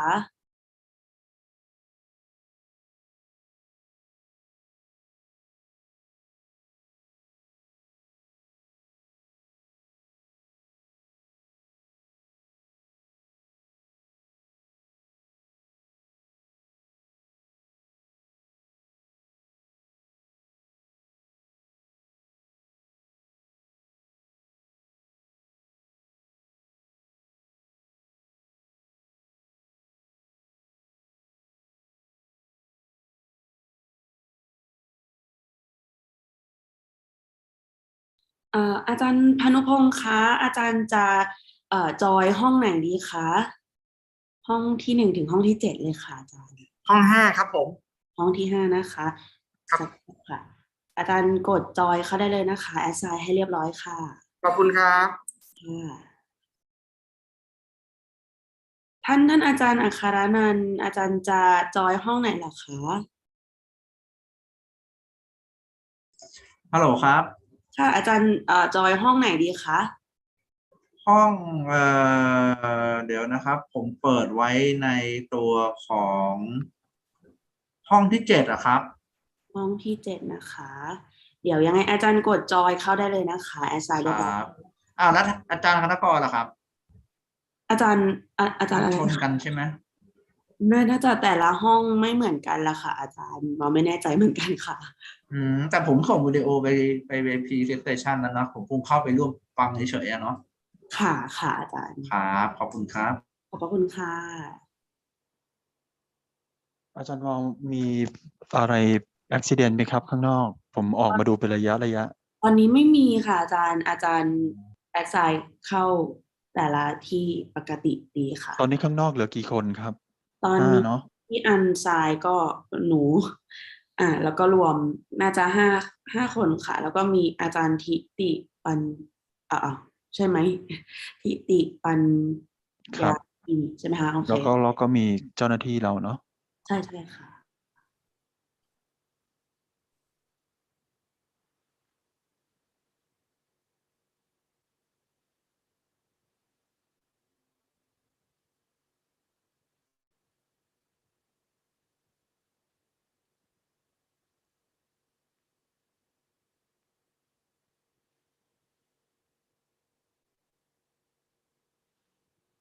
อาจารย์วอลเข้าไปดูในไลน์หน่อยครับได้ค่ะใน MC ใน MC เห็นบอกมีคนยังเข้าไม่ได้อยู่เขาไม่ได้กดจอยเข้าไปหรือเปล่าคนอื่นเขาก็เข้ากันหมดแล้วหนูไลน์ MC อันไหนนะคะอาจารย์มีกลุ่ม MC อีกนะอ้าวเหรอคะคุณสุรพงศ์ไปดูในไลน์ MC หน่อยครับเห็นอาจารย์จีด้าโพสต์มาบอกว่ามีคนยังเข้ารู้ห้องไม่ได้ซึ่งมันเป็นไปไม่ได้เพราะว่าห้องกลางอยู่ในนี้เลยนะคะใช่เพราะเขาไม่ได้เข้ามาคือถ้าอยู่ในห้องกลางเนี่ยเราจะเจอหมดเป็นไปได้ไหมคะที่เขาจะบังเอิญไปคลิกเข้าที่ลิงก์ของระดับชาติอะค่ะเราไม่ได้ให้ของระดับชาติไปครับแต่ว่าเมื่อเช้าเนี้ยอาจารย์สิทธิศักดิ์ส่งให้ทั้ง2ลิงก์เลยอะค่ะเอาตายแล้วรบกวนเข้าไปชี้แจงให้เขาหน่อยครับคุณโป้งครับ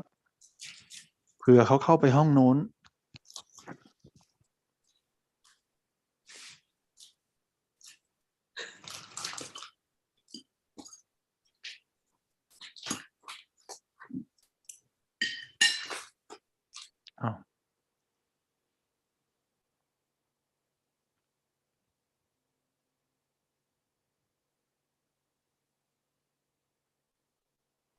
อาจารย์ค่ะมาขออนุญาตแวะห้องน้ำแป๊บหนึ่งนะคะได้ครับได้เดี๋ยวผมดูข้างนอกให้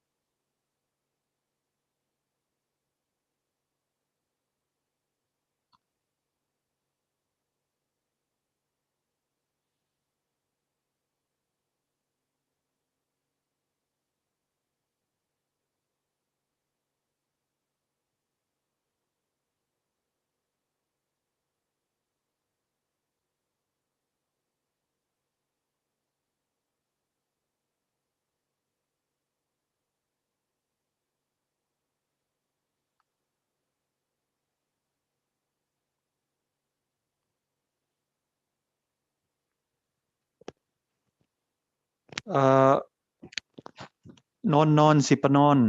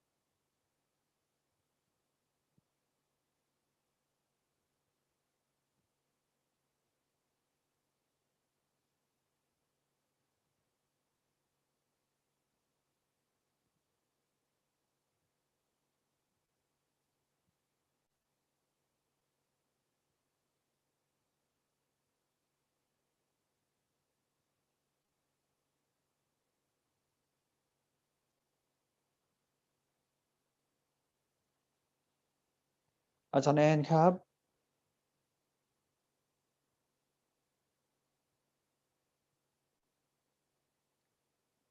ฮัลโหลอาจารย์แอนได้ยินไหมครับอาจารย์แอน ค่ะรบกวนดึงเข้าห้อง3เลยค่ะพอดีเข้าอีกเครื่องหนึ่ง อ๋อได้ขอบคุณค่ะ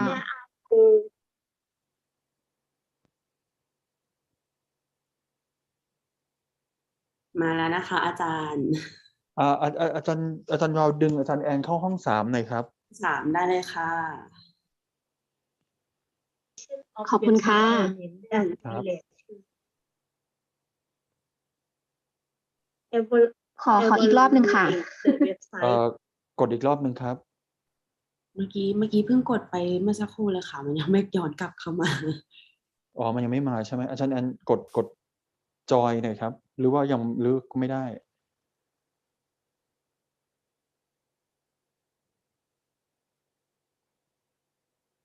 โอเค อาจารย์แอนน่าจะเข้าแล้วค่ะ เข้าแล้วเนาะ ค่ะ โอเคเมื่อกี้เข้าไปดูในกลุ่มทำไม professor นี่เข้าไม่ได้ก็คืออินเทอร์เน็ตเขามีปัญหา ใช่ค่ะ แล้วก็เมื่อครู่จริงของพี่ปิ่นก็มีปัญหาเหมือนกันค่ะ ก็คือให้เขาล็อกให้เขาลีฟออกไปก่อนแล้วก็ sign in เข้ามาใหม่ ใช่ค่ะ วิธีการแก้ไขคือต้องเพราะว่าเน็ตบางทีเน็ตprofessor นี่มาละ มาแล้ว ท่านอยู่ห้องไหนครับ มาละกดให้ท่านหน่อย เดี๋ยวนะคะว่าดูเหมือนจะเป็นห้อง ห้อง 4อาจารย์ เดี๋ยวรอท่าน connect ก่อนเพราะตอนนี้มันยัง connect อยู่เอามาละเดี๋ยวนะชื่ออะไรอ่ะ ห้องที่4ค่ะเดี๋ยวยังคือต้องให้มัน connect เน็ตท่านหลุดอีกแล้วอ่ะของ professor นี่อ่ะ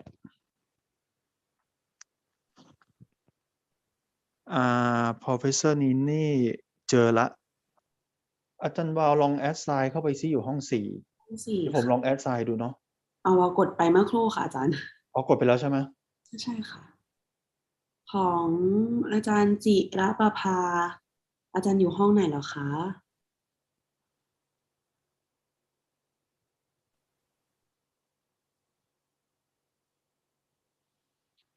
อาจารย์ศิรประภาครับอาจารย์อยู่ห้องไหนครับอาจารย์ศิรประภาครับค่ะพอดีเข้ามาฟังเฉยๆค่ะไม่ได้นำเสนอค่ะอ๋ออันนี้เป็นห้องกลางนะครับก็จะไม่เห็นอะไรอะครับอ๋ออยากไปห้องไหนไหมครับมี7 ห้องครับอยากเข้าห้องไหนครับมี7 ห้องครับเลือกมาหมายเลข1 ถึง 7ห้อง4ก็ได้ค่ะอาจารย์รอแอสไซน์ห้อง4หน่อยครับได้เลยค่ะสักครู่นะคะแอสไซน์เรียบร้อยค่ะอาจารย์กดจอยเข้าได้เลยนะคะProfessor นินี่ยังอยู่ข้างนอกอยู่เลยอะเน็ตไม่ดีอะคือเน็ตที่นู่นอะอาจารย์นี่ท่านไม่ได้จอยไม่ได้เปิดไมค์ด้วยอะค่ะเหมือนว่ามันต้องไม่เขาต่อไม่ได้เขา connect อยู่อ๋อเขายังต่อไม่ได้อะถ้ามันขึ้นว่า connecting to อย่างเงี้ยแสดงว่าต่อไม่ได้ของเราจะไม่เห็นขนาดนั้นนะคะอาจารย์ของผมเหรอของผมเห็นหมดเลยใช่ค่ะของอาจารย์เป็นโฮสต์อาจารย์น่าจะเห็นทั้งหมดแต่ว่าใช่เขาขึ้นว่า connecting อ่ะของหนูที่เป็นโคโฮสต์จะไม่เห็นเลยค่ะ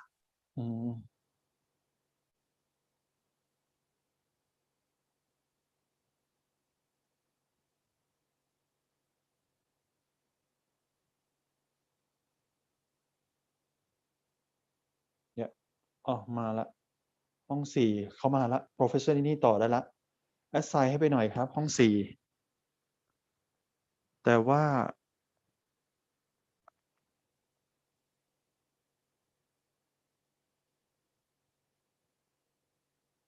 ในเบรกเอาท์รูมจะมีอยู่แค่2 คนที่ก็คือพี่นนท์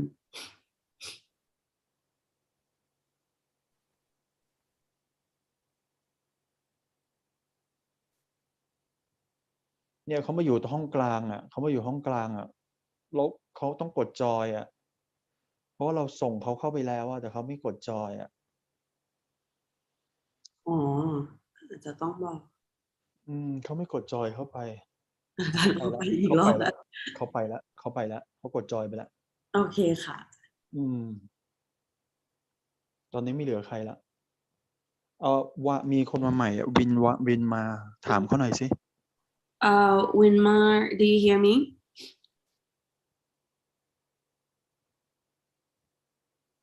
do you hear me so what is your room what is your room number so I can assign you there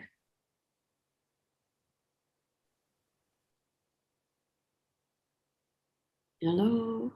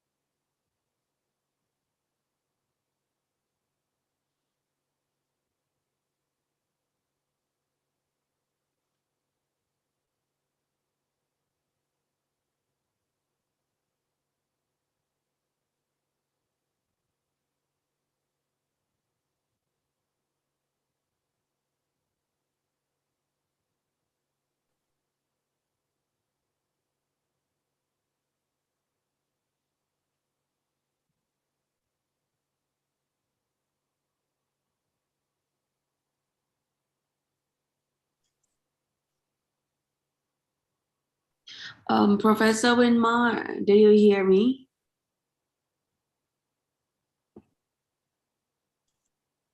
Hello. Hello. Yes. Yes, I am from Malay University of Distance Education. Can I attend this seminar? Sure.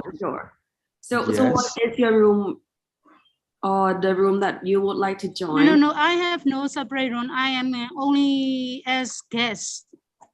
I wanted to attend as guest.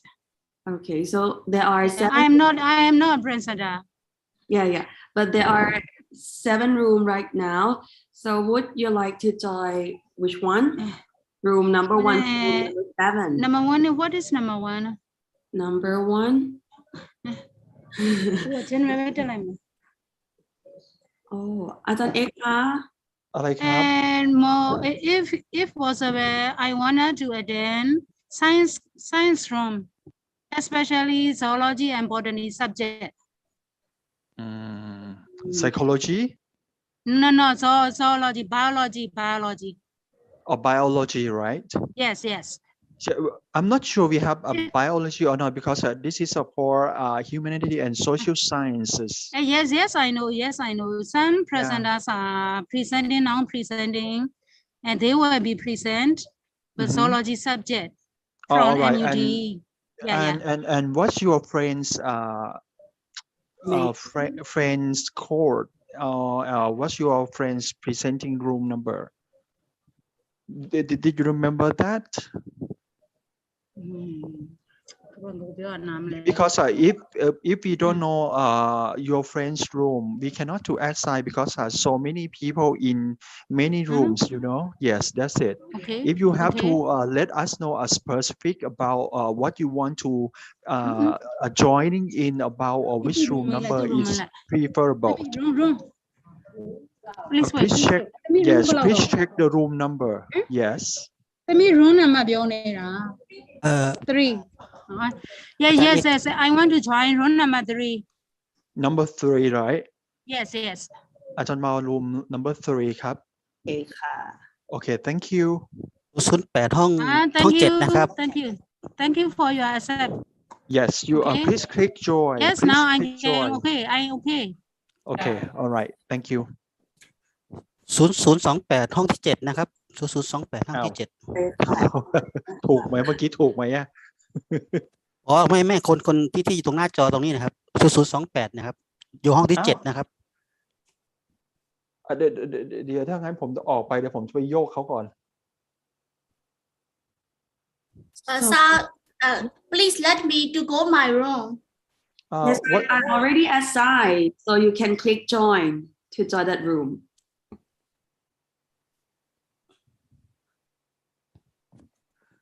ห้องที่ 7 นะครับ0028ค่ะแอสไซน์ไปเรียบร้อยแล้วค่ะขอบคุณค่ะ ขออนุญาตออกมาข้างนอกก่อนนะผมจะมาดูความเรียบร้อยพอเข้าไปดูข้างในแล้วคือทีนี้มันมี2 account เนาะก็เลยงงไปใหญ่เลยขอออกมาดีกว่าค่ะ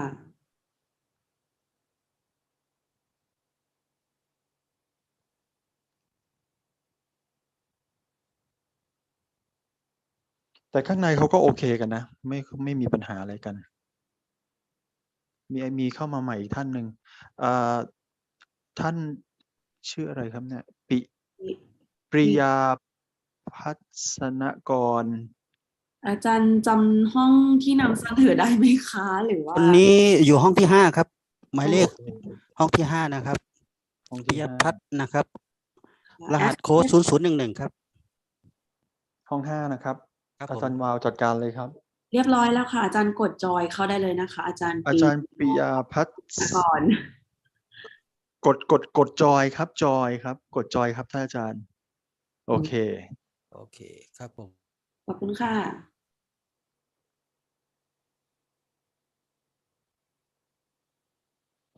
คือตอนนี้มีปัญหาไม่รู้ว่า professor นี่เข้าได้ยังนะเพราะเน็ตที่พม่ามันไม่เสถียรไม่ stable มันจะเป็นช่วงบ่ายอย่างเงี้ยเหมือนเขาให้ใช้เน็ตได้ครึ่งวันอะช่วงเช้าแล้วบ่ายเขาก็จะตัดสัญญาณอะไรเงี้ยซึ่งมันก็จะมีปัญหาตรงนั้นใช่ซึ่งมันไม่ใช่ปัญหาเกี่ยวกับผู้จัดนึกภาพออกไหมคือทางเราเนี่ยไม่มีปัญหาแต่ทางเขาเขาเข้าไม่ได้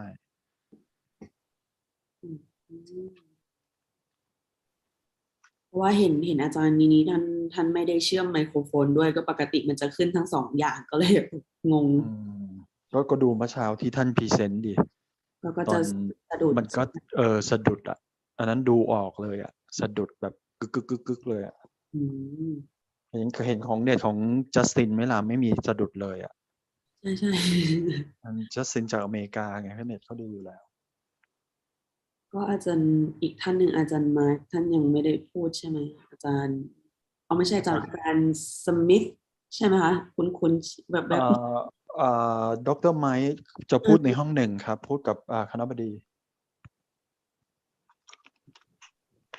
ขออนุญาตนะครับเห็นผู้ช่วยทิติยังอยู่ตรงข้างหน้าอยู่เลยครับไม่ทราบว่าท่านจะเข้าห้องไหนห้องใดหรือเปล่าครับท่านไม่ตอบเลยครับเหมือนท่านเปิดทิ้งเอาไว้อะท่านเปิดทิ้งเอาไว้อะครับ ถามไปหลายรอบแล้วท่านก็ยังนิ่งอยู่โอเคครับครับผมครับคือตอนนี้ใครอยู่ในห้องมีเข้ามาอีกท่านหนึ่งคือท่านอะไรไปละแอสไซน์ให้เรียบร้อยค่ะโอเค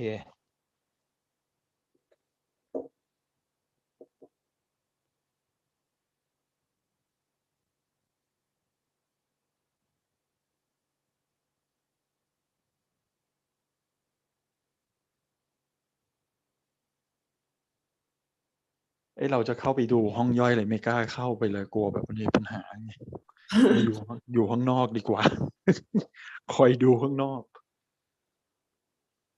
แต่ว่าเขาไปอัดวิดีโอไว้แล้วล่ะทุกห้องอ่ะ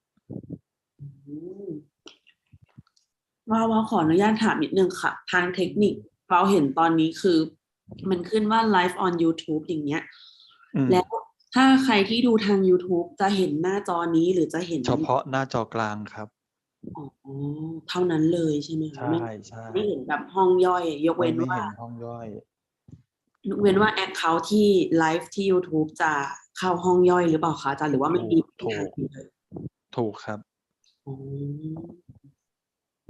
ดีค่ะหายข้องใจ แต่เดี๋ยวไอ้ตัววิดีโอมันจะเห็นนะที่เราอัดไว้ค่ะแต่ไลฟ์จะไม่เห็นมีอาจารย์ท่านเข้ามาใหม่อาจารย์ที่มาดินเกตอยู่ห้องไหนหรือว่าจะเข้ามาร่วมฟังห้องไหนเป็นพิเศษไหมคะ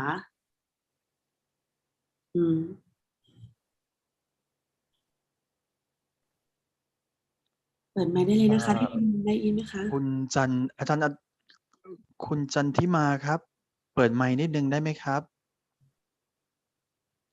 เปิดไมโครโฟนนิดนึงครับอยากสอบถามว่าจะเข้าไปห้องไหนครับหรือว่านำเสนอห้องไหนครับหรือจะเข้าไปดูเพื่อนนำเสนออยากเข้าไปดูห้องไหนเป็นพิเศษไหมฮะ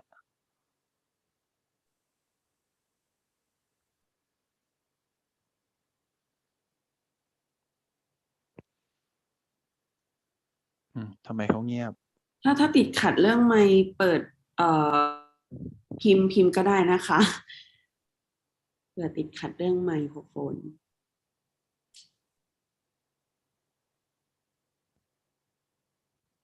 เพราะตรงนี้จะเป็นห้องกลางอะค่ะถ้าจะเข้าฟังการนำเสนอก็อาจจะต้องเลือกห้องมีห้องอยู่ทั้งหมด7ห้องค่ะห้องที่1ถึงห้องที่7เลย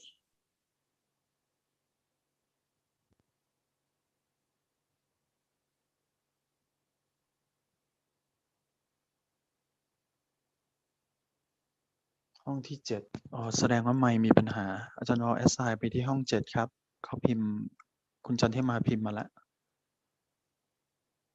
ได้เลยค่ะสักครู่นะคะอย่าลืมกดจอยด้วยนะครับคุณจันทิมาครับ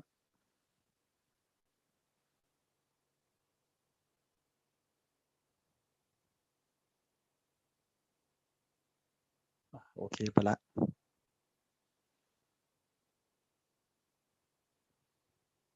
แต่วันนี้ถือว่าเร็วเพราะว่าเราอะไรให้เขาเข้ามาเร็ว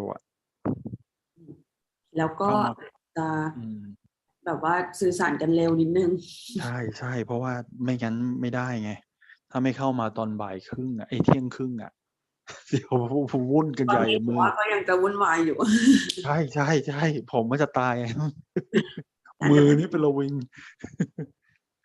หนูก็แบบใครเขียนเลขต่อท้ายมาไว้หนูก็แอสไซน์ไปก่อนเพราะว่าดูง่าย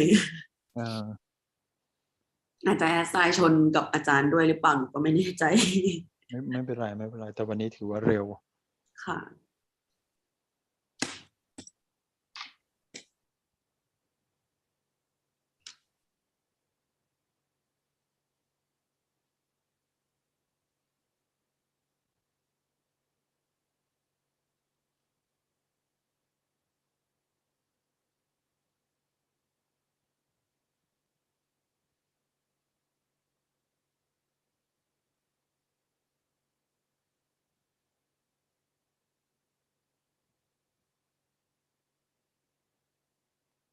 คิดว่าจะเสร็จกี่โมงครับคุณโป้ง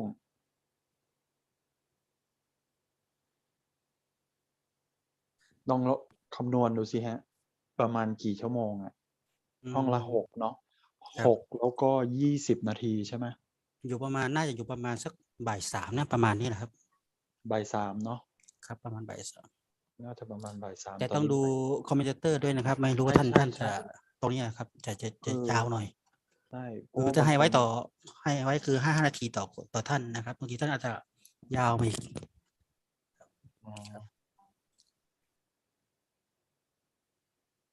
เพราะว่าแต่ไม่เป็นไรเพราะว่าผมเซตเอาไว้11 ชั่วโมงอ่ะครับยังไงมันเกินอยู่แล้วแหละหมายความว่ายังไงมันเหลือเฟืออยู่แล้วกับเวลา11 ชั่วโมงครับ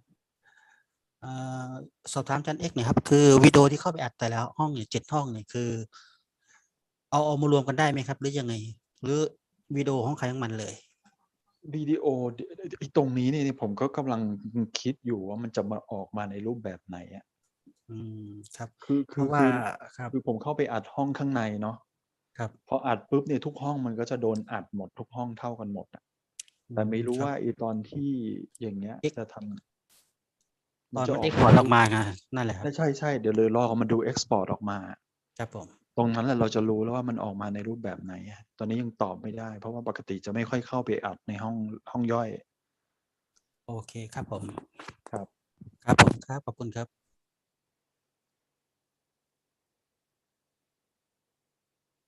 โปรเฟสเซอร์นี่หลุดออกมาอีกแล้วอ่ะ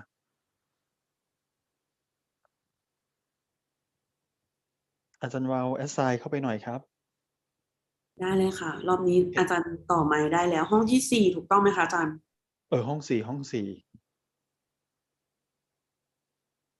Professor Nini could you please to click the join button and you will move to the room number 4 we are already to assign you to room number 4 please click join the button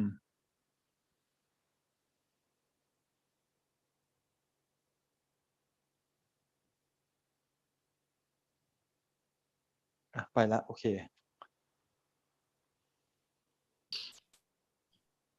อาจารย์ท่านหลุดออกมาเป็นพักใช่คือเน็ตไม่ดีจะเป็นอย่างเงี้ยถ้าเน็ตไม่ดีมันจะหลุดออกมาแต่นี่คือความรู้ใหม่ว่ามีการจำกัดการใช้หมายถึงอินเทอร์เน็ตนะคะที่นู่นใช่พม่าเขาไอ้นี่ไงตอนเขารัฐประหารน่ะเขาจำกัดให้มีการใช้งานเพราะว่านักศึกษาป.เอกที่เรียนด้วยกันน่ะก็เป็นอย่างเงี้ยพอบ่ายมาปั๊บเขาก็เข้าไม่ได้เลยก็ไม่ได้เข้าเรียนที่เรียนออนไลน์กันอยู่อ่ะค่ะมีอาจารย์ท่านใหม่เข้ามาอาจารย์10ไม่ใช่นึกว่าเมื่อกี้ของพี่ปิ่นแล้วค่ะเหรอใช่มันหลุดไปหลุดมาแล้วก็เลยแบบว่าบอกว่าให้ดึงเข้าเหมือนน่าจะอินเทอร์เน็ตมีปัญหาเหมือนกันละค่ะเขาอยู่ที่ตึกคณะนะคะเมื่อกี้บอกว่าอยู่คณะเน็ตว่าไม่เน็ตที่คณะไม่ค่อยนั่นเท่าไหร่มีมาใหม่คนหนึ่งชื่ออะไรroom number 4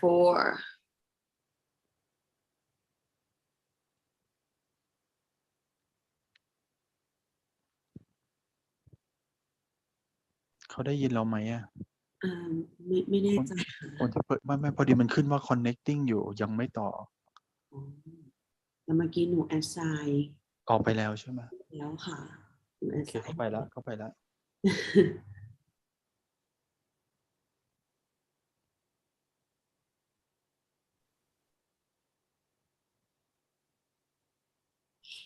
อาจารย์อากาศที่บุรีรัมย์เป็นยังไงบ้างคะร้อนจัดไหมคะวันนี้ครึ้มนะ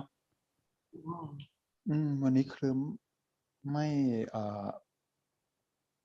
ร้อนไม่ร้อนฝนจะตกมา2 วันแต่ก็ไม่ตกแตกต่างจากบ้านหนูมากร้อนเหรอหรือว่าฝนตกแสบค่ะแสบไปทั้งตัวแล้วอาจารย์ต้องแบบเปิดแอร์อยู่แล้วไม่ไหวใช่ไหมค่ะ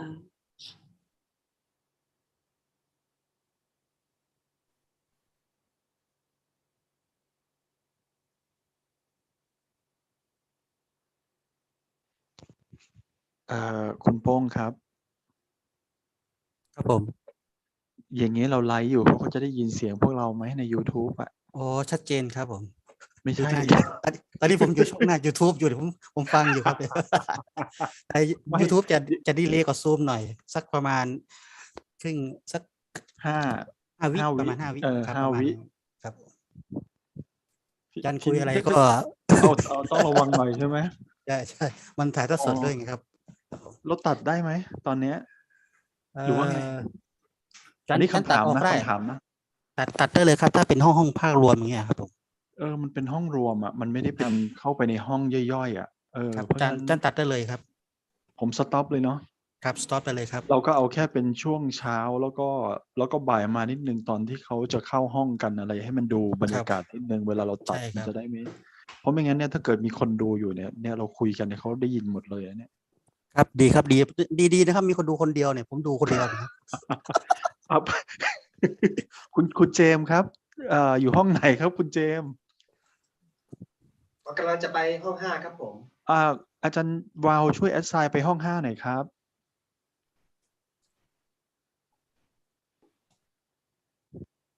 เดี๋ยวสักครู่นะครับคุณเจมส์ครับสักครู่นะครับ